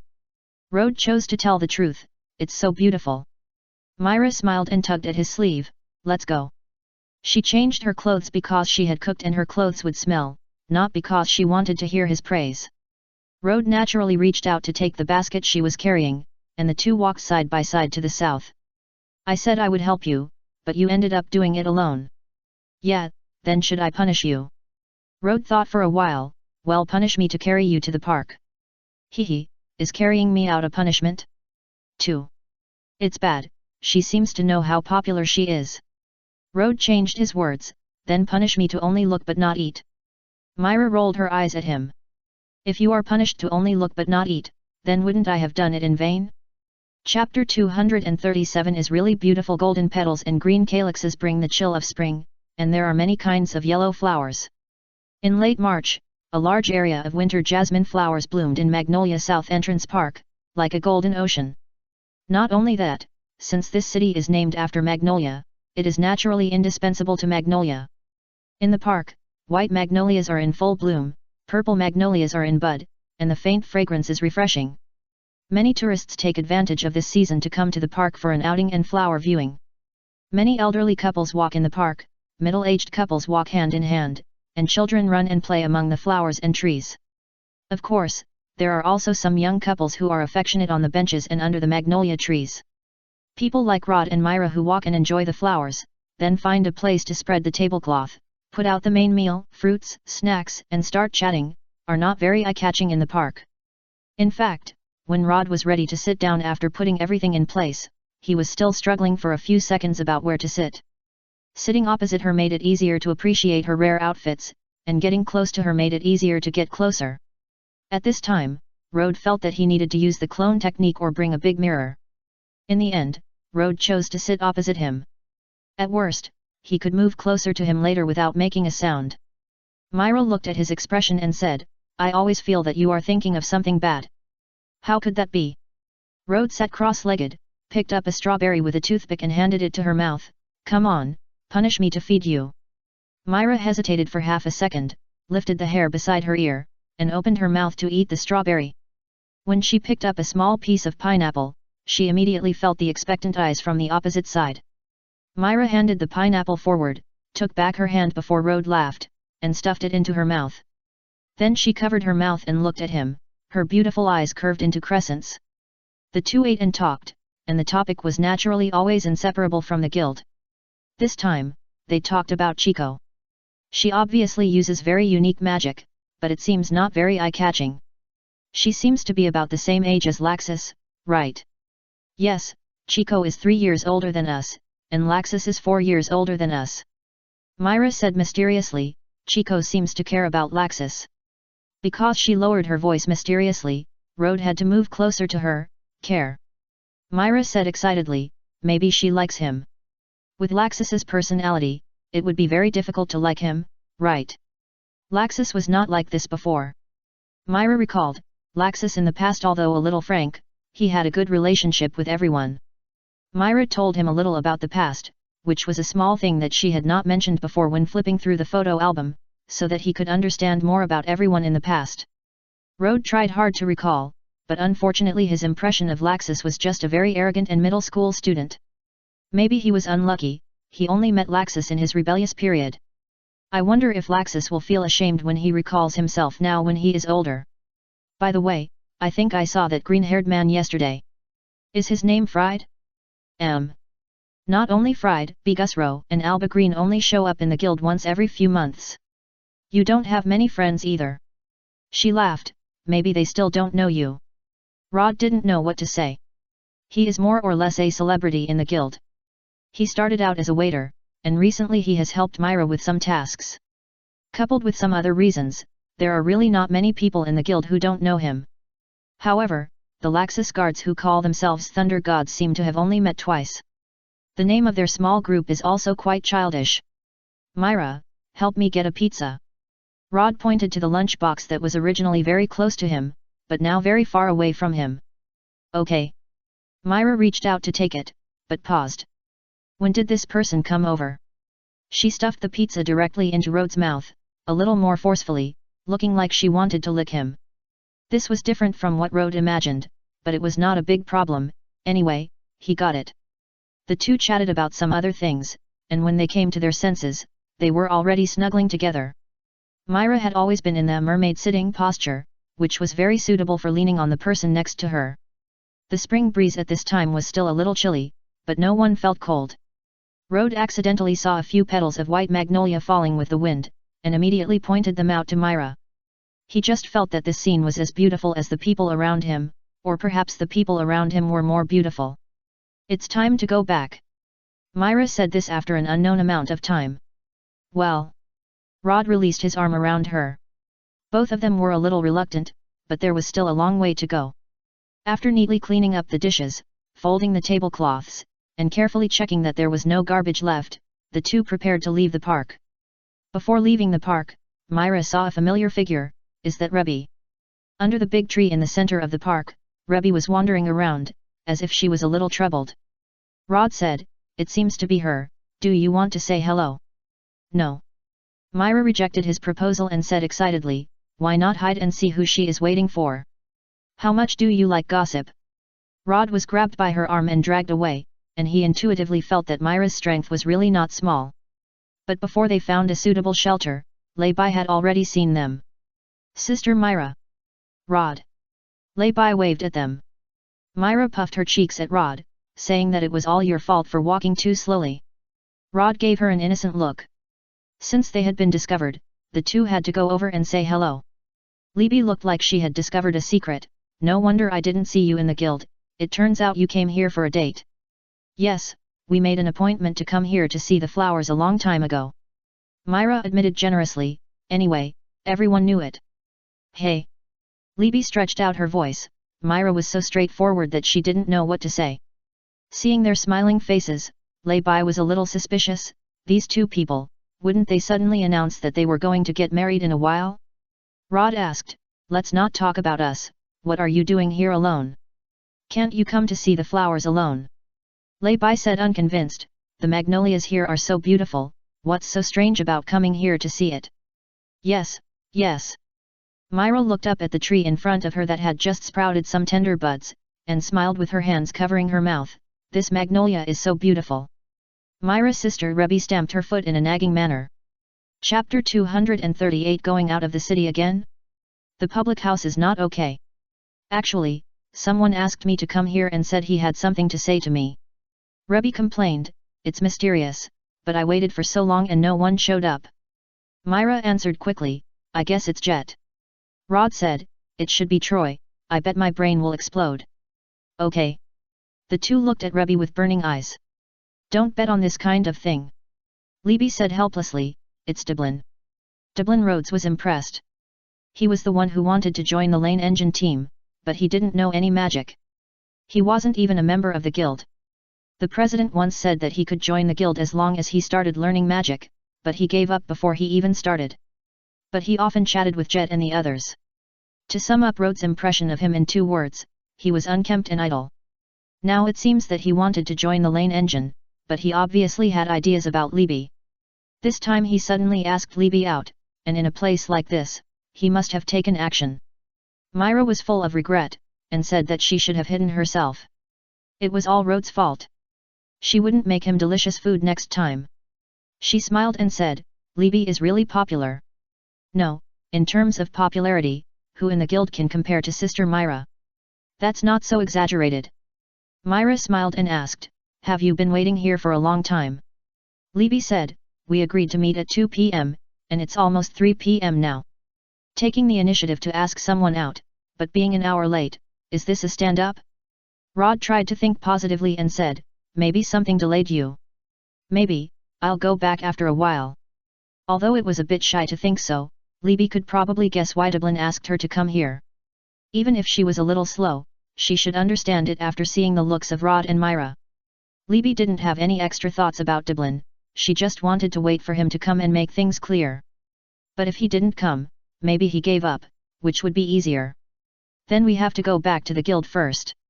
Myra waved goodbye to Rebecca.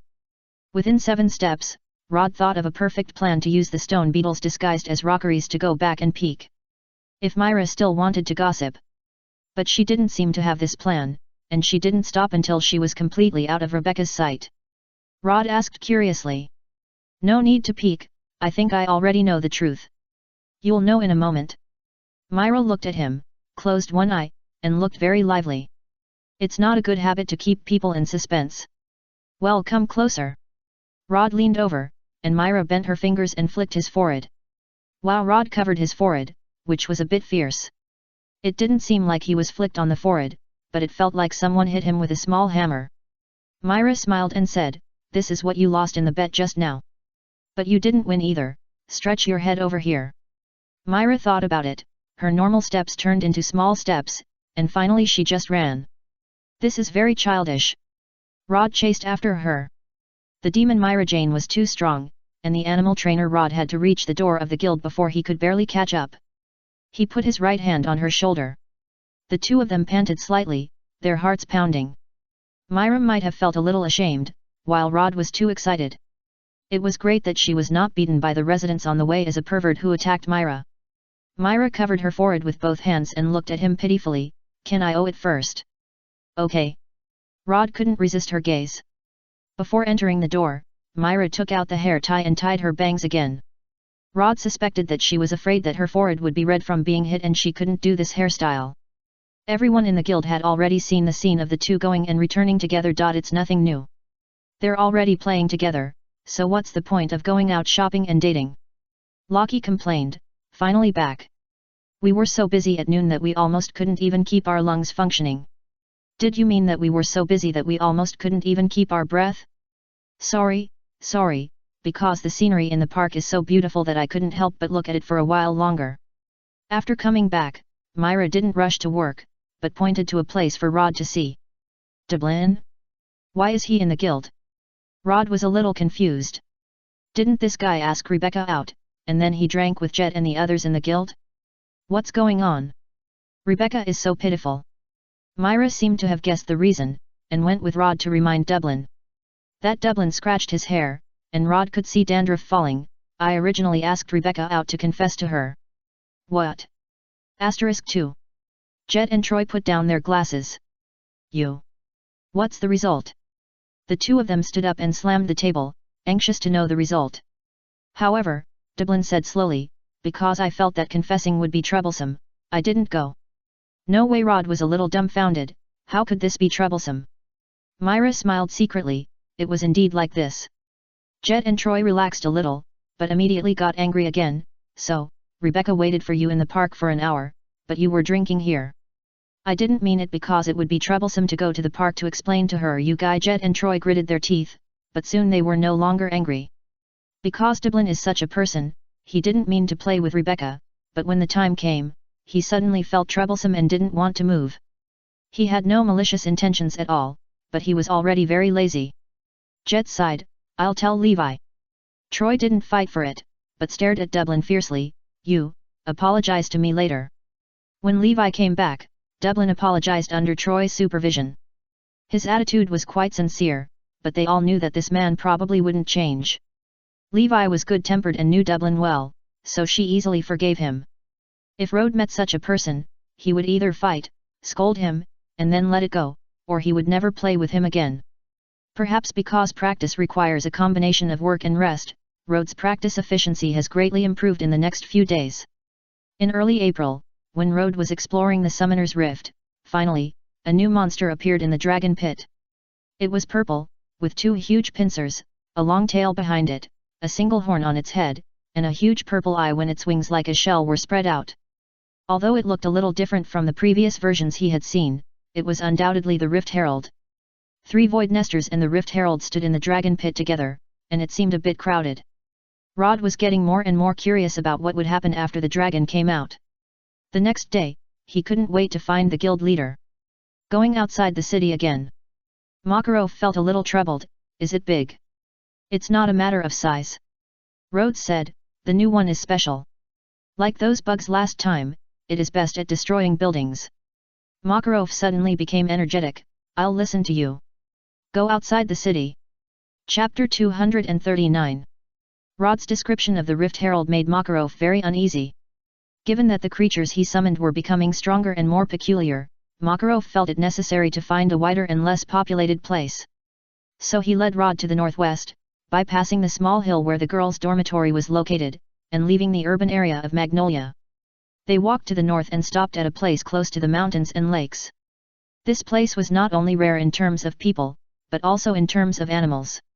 Even if they made some noise, they would not have to pay for it. Since it was expected that summoning the Rift Herald would consume a lot of mana, Rode made some preparations in advance. First, summon 2 river crabs and let them run around to make sure that there were really no strangers approaching. Then summon the azure-carved golem and add a crown of insight to yourself. Keep it until the mana is fully restored and then let the river crab and the golem go back. This way, the effect of the latest crown of insight can be maintained. It takes about 2 minutes, which is almost equivalent to having an extra tube of mana. It's just that it can't be fully restored immediately. Seeing him busy, Makarov didn't say much, just helped to arrange some defensive measures as before. Although he felt that the probability of using it was low, it was good to make the child feel at ease. As the chant was completed, Rhodes' face turned pale, which was a sign of losing a lot of magic power in an instant. This time, not to mention that his magic power was completely drained, it was almost. Purple light gathered on the ground in front, and Makarov and Rode heard a hissing. The sound was like both insects and snakes. Then a purple behemoth appeared, shook its body and roared to the sky, and stood still quietly. I always feel that the body structure of this thing is somewhat similar to that of a river crab. However, unlike a river crab, it has a pair of hard shell wings, a long tail with a horn on its head, and is much larger than a river crab. If the river crab is a car, then this one is a heavy truck. River Herald, commonly known as the Pioneer, Dragon Sun, Big River Crab, etc. Since LOL is a tower demolition game, probably, and the most important function of the Rift Herald is to help demolish defense towers, it is a very important strategic wild monster in the game. In addition, the new version of the Rift Herald can also allow people to jump on its back and lead people to quickly charge and knock down enemies. Because the operation and special effects look like an old driver driving, this thing is quite popular. Who can refuse to show off a wave of shrimp catchers in a fighting game? After the summon matured, Rhodes simply contacted the Rift Herald and obtained some brief information. As for the actual function, it depends on him to explore it well. Makarov looked at Rhodes's face and asked with concern, how is your magic power? It won't last long. Let's test its power and then let it retreat. Rhodes pointed to the desolate hillside next to him, tear it down. The Pioneer roared and stood up, as if it was accumulating power. Then its wings vibrated slightly, and it rushed towards the hillside with purple light and shadow. The first Kenyan Pioneer crashed into the hillside, making a thunderous explosion. The defensive magic circle arranged by Makarov lit up and blocked the stones thrown at the two. What an amazing destructive power! Makarov exclaimed. From his angle, he could see that the cracks on the mountain spread from the impact point, extending downward to the ground, upward to the top of the mountain, and almost spreading to the entire mountain on both sides. If he turned into a giant and punched this hillside, he might be able to cause the same movement, but I'm afraid it would be difficult to destroy it so evenly. This monster called the Kenyan Pioneer seemed to be attacking to destroy the entire mountain. Since the order was demolish, the Pioneer did not stop after the collision, and raised the giant pliers to hit the collision site. There was another burst of rubble flying, and the hill seemed to shake. The cracks on the mountain became more dense, and more rubble rolled down the hill. Stop! Rhodes hurriedly called for a stop. A few more hits and the hill would really be gone. The Rift Herald stopped and retracted the pliers that had been raised, highlighting the excellent quality of being disciplined. Makarov sighed, let it be demolished. It's more dangerous now. That's right, then Rhodes looked ugly, and he really couldn't hold it. Although the effect of the Crown of Insight is still there, the recovery can't keep up with the consumption. After the Rift Herald added another pliers, the figure became illusory and finally disappeared. The good news is that after it disappeared, the speed of mana recovery became obvious. Looking at the crumbling hill, Rhodes said embarrassedly, how about you come? You can wait for me for a few more minutes. There's really nothing I can do. Makarov's body swelled up, and his huge fist smashed on the mountain. The already shaky hillside collapsed with a rumble, turning into a pile of rubble, and the ground nearby trembled. Dust flew all over the sky, and the place where the two stood was covered with a layer of cocky fog. Rod covered his mouth and nose, and the next second he was caught by the president's big hand and got out of the height of most of the dust. Makarov took Rod out of the dust range and restored his normal body shape. The old man had a happy smile on his face. I suddenly feel better, let's go back. Oh, you feel better after collapsing a hill, you are also a restless saboteur, right? Rod summoned the river crab and returned to the guild with the president. On the way, Makarov asked curiously, what will you summon next time? Dragon? Makarov thought of the rumors on the day when he picked up Rod. It was said that someone saw a dragon hovering over the forest. I'm not sure if it's the same concept as the dragon that Natsu is looking for. I'll know after I work hard for a few more months. It's still unknown how long it will take to turn the Rift Herald into a regular combat force, and it will probably take at least a few months to see the little dragon. This is because of the existence of the blue buff, which can greatly reduce the magic power required to turn new wild monsters into regular combat forces. Makarov was silent. Dragon Slayer, dragon, a few months later? What kind of big thing will happen? President, Rod, I'm finally back. Sister Myra has been waiting for you for a long time. Makarov asked, what's the matter? It's the Sakura Festival, the Sakura Festival. Lakai said, the day after tomorrow is the Sakura Festival, and we have to start preparing today. It's that time again. Makarov got excited, should we start the banquet from today? Your mood changes so quickly. Rhodes just saw the president's worried look. Of course. Makarov said. As the saying goes, there are unexpected events in life. Sometimes we can easily complete the task and get a high reward, and sometimes we have to fight for a meager reward. It is the tradition of wizards not to give up the task easily. But no matter how worried you are now, tomorrow will definitely come. So as a wizard, you can neither slack off in your daily practice nor ignore today's happiness. No matter what happens tomorrow, no matter what happens, we will always hold on to this idea and move forward bravely. Makarov stretched out a hand, with his index finger pointing upward and his thumb open, with a kind smile on his face. Only in this way can you be considered a wizard of fairy tale. Chapter 240 The New Guard, Chris, has been here for more than half a month. The noisy scene of that day is still vivid in my mind. Everyone gathered together to drink, enjoy the cherry blossoms, perform, and play. Even if not all members participated in the activities, it was still very lively. The most anticipated event is called Bingo Game, which is actually equivalent to a lottery.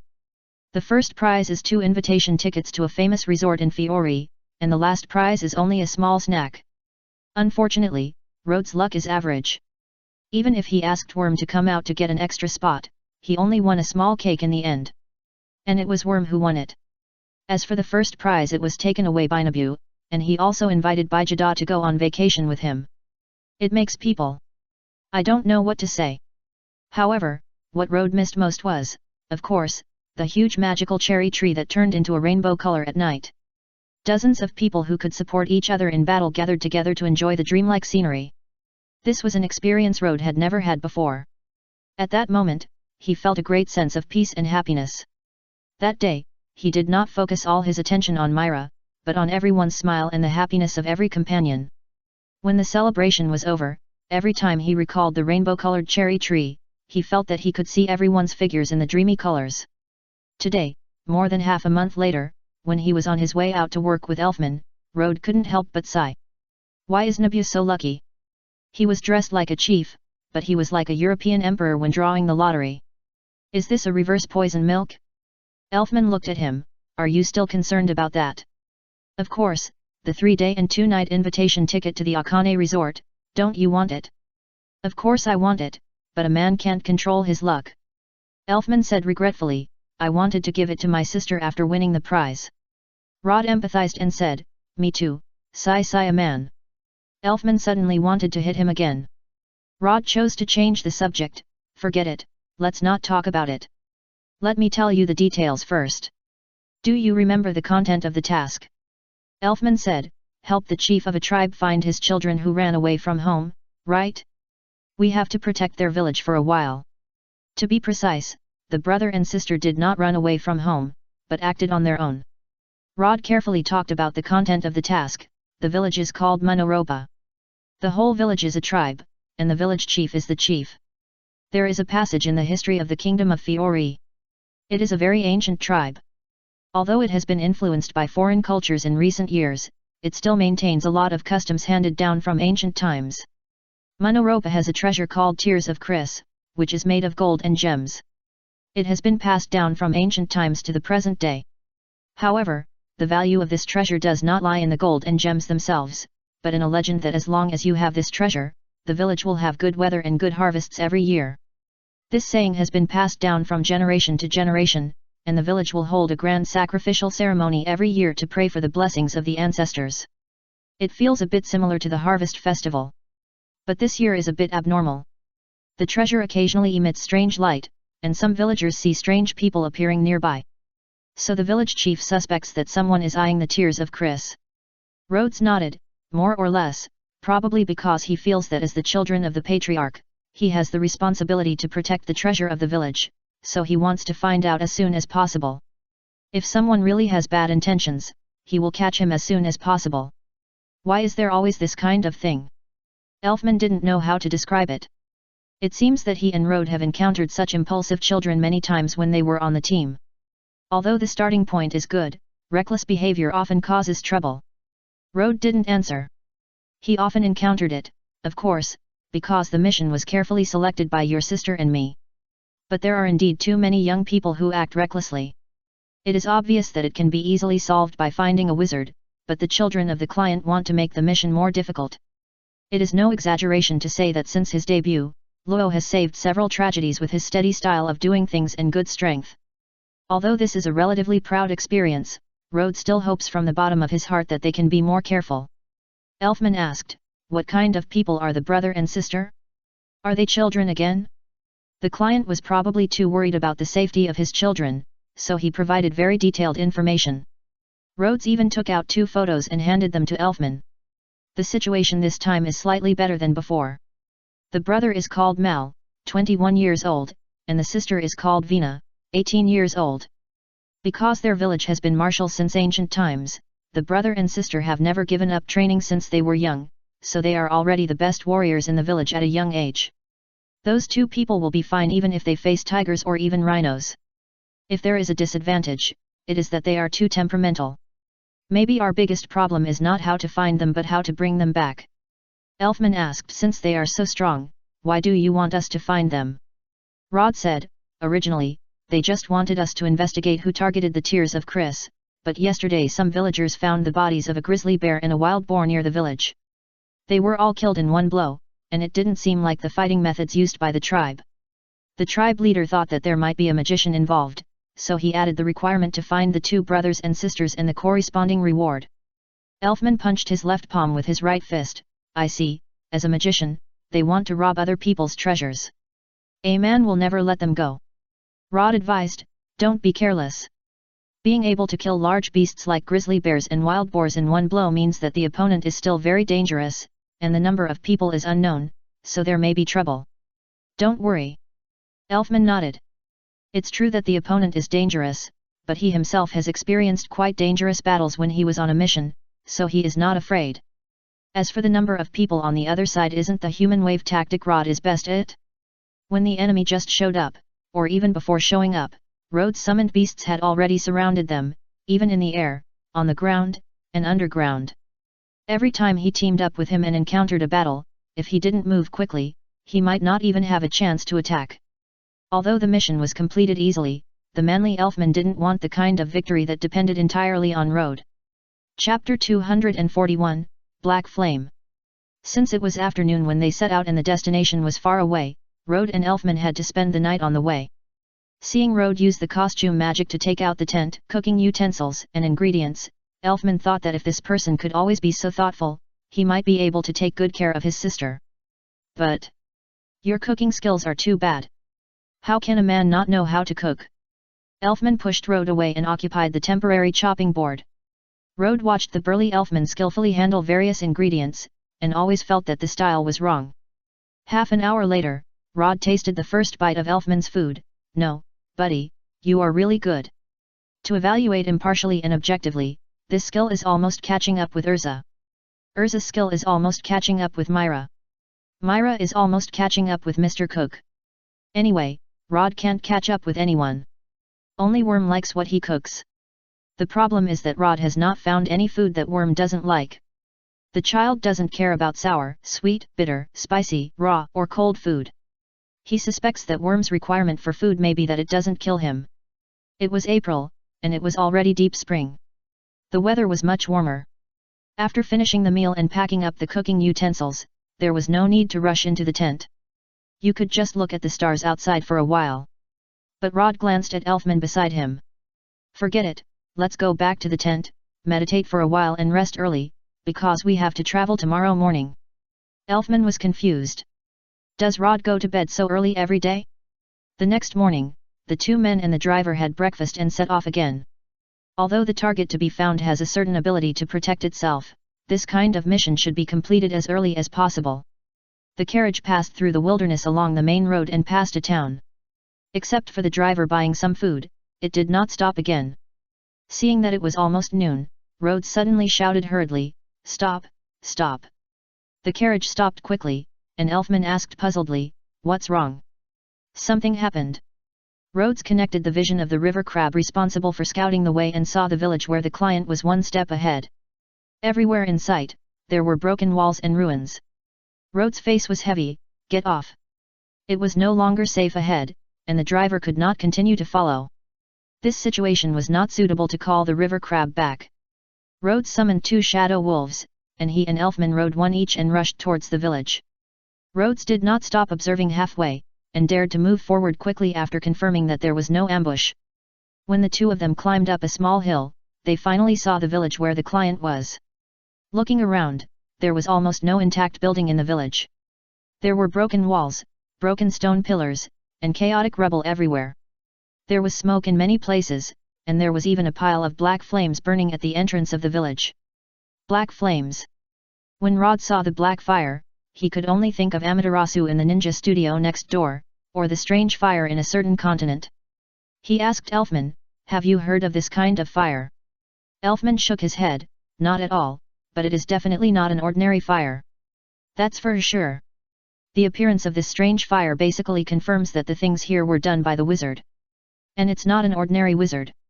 As Rod and Elfman carefully approached the ruins in front, their mood became heavier and heavier.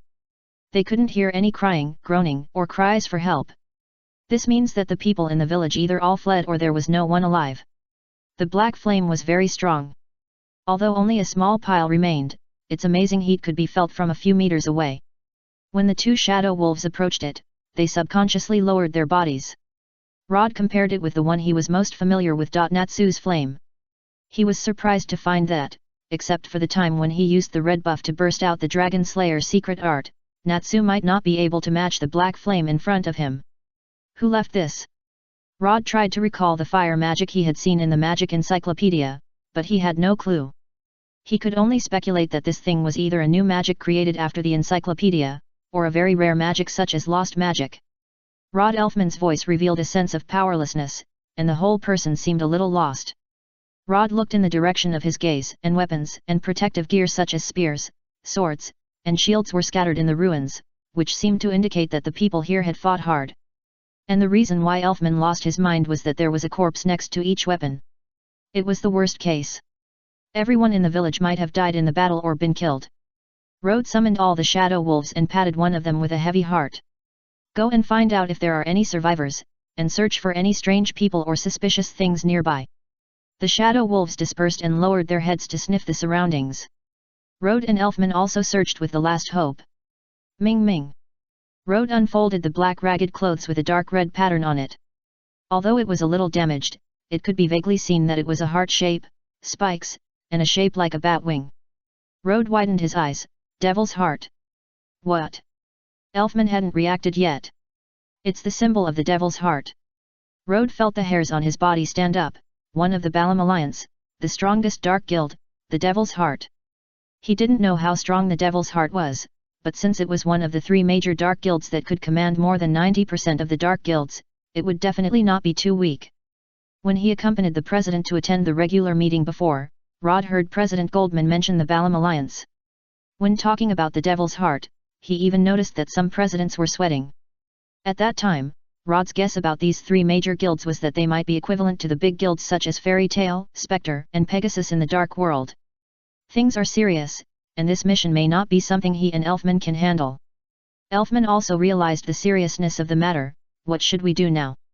Ask for help first. Rod used the magic of changing clothes, and a pen and a notebook appeared in his hand.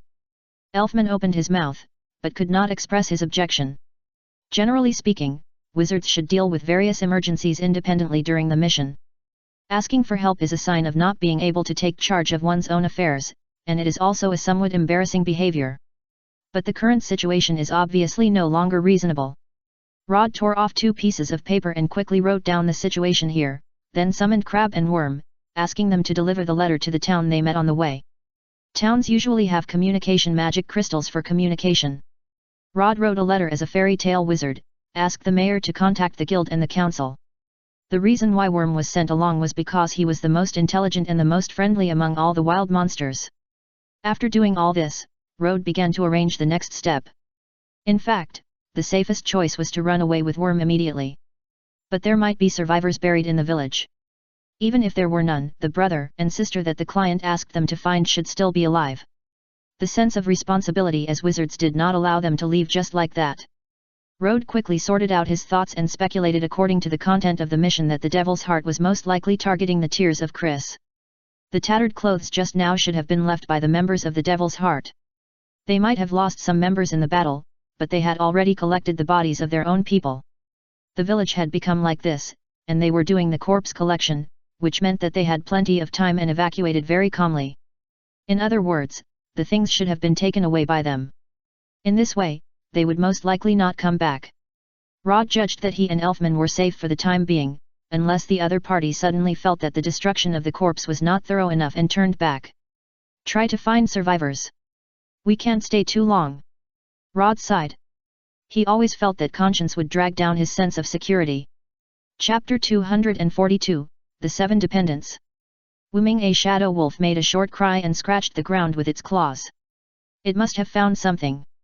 Rod and Elfman ran over quickly. There was an old hand on the ground. The owner of this hand was buried by a collapsed wall.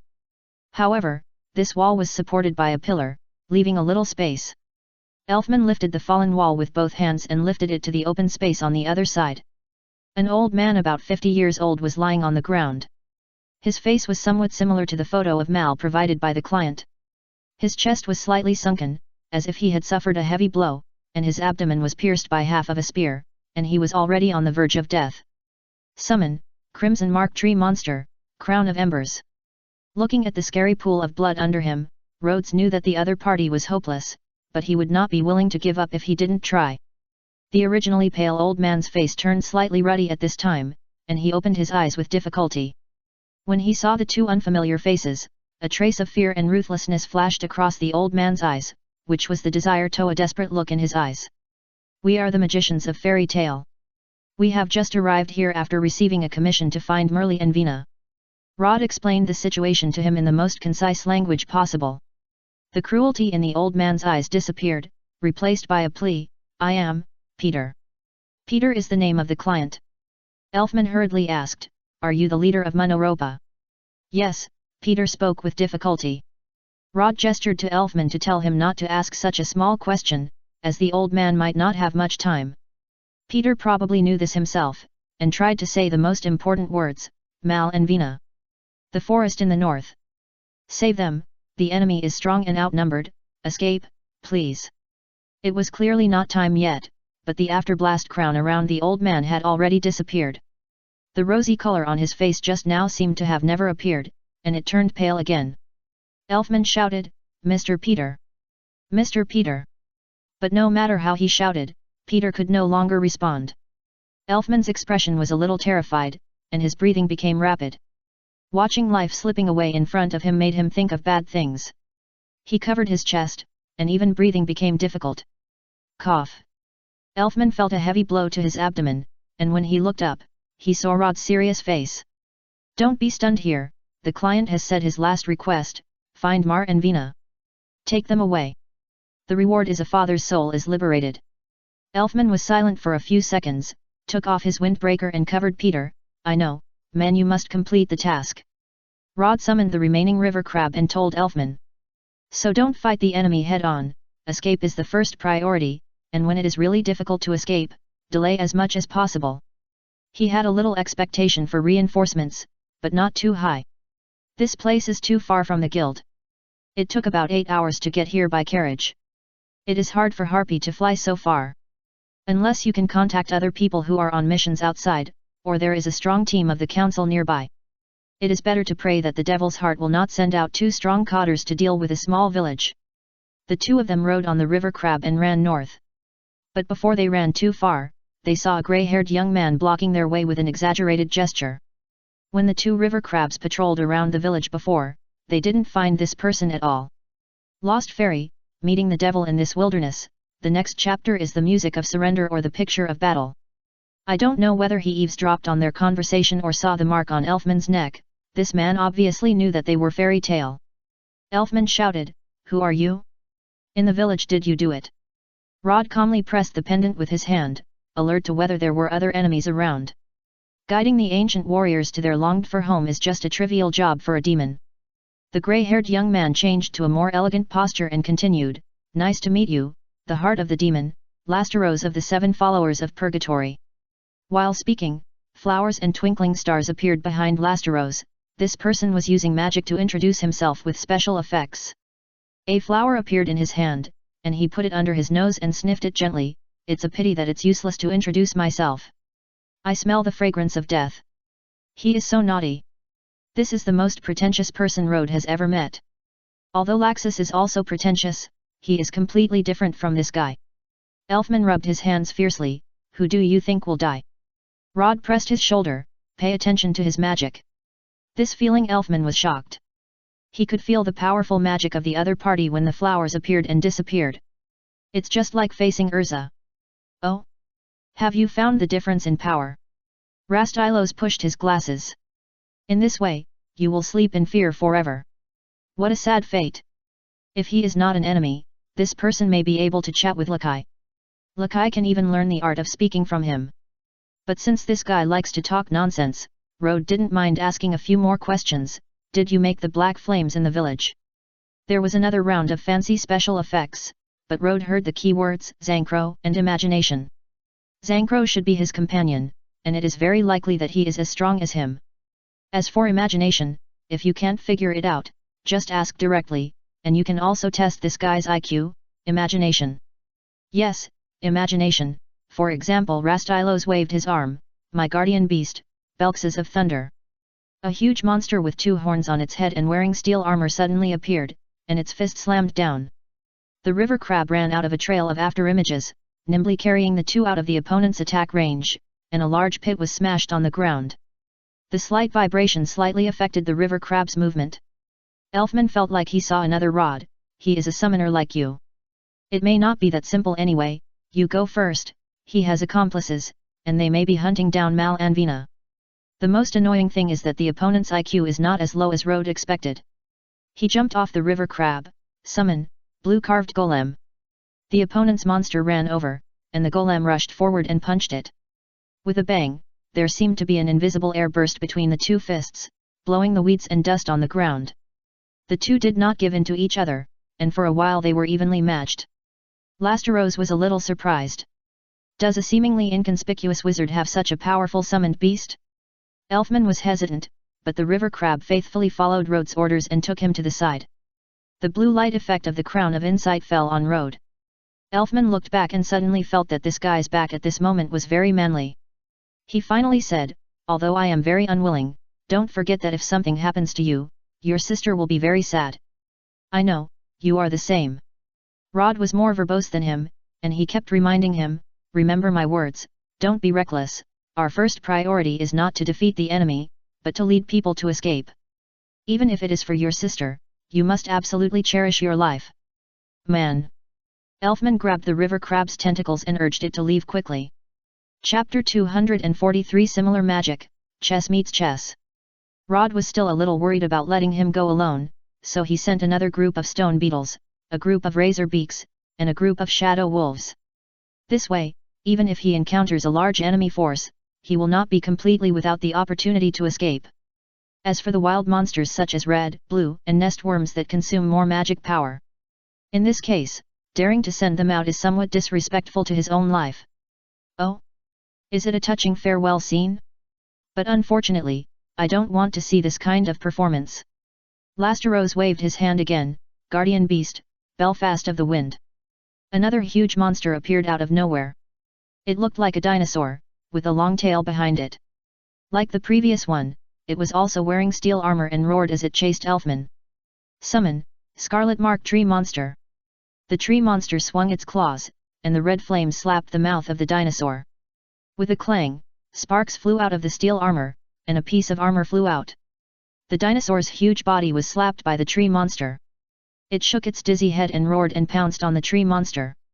The four behemoths fought against each other, and the sound of iron hammering continued to sound. The surrounding weeds, bushes, gravel, and flat roads were all damaged. The golem and the two horned monsters seemed to be evenly matched. One would occasionally fall off stone chips, and the other's steel armor was smashed into pits and dents. The tree monster had a slight advantage in the battle with the dinosaur monster. It was estimated that it would not take long for the dinosaur monster to win. Fell down. But the two who summoned these big guys did not focus on them, but thought of a question at the same time. According to the common sense of the magic world, if the opponent is a summoner and the summoned beast is very strong, then his body should be very weak. Rod thought that people like him who can grab with both hands should be a special case. Lasteros also thought that people like one of his companions who use summoning magic but have a strong body are also special cases. The two strangers reached a strange tacit understanding at this moment, but the other's eyes became quite aggressive. Let's try it first. Let you try to see my imagination, the sword of Damocles. Summon, crimson razor beak bird, flying feathers all over the sky. Dozens of exquisitely shaped swords shot at Rhodes, and hundreds of red feathers like flying knives shot at Lastilos. Faced with the intensive attacks, the two men took off at the same time. A pair of small white wings appeared on Lastilos' feet, and Rhodes' arms turned into red wings. What exists on my feet is the wings of Pegasus that can fly freely. Receive crimson razor beak. The gorgeous long sword and feather flying knife were nailed to the places where the two had just stood. The two looked at each other in midair, and were surprised that the other party actually had flying magic. However, Rhodes had a silky little combo. After receiving the razor beak, he could also use flying feathers all over the sky. What exists in my left hand is a golden shield that can repel everything. A strangely shaped golden shield appeared out of thin air and bounced off all the feather flying knives that were supposed to hit Lastilos. The two men had similar thoughts again. This guy is not an ordinary summoning wizard. Receive magic? Clothes changing magic. Lasteros was sure of his judgment, but Rhodes overturned his idea.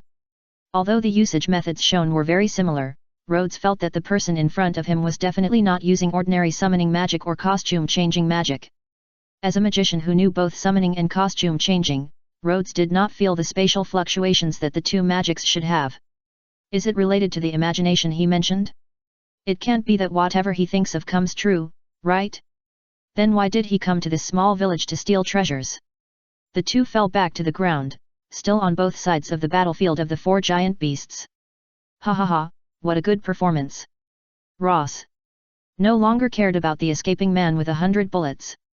Someone would take care of him anyway. The guy in front of him was more interesting. He actually used magic that was so similar to his in effect. However, can you beat infinite imagination? Lasteros opened his arms.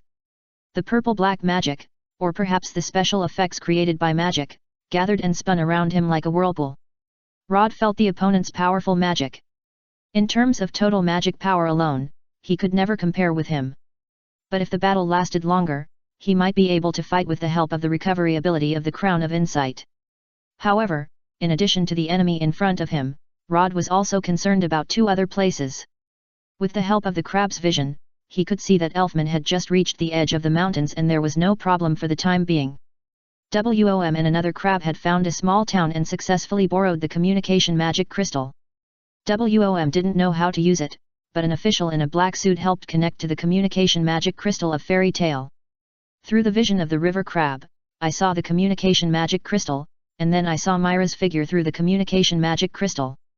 This feeling was a bit strange. Soon Myra's figure disappeared, and the president appeared on the screen. I don't know what the president said. The official in the black suit picked up a pen and paper and started writing, and showed it to the river crab after he finished writing. Don't rush into a conflict, I will send someone to pick you up immediately. Rod smiled bitterly, there was already a conflict. Fortunately, the devil's heart should not be fully dispatched, otherwise he would be surrounded by 7 strong people like Lasteros, and he would probably be dead by now. After the communication was cut off, the black suit immediately contacted the Council of Deputies. From his appearance, he obviously knew the weight of the Devil's Heart, a dark guild. Perhaps he was worried that the appearance of such a dangerous person nearby would bring a catastrophe to the town, just like the destroyed Monoropa. Boom! The dinosaur monster wearing steel armor was hit by the tree monster again, and finally fell to the ground with a wail. The body slowly dissipated. Belfast. Lasteros didn't expect his guardian beast to be defeated so quickly. When he noticed Rhodes' state, he was furious. You rude goblin, you are distracted when facing the devil. Don't think you have the upper hand. Show up. My third guardian beast, a Locatique of ice. And the fourth, Anticotic of blizzard.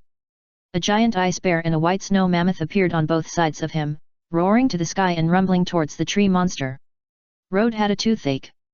Could this man summon these things infinitely? Chapter 244 Receive Magic Swamp Frog. Summon, Scarlet Mark Tree Monster. Another tree monster appeared, and 2 tree monsters met the newly summoned ice monster. Rod's face was a little ugly. Even with the Crown of Insight, the huge consumption of 2 reds and 1 blue still put him under great pressure.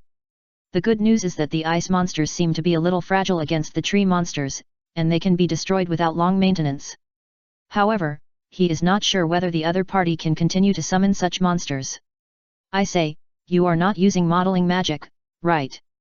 Rhodes saw a little bit of the door, and always felt that it was similar to Gray and Lakai's magic. Modeling magic is free magic, but most of them require a kind of raw material. Gray is ice, and Lakai is wood. And the person in front of him, although it sounds a bit abstract and unbelievable, magic is an incredible thing. Rod boldly guessed, the raw material you use for modeling is the imagination mentioned earlier. He, what an unimaginative guess. My magic is not a superficial thing like modeling magic. Speaking of this, Rastilo seemed quite proud. My magic is a lost magic that is closer to the root of magic, and its name is Arc of Manifestation. Everything I imagine can be manifested. Even these things without beauty. Rastilos waved his hand lightly, and the things without beauty he mentioned appeared in front of him one after another. They were cannons of different shapes and calibers, and the black muzzles made Rhodes' scalp numb. Although the Arc of Manifestation has certain limitations, I personally don't like this crude use. But he smiled, occasionally it's nice to use festive fireworks to bury some interesting opponents. Bang bang bang! More than a dozen cannons fired at the same time, and shells of different sizes flew out of the barrels and flew towards several monsters in battle. The figures of several guardian holy beasts with bruises all over their bodies gradually turned into illusions and disappeared, and the shells bombarded the golems and tree monsters. The flames of the explosion were as colorful and gorgeous as fireworks, just as Lasteros said. Rhodes sent several wild monsters back before they were fatally injured. Before sending them away, he asked the golem to renew his crown of insight, and the tree monster to renew his crown of embers. But in this way, the target of the shells that kept coming out of the barrel turned to Rhodes. Dissipate in the roaring salute. Sad fairy. Lasteros's singing voice was drowned in the explosion. At this time, Rhodes had received the ancient stone beetle and hid it underground. In order to be prepared for any eventuality, a group of stone beetles were summoned, and they were ambushed first. Although they were hit by a cannon because they did not sink fast enough, it was not a serious injury and was not a big problem. Physics knowledge, sound can be transmitted in solids. So Rhodes could hear the rumbling of cannons on the ground even underground, and he could not help but feel envious.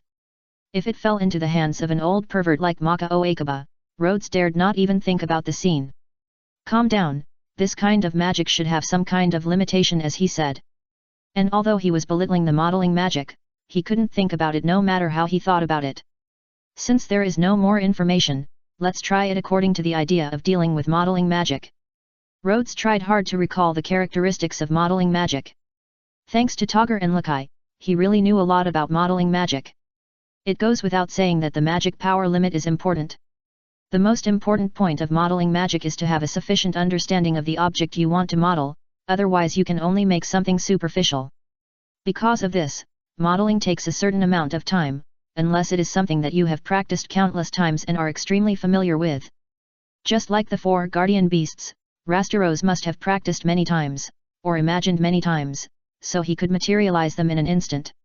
In this way, Rhodes doesn't have to worry about fighting with him, nor does he have to worry about him being able to copy his wild monsters. Because I don't understand enough. If I can. The sound of the cannon suddenly stopped, and Rhodes quickly stopped thinking and quickly swam to the side. With a sound, a huge iron cone 3 or 4 meters high pierced into the position just now, and the ground cracked open a gap. I hope you will scatter to the other side of the darkness, not hide in the dark underground. Rasteros raised his right hand and chopped it down, and his arm suddenly stretched forward, turning into a black claw that pierced Rhodes' chest. Wow! The attack came too fast, and Rhodes was forced to try to take it, but he didn't expect that the hard shell of the stone beetle mode would break easily like a paper shell in front of this claw. Not only was there a scratch on his arm, but also a bloody hole was pierced on his left shoulder. Lasteros's chanting came late. I am the king of the underworld, and my right hand is a dark sword that can cut everything. What a messed up imagination. Rhodes endured the pain and hugged the dark arm. No matter how he analyzed it, it was not as good as the other party delivering it to the door himself. A flash of light flashed on his body, his skin turned purple-brown, his lower limbs became abnormally thick, and bumps as big as baby fists grew on his arms. His cheeks were slightly bulging, and his jaw was swollen like a balloon. Not only that, Rhodes' eyes were swollen, purple eyeshadow appeared, and his hair became dreadlocks, decorated with colorful poisonous mushroom hair accessories. Received Demon Swamp Frog. Because he thought it was ugly, Rhodes only practiced it secretly in private, never showed it to anyone, and never used it in actual combat. And today, Rastylos hurt him, and Rhodes used it without hesitation. In this form, if Rhodes does not restrain himself, he will be poisoned from head to toe. The dark arm he was holding had been stained with venom through skin contact, and the bloody claws were corroded by the poisonous blood and were smoking. Rhodes's jaw bulged and shrank, his cheeks swelled, and his mouth sprayed dark purple venom like a water arrow. In my left hand is a golden shield that can repel everything. The shield blocked the venom, but white smoke immediately came out, accompanied by a sizzling sound. Not only the venom, but also a layer of strange fire attached to the purple venom, which corroded the shield faster. Rasteros felt pain, and the black sword and the golden shield disappeared at the same time, returning to the appearance of an ordinary arm. But his sleeves were torn, his arms were stained with purple venom, and his skin was burned. Oh! It's really not a modeling magic when your arms turned into claws and shields, they were physical. Lasteros didn't bother to answer, and 2 clear springs appeared, washing away the venom on his arms. But waves of tingling and numbness reminded him that this kind of poison is not so easy to remove. Lasteros trembled and raised his hand to adjust his glasses. What an ugly form, an alien like you, the best destination should be the abyss of hell. 1. This guy is really, he still pretends even after eating. Feathers flying all over the sky. The razor-beaked bird, which had been resting for a while, shot out feather knives again. White wings appeared on Lasteros' feet, and when he was about to jump, he felt his feet clamped by something. When? Chapter 245 Take it down. Golden shield. A shield appeared in Lasteros' left hand again, successfully blocking the feather knives. But it was obvious that the speed of the shield's manifestation was much slower than before. Black sword. After confirming that the attack was blocked, Lasteros swung his right hand again and split the stone beetle underground into 2 halves. When he removed the shield, Rhodes had already disappeared. Dark rat, have you hidden underground again? Lasteros planned to a giant pangolin was found and Rhodes was dug out. But a black shadow on the ground attracted his attention. He looked up suddenly and saw that the ugly guy actually jumped into the air. When he saw the figure clearly, the dark purple venom had already sprayed down on his head. Oops! Lasteros could only raise his shield in a hurry. The bone-eroding pain was distracting his attention. He couldn't complete the effective materialization in an instant. ZZ! Lasteros screamed, his expression became ferocious, he pressed his right hand on the ground.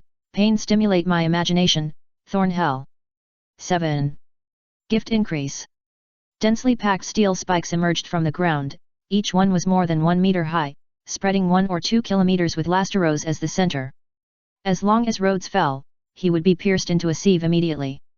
But Rhodes' body shape changed, his arms turned into wings, stopping the trend of falling.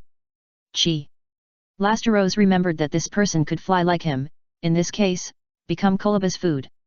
Rod circled in the air and shot feather knives at Lasteros. Lasteros's arc of materialization was completed, and a giant steel bird like a pterosaur appeared beside him. Koloba flapped his wings and swept the feather knives down. When the master jumped on its back, the giant bird took off. The giant bird made an unpleasant cry and opened its mouth full of sharp teeth to pounce on Rhodes. Unfortunately, the feather knives without the blessing of Yu's crown could only pierce a layer of iron sheet at most, and it was difficult to hurt Koloba. Rod turned and fled, but found that his flying speed was not as fast as the opponent. Fall in the sky, fairy. Koloba flapped his wings, and was about to bite Rod with his mouth. This was a skill he learned when playing flying hide-and-seek with the harpy. The small harpy liked to use this trick to avoid the big Rod. 2 figures, one big and one small, chased each other in the air. The razor-beaked bird summoned earlier came to assist in the attack, but was accidentally hit by Koloba's steel claws and disappeared. Rod changed direction flexibly, waiting for an opportunity to attack Lasteros on the bird's back with a feather-flying knife. Lasteros materialized a shotgun and shot at Rod from time to time. During the chase, Rod accidentally noticed Elfman is already fighting the enemy, and there are at least 100 of them. We have to hurry to meet up with Elfman. But if we fly over, we can't get rid of this guy at all, we can't defeat him here? Bang! Ugh! A bullet pierced Rod's wing, and a few feathers fell from the sky with blood. Rod's flying speed and flexibility dropped sharply. The giant bird opened its mouth, closed with a clang, and bit Rod in its mouth. The flying fairy was buried in Koloba's mouth, blood was spilled, feathers fell, what a sad and beautiful picture. Rod felt that this person must have never read Journey to the West. Receive Scarlet Mark Tree Monster. Rod's body size suddenly increased, and his whole body seemed to be wrapped by vines, turning into a tree man, with a bright red ball of light on his chest. The light of Yu's Higuan reappeared around Rod, and the wounds on his arms and shoulders stopped bleeding at an unusual speed. Compared to Rod's current size, the space in Koloba's mouth seemed a bit narrow. The giant bird tried to swallow, and in Lasteros's imagination, Koloba's stomach contained strong acid that could melt people. Rod estimated the position, waved his right hand, and the red flame of his claws easily cut Koloba's esophagus from the inside and stabbed Lasteros on the bird's back. What is it, the black sword? The giant bird disappeared, and the two fought head-on in mid-air, falling in 2 directions. Bleeding came from Rod's palm, and several bleeding wounds were added to Lastelos' arm. Although it was an aerial battle just now, it was mostly a small-scale fight, so it could not fly too far from the previous battlefield. Rhodes had to use the tree monster's own wood magic to make a large number of vines grow quickly on the ground, interspersed between the steel thorns, and laid out a platform for him to land. However, at the moment of landing, Rhodes realized that something was wrong. Because Lastilos did not land together, but grew small white wings on his feet, opened his arms in mid-air, and posed a magic posture. "Come out, Dingle Tower! Let the stupid goblins drown in sorrow and return to dust." Rhodes suddenly found that he could not move. Unbeknownst to him, his body had been fixed in the stone wall and was rising with the wall. Even after receiving the tree monster, he couldn't break free. Rhodes immediately cancelled the receiving magic, but he couldn't get out of it by shrinking his body. He immediately received the ancient stone beetle, but soon found that this form couldn't swim out of the wall with earth magic. The wall was still rising, and a gorgeous tower was gradually taking shape. Lastilos shouted to him proudly, "Give up! This is an unbeatable magic, and no one has ever been able to crack it. It's over." Rhodes was a little panicked. Although he didn't know what the effect of this magic was, he felt the huge magic power that the opponent burst out in an instant. If this thing was successfully activated, he might die. But, tower? Rhodes' magic power was almost enough. As long as he could summon the Rift Herald, and there is still hope of breaking this trick. The problem is, I can't move. In his current state, even his hands are fixed in the wall. Lastilos obviously targeted his summoning magic that was obviously of the holding type. If you can't touch the pendant, you can't summon it, unless. Give yourself more confidence, you are very strong. Magic comes from the power of the heart. If you don't even believe in yourself, magic will become weak. The kind voice of the president sounded in his ears, and Rhodes tried to straighten his neck upwards and felt the pendant touching his skin. "It can be done, it can be done, I have practiced it, and it will definitely work this time." Rift Herald. Respond to the call. Rift Herald. Buzz. A large amount of magic power gathered at the place where the pendant touched the skin, and was consumed in an instant, and the pendant emitted a dazzling light. The purple light gathered at the foot of the tower, and a huge purple figure jumped out of the ground. It's obviously a holding system, but it can directly. Lastilos stretched his right hand forward. "It's too late, disappear." Rod shouted, "Rift Herald, tear it down." Boom. Rift Herald seemed to turn into a purple stream of light and crashed into the tower. Cracks spread from the impact point to the entire tower, and spread to where Rod was trapped. Chapter 246. Rod successfully pulled out one hand and struggled to climb out of the wall. The gorgeous tower covered with cracks emitted a dazzling light, which was a sign that Lastilos's magic had entered the final stage. Rhodes began to feel tingling all over his body, and his clothes began to be burned. He tried to get out while urging the Rift Herald to speed up. The Rift Herald's giant claws smashed on the tower, and the cracks became more dense. Rhodes finally got out. Then, the gorgeous tower shattered and collapsed, and the huge stones disappeared before they hit the ground. Impossible! My Danger Tower! Lastilos's strongest magic was forced to be interrupted. Rod fell from the sky, but there was no extra magic to receive the razor beak. Fortunately, the Rift Herald spread its wings and let Rhodes land on the purple sphere behind it. In the game, the sphere exists as a weak point, but in this world, it has become a cockpit. When Rhodes landed on it, it was like landing on a soft trampoline, but he was not bounced up, but his whole body slowly sank into it. To some extent, this place can still be regarded as a weak point. After all, as long as Rhodes inside is killed, the pioneer will disappear. After entering the cockpit, the scene in front of Rhodes changed, and he could see two large screens in front of him and many small screens around him. That was the vision of the Kenyan pioneer.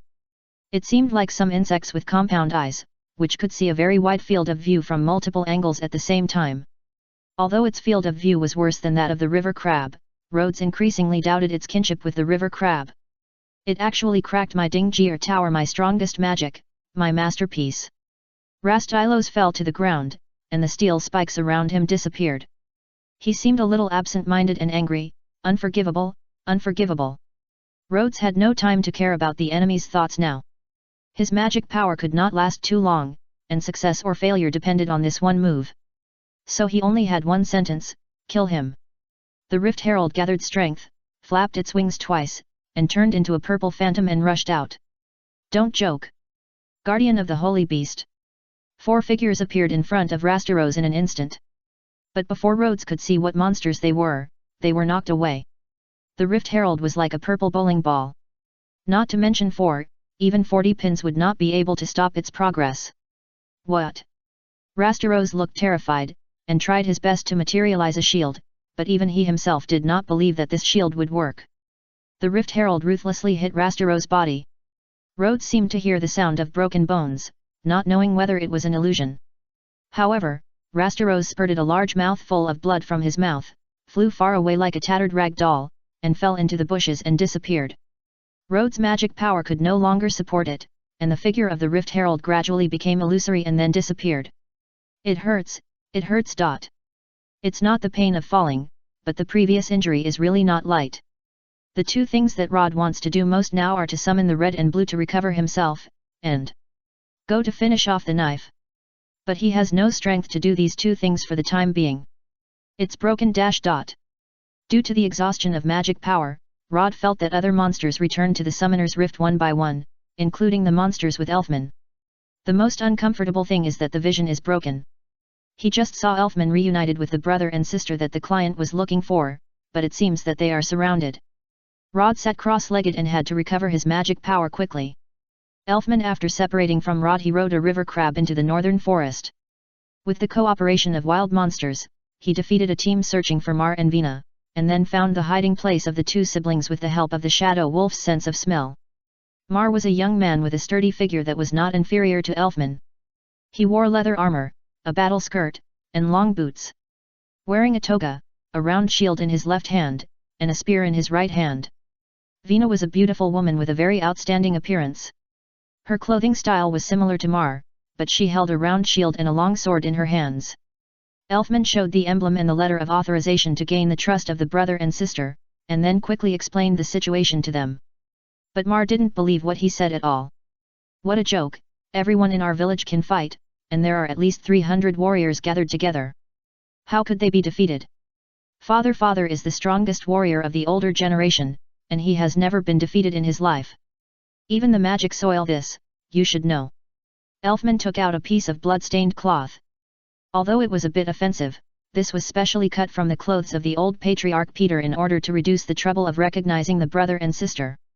Mar and Vina were very familiar with the pattern on it. It was a pattern that only the patriarch and the strongest warriors in the tribe were allowed to use. Brother Vina covered her mouth with tears in her eyes. It's Dad's clothes. What he said is true. Impossible. I'm going back to the village now. Now the mountains and forests are full of enemies, and there are at least very strong people. My companions are buying time. We must go to a safe place first. Mar frowned. Get out of the way. Elfman was unmoved. Mr. Peter's last words asked us to find you and take you away. Hearing that it was his father's last words, Mal's body trembled, but he was obviously unwilling to escape like this. Brother. Vina grabbed Mal's arm and signaled him to calm down. Damn it. Mal stabbed his spear into the ground as if to vent his anger. If I hadn't run out without permission. If I was in the village. Elfman couldn't bear to say that if the brother and sister were in the village, they might really be wiped out. There. Found them. But why are there 3 people? Anyway, Lord Zankro's order is to catch those 2, charge. Mal noticed the clothes of these people. It's them. The weirdos who appeared near the village before are them. Vina clenched her sword and shield and prepared for battle.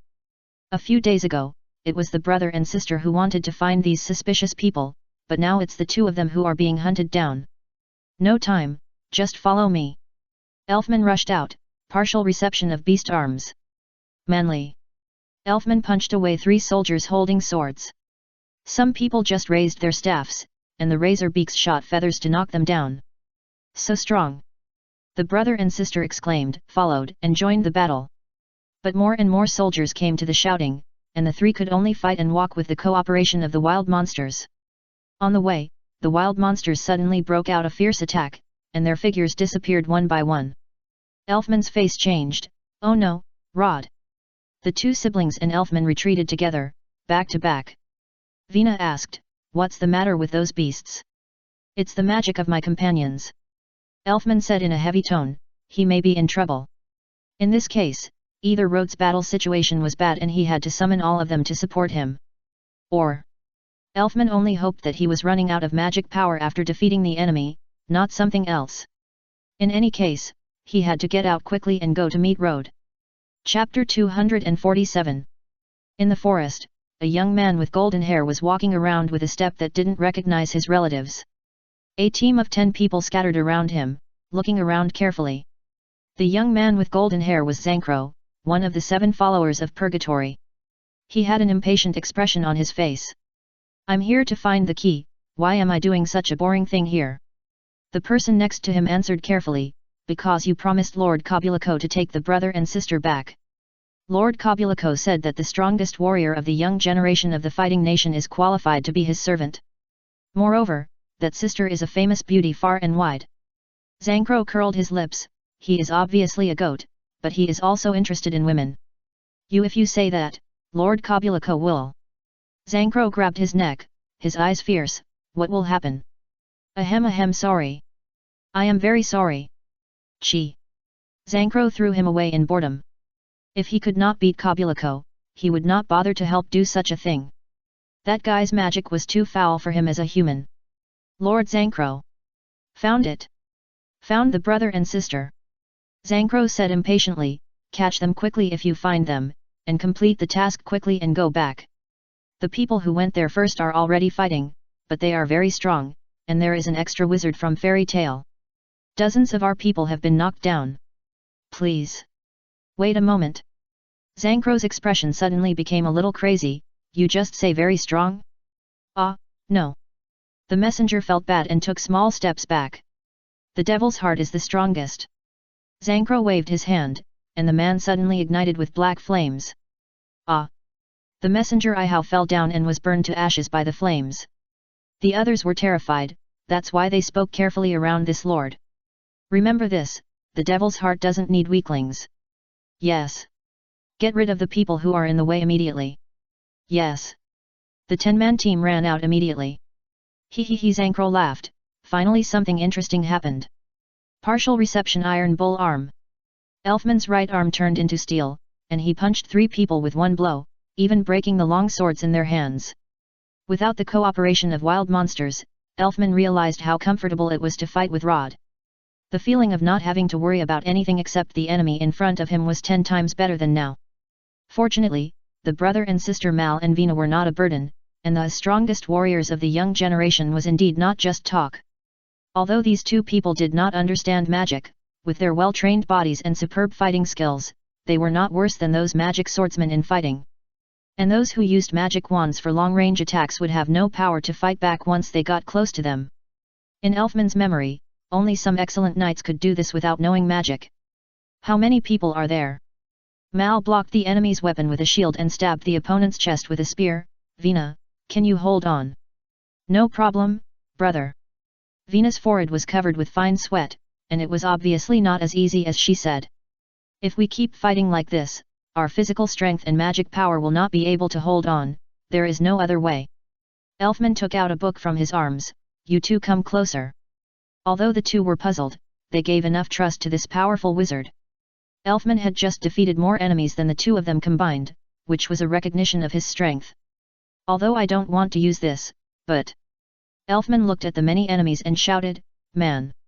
The shout not only scared the enemies, but also scared the 2 brothers and sisters who were leaning against him. What is he talking about? It doesn't make sense.